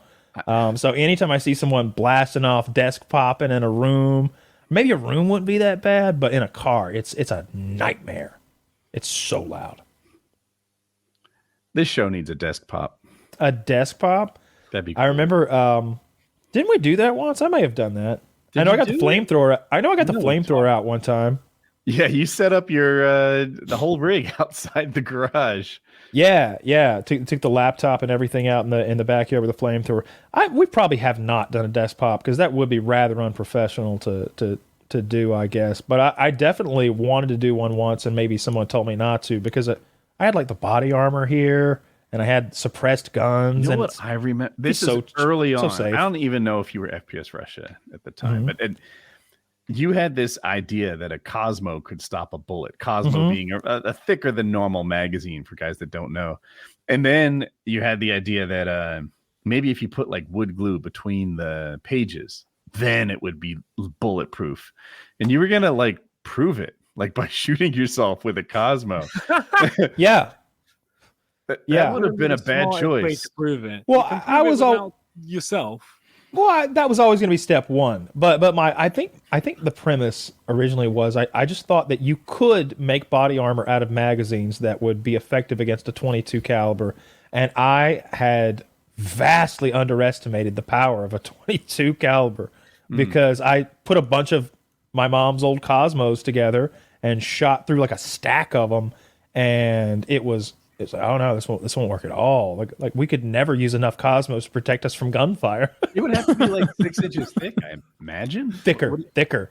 Like feet, maybe. Like a foot and a half, 2 feet of Cosmos to stop one. It just went through them.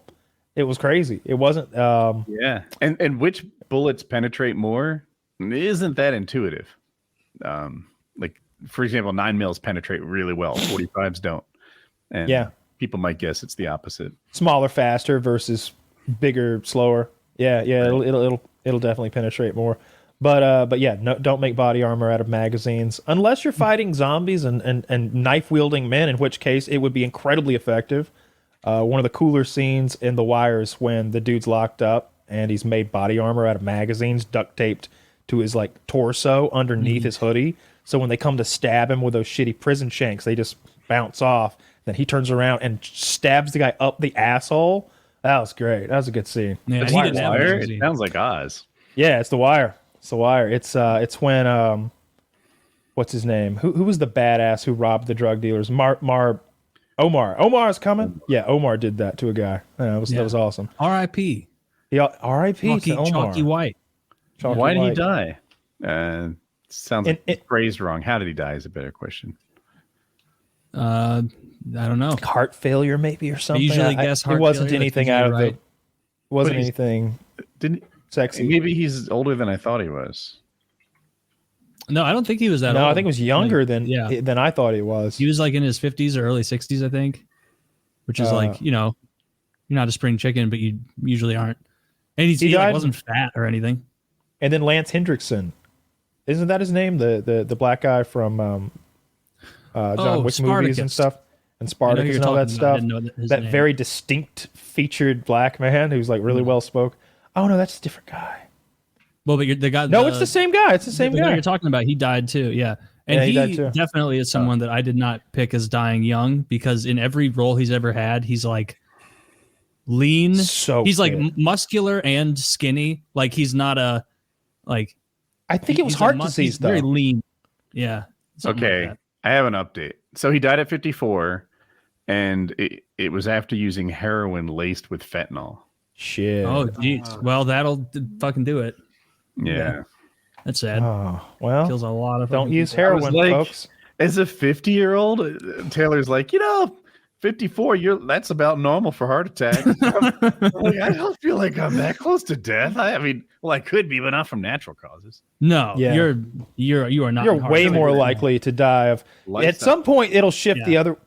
Will it shift the other way? If you keep the acrobatics up, it'll just keep shifting to the acrobatics, I think, with age, actually. But if you drop the acrobatics, I guess it starts shifting the other way.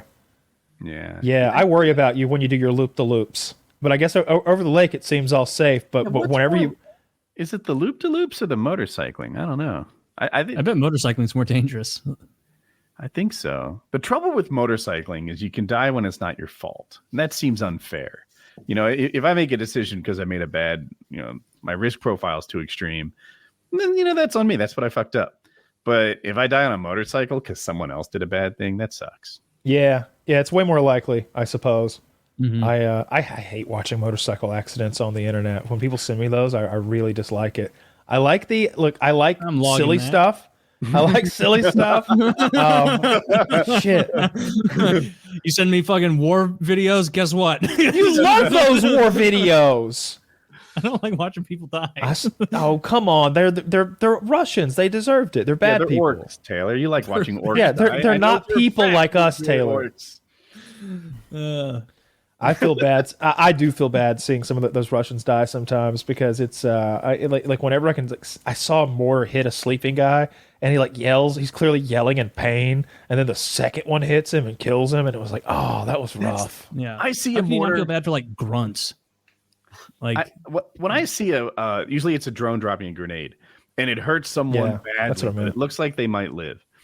That to me, I'm like, all right, you know what? He's in a really bad war. He's invading. He's in someone else's country right now. They didn't want to go to war. They didn't want this to happen. They didn't do anything to provoke it. They just fucking lies, right? Oh, that Jewish guy's a Nazi. That's why they're in there. So when their Russian soldier gets hurt, I'm like, aha, he's taken out of the war.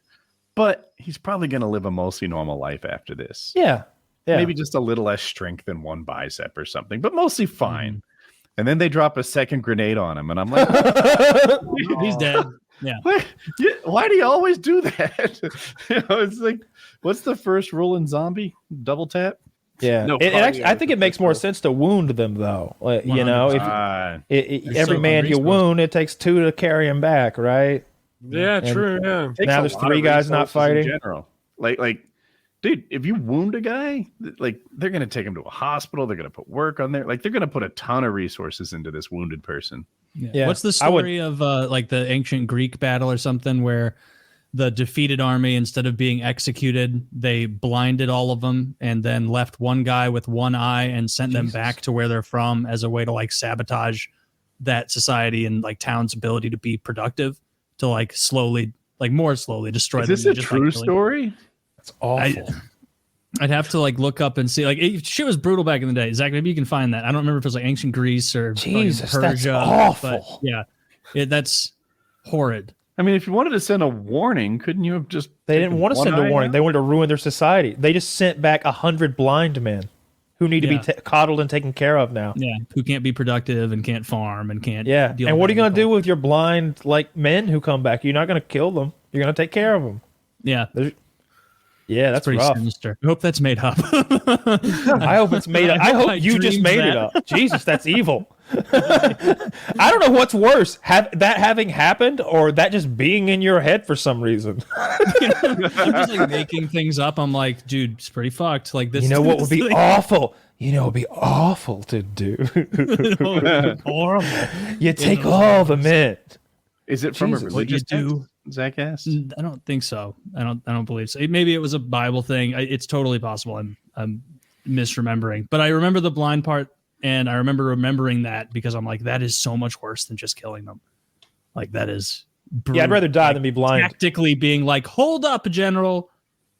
We can really put the screws to them. Mm-hmm. Like, Taylor, blind or dead? I'm sure we've done this, but our opinions evolve over time. I've changed my mind about how many fingers I'm willing to keep before killing myself, for example. I would dabble briefly in blindness, and I don't think I'd like it. Yeah. No more TV, right? You'd have to have that stupid version that goes, Pecos Bill walks into the room. He looks angry. Man, that would... Dude, being blind would be awful. I'm on the way there, I guess. I mean, are you legally blind? Yeah. But he sees blind? Stuff. I'm close. Like I don't see very well. Like if I took my Feel the valor. Like do it. Like if I took my contacts out right now, I would have no ability to know who our guest was sitting right here. Like I would just kind of see a blur, and I would be able to tell you had green. I'd probably think it might be a green hat instead of green hair. There's a lot of things that I would just, I really want to be me, and anything that changes that or like takes away the things that I feel like make me, or the things that give me the pleasure of like being alive, because I'm not just here to be here. I like, there's stuff I enjoy doing, and if I can't do those things anymore or find a suitable replacement, then I'm out. I'm done.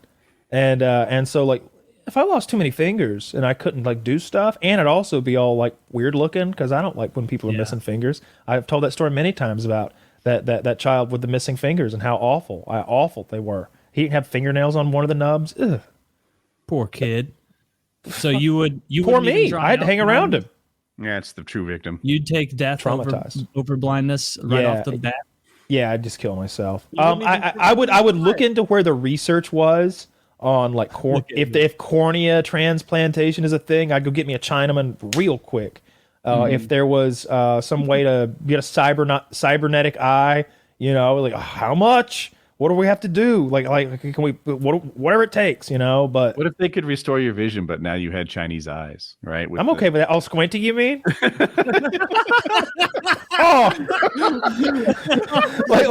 like why do I have to squint with that Chinese eyeballs? They just fit that way. And then I show up for the show and I'm like, I had a tongue transplant. I decided a while ago that it's too racist for Taylor to do the eyes and the voice. So I do the eyes and he does the voice, and I just move my mouth. The perfect cover. You can't get us. It's pretty horrific. Razor's edge. See, the thing about Asian people, though, they have a good sense of humor. They don't give a shit. Plus, they don't have any inferiority complex. They're like, haha, they make fun of our culture. They're so silly too. And they move fucking along.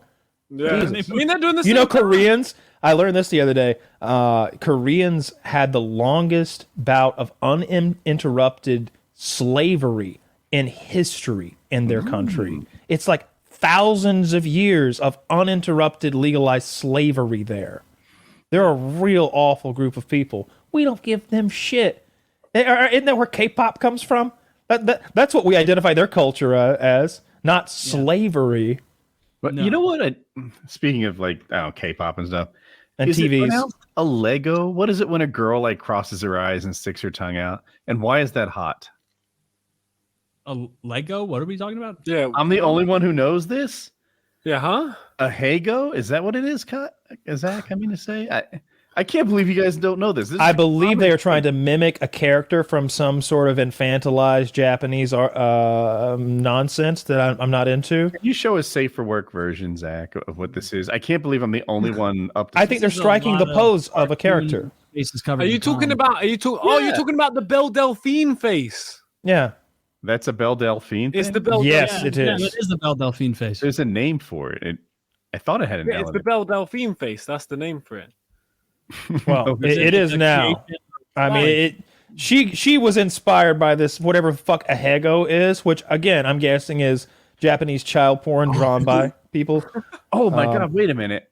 I just saw child porn. Hago is a term in Japanese pornography for a facial expression of characters during sex, typically with rolling or crossed eyes, protruding tongue, and slightly reddened face to show enjoyment or ecstasy. Yeah. People dig this in some way. It is like it's the new incest porn. You're going to see it everywhere. The new incest porn. You heard it here first, folks. Incest right on the cutting edge. That's it. Woody, I hate to bust your bubble. This is like 5 years ago, man. Yeah, it's going to knock incest porn out of its high horse. It already did. It came and went. What's big now, Kyle? Catch Woody up. Oh, it's fisting. It's all about fisting now. It's how many fists can you take? Yeah. It's Really? called it's about altered holes. That's what they call it. It's a whole movement. I'm good. I can only watch porn if it's a series of challenges. Yeah, because when you use a series of challenges, yeah, Dave's porn. Like, all right, if you want to fuck, you got to do this Sudoku. Yeah, it's mostly problem solving, puzzles, and insertion. That's what's hot right now. I'm sorry, you missed your trivia point in the bonus round. Go home. No one's busting today.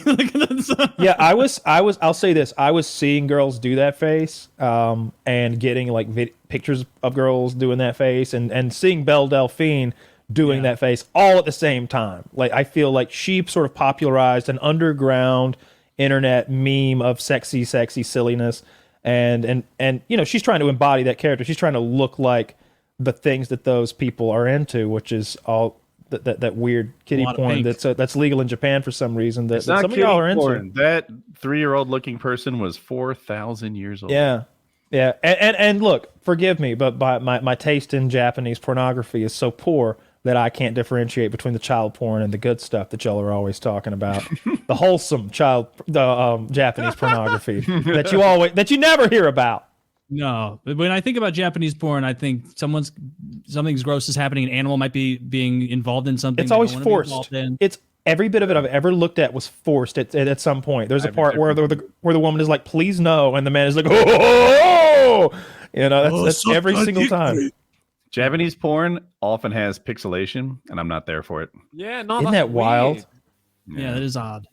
Is that a legal thing? I always thought it was like a legal thing. Yeah, it is a legal thing. Yeah, no, that's why they're so into cartoons. I pop smoke. I swear, all the stuff I always see on, like, you know, when it comes up in the recommended or whatever, it's always some weird shit. Like, I don't know if this is true, but I've been told that the reason there's so much tentacle porn is because they can't show the penises, but you can show a tentacle. You don't need to censor a tentacle, but you can. They should really change that law. Like, we did that to them, Taylor. Look, you fuck with the U.S. That's what happened. We should have done to Afghanistan what we did to Japan. Turn them into fucking cat boys. Turn them into cat boys. That's right. Japan 100 years ago was more alpha than we are. So alpha. Those dudes were alpha as fuck. They went into China and changed the fucking genetic code of that country. Okay, that's how hardcore these dudes were. Not 80 years ago. After we were through with them, you have what you have now. You have cat boys.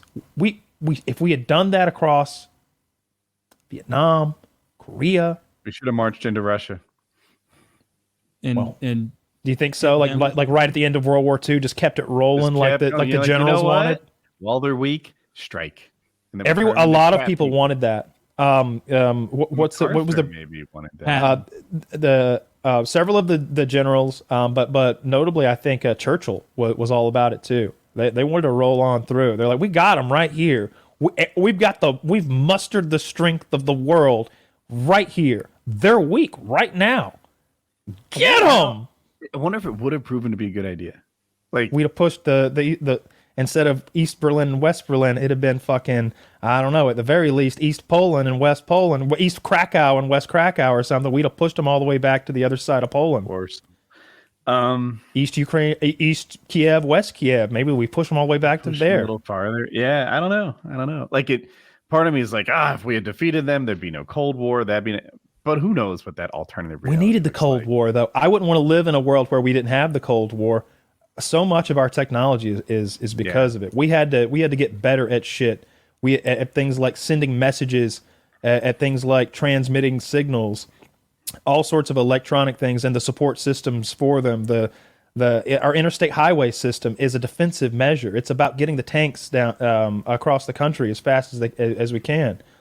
Having an adversary like that made us do some big shit, some important shit. Mm-hmm.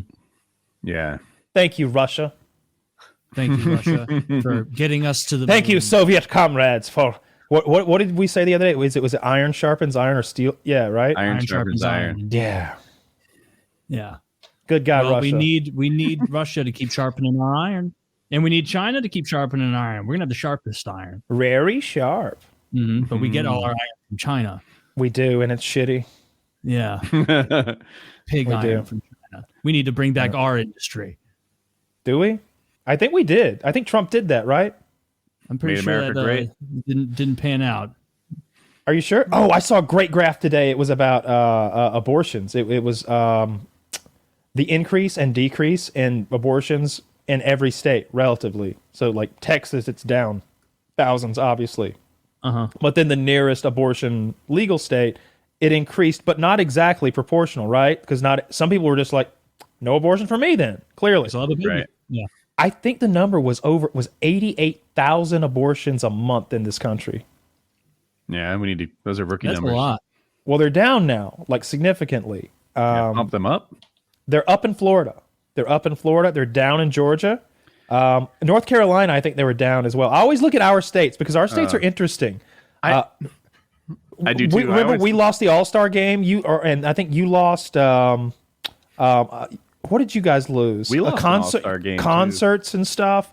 You had the bathroom law, and I don't remember what they were mad at us about some shit that they didn't want to be held accountable for. It was like it's like that everywhere. Voting laws of some kind. So in North Carolina, an interesting thing happened recently.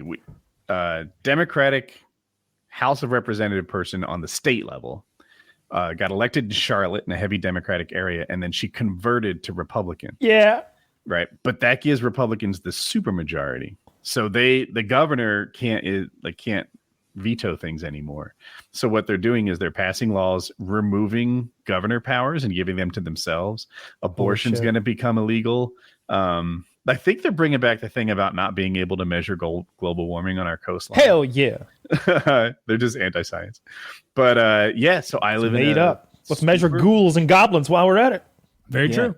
So North Carolina, really purple, but our system's gerrymandered. We're like one of the really gerrymandered states. Big time.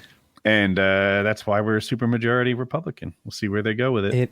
It is wild. I always hear about crazy shit happening in your state, and it doesn't seem to me like an Alabama type state where that could have happened, but clearly it has. And you guys just live in cool states. It shows that the Republicans are good at what they do. Like, man, they went into a state that should, for all rights, be very purple. I feel like culturally, North Carolina. I feel purple. Do you think of you would know better than any of us? Obviously, you live there, but I think of North Carolina as a very purple state. It could go either way, red and blue. That's what I mean by that, left or right. It's a good mix. There's cities, there's farmland, there's everything. But they've gerrymandered that thing, and then with this lady being I don't even know what you call it, a secret agent Republican coming in. They've stolen the state from the people. You've got a group of 500 Republicans who took North Carolina from its people. What happened was this. Here's their motivation. There was something going on with guns, right? And even though she's a Democrat, she was kind of pro-gun, and they were voting on, maybe it was removing the pistol licenses we need here. North Carolina has a weird thing with extra licenses for pistols. And because what she didn't show up to vote. The Democrats needed her to come in there and vote against the gun thing. She really wasn't about being against guns, so she just took off that day. And then the Republicans, her constituents, just tore her apart. Oh my God, now these guns are becoming easier to get because you didn't go to work, etc. And she's like, if y'all are going to be such dicks about it, now I'm a Republican. Oh, wow. Boom. That's pretty hilarious. I wish that there was a lot more fluidity, like there's just a lot more switching. That'd be fun. Yikes. I wonder what will happen when it's her time to run again. Obviously, that's going to be a shit show. Is she going to be supported? Is she taking it back? Have the Republicans taken her into their flock? The Republicans love her, but her area is in Charlotte, and Charlotte is so she can't go home. Yeah, yeah.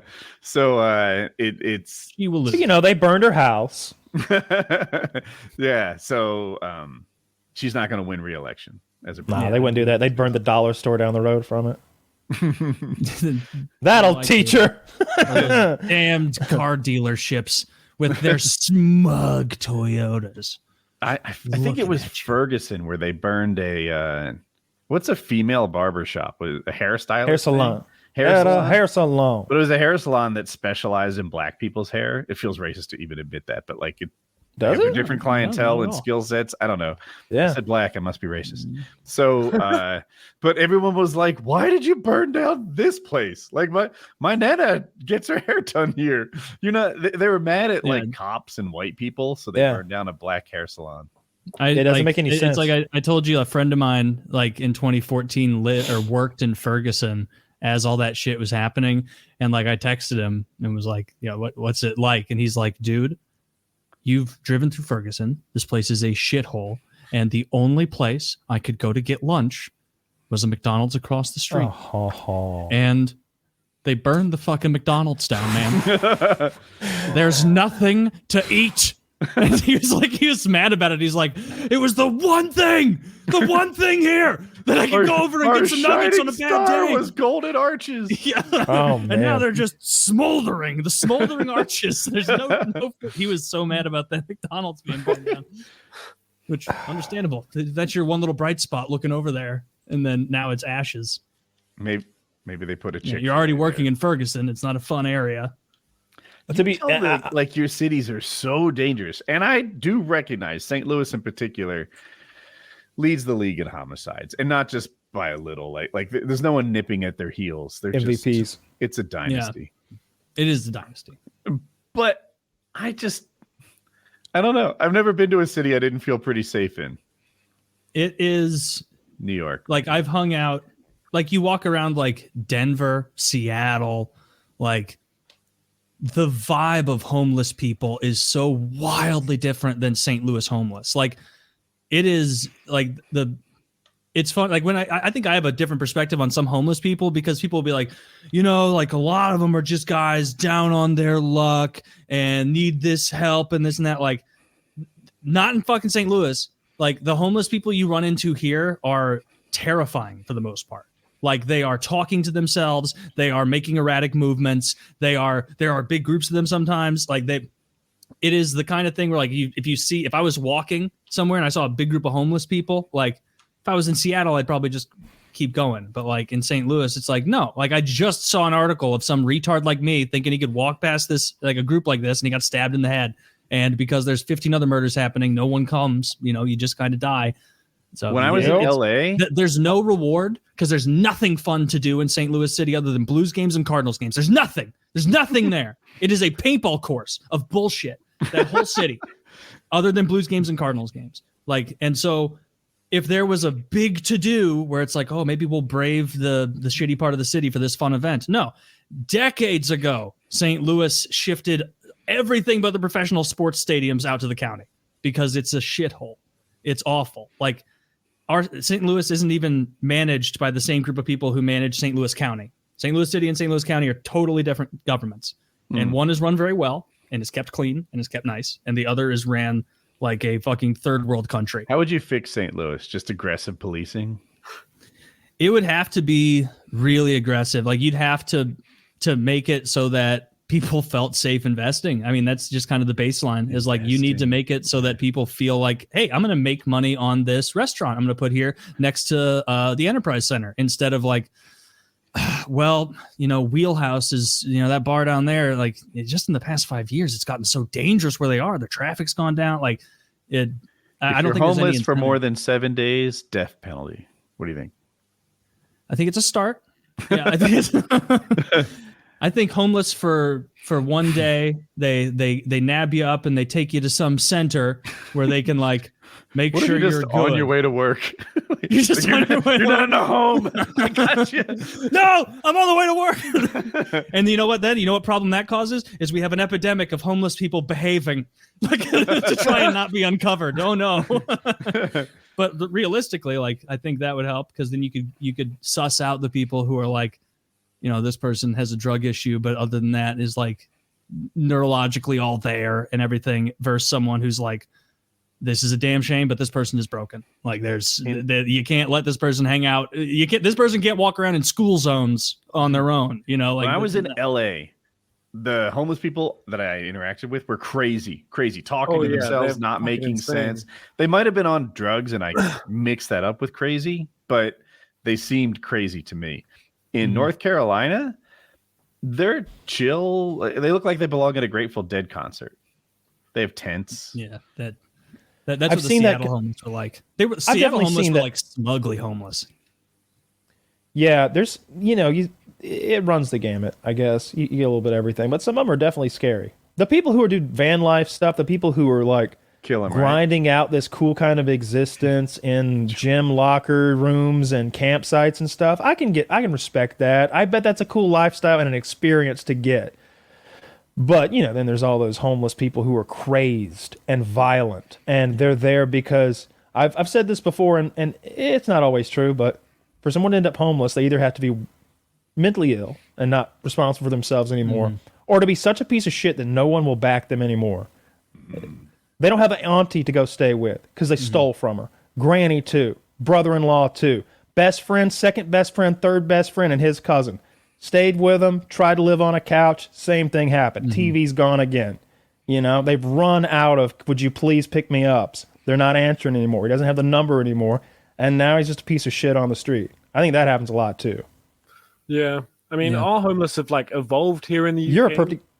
Where like when I first went to America, it was the first time I saw like, you guys probably know this all the time, where you go to like a red light and there's some guy with like a sign and he comes up to you. He's like, or like they tried the wiping your window and then trying to get like whatever. Ugh. We never used to have that in the UK, but the last like 3 years, I would say, they've started figuring it out. They've been like, okay, yeah, sweet. We can make a sign. We can go up to people at their window. We can do like the little wipe thing. They're really evolving now. So it's kind of, it's weird to see that here. Drew, I was going to say that you're a good example of when someone's in a tight spot, but they're a decent person who's not a piece of shit. How many people you mentioned? He's like, and then this guy let me stay at his place, and then this guy and that guy, and at no point of the way were you robbing these people or doing anything awful to them. You were treating their places respectfully, I'm sure, and being a good human being, and so you didn't run out of those places to stay. If everybody had said, you'd have been on the street in New York at some point, or hiding in a hotel lobby or something. Yeah, literally, yeah. And it's just but you're a decent dude. Like, being able to present yourself well as well, and like, I mean, there is the small percentage of homeless people that like, they literally didn't have anything growing up and they don't have any family and all of that shit. But like, I think you're right. I think it's few and far between, and most people just kind of like get themselves in that situation. As bad as it sounds, like, and it's we need to help some people, but like for the most part, some people are just pieces of shit. Yeah. If you were caught by a cop in America for drugs, would you try to bribe him? No, don't do that. I did get caught in America for drugs one time. Of course. But it was like it was really nice. Like, and I just happened to have some little Actually, you know what? On the I won't say what it is on the podcast, right? But I had this little thing, and I definitely shouldn't have had it. But I had some bud, and this police officer like came by, searched the van that I was staying in with my homie, and he was searching through everything. I just thought I had the weed, but I forgot my mate had like given me this thing. And I just told him about it. I was like, oh shit, my mate gave me this one thing. It's there. And the guy was like, seeing as you're being honest with me, I don't really care. I'll just throw it away. And that was it. So, yeah. That's, could have gone worse. Yeah, well, definitely could have gone worse. I think we've lost Taylor now, so it's probably a good time to call it the evening. Drew, we'll put links to all your stuff in the description below. Anything you want to shout out in particular to our wonderful viewing audience? Mainly my Twitter. My Twitter's dead. Like all my other social medias are popping. So if you want to follow my Twitter, that'd be sick. But otherwise, check out some of my videos because that's what's your Twitter. Say it out loud. DrewIsSharing. All of my social media. DrewIsSharing. DrewIsSharing. Thank you very much. I enjoyed talking to you. That's fun. It's been lovely. PKA 645.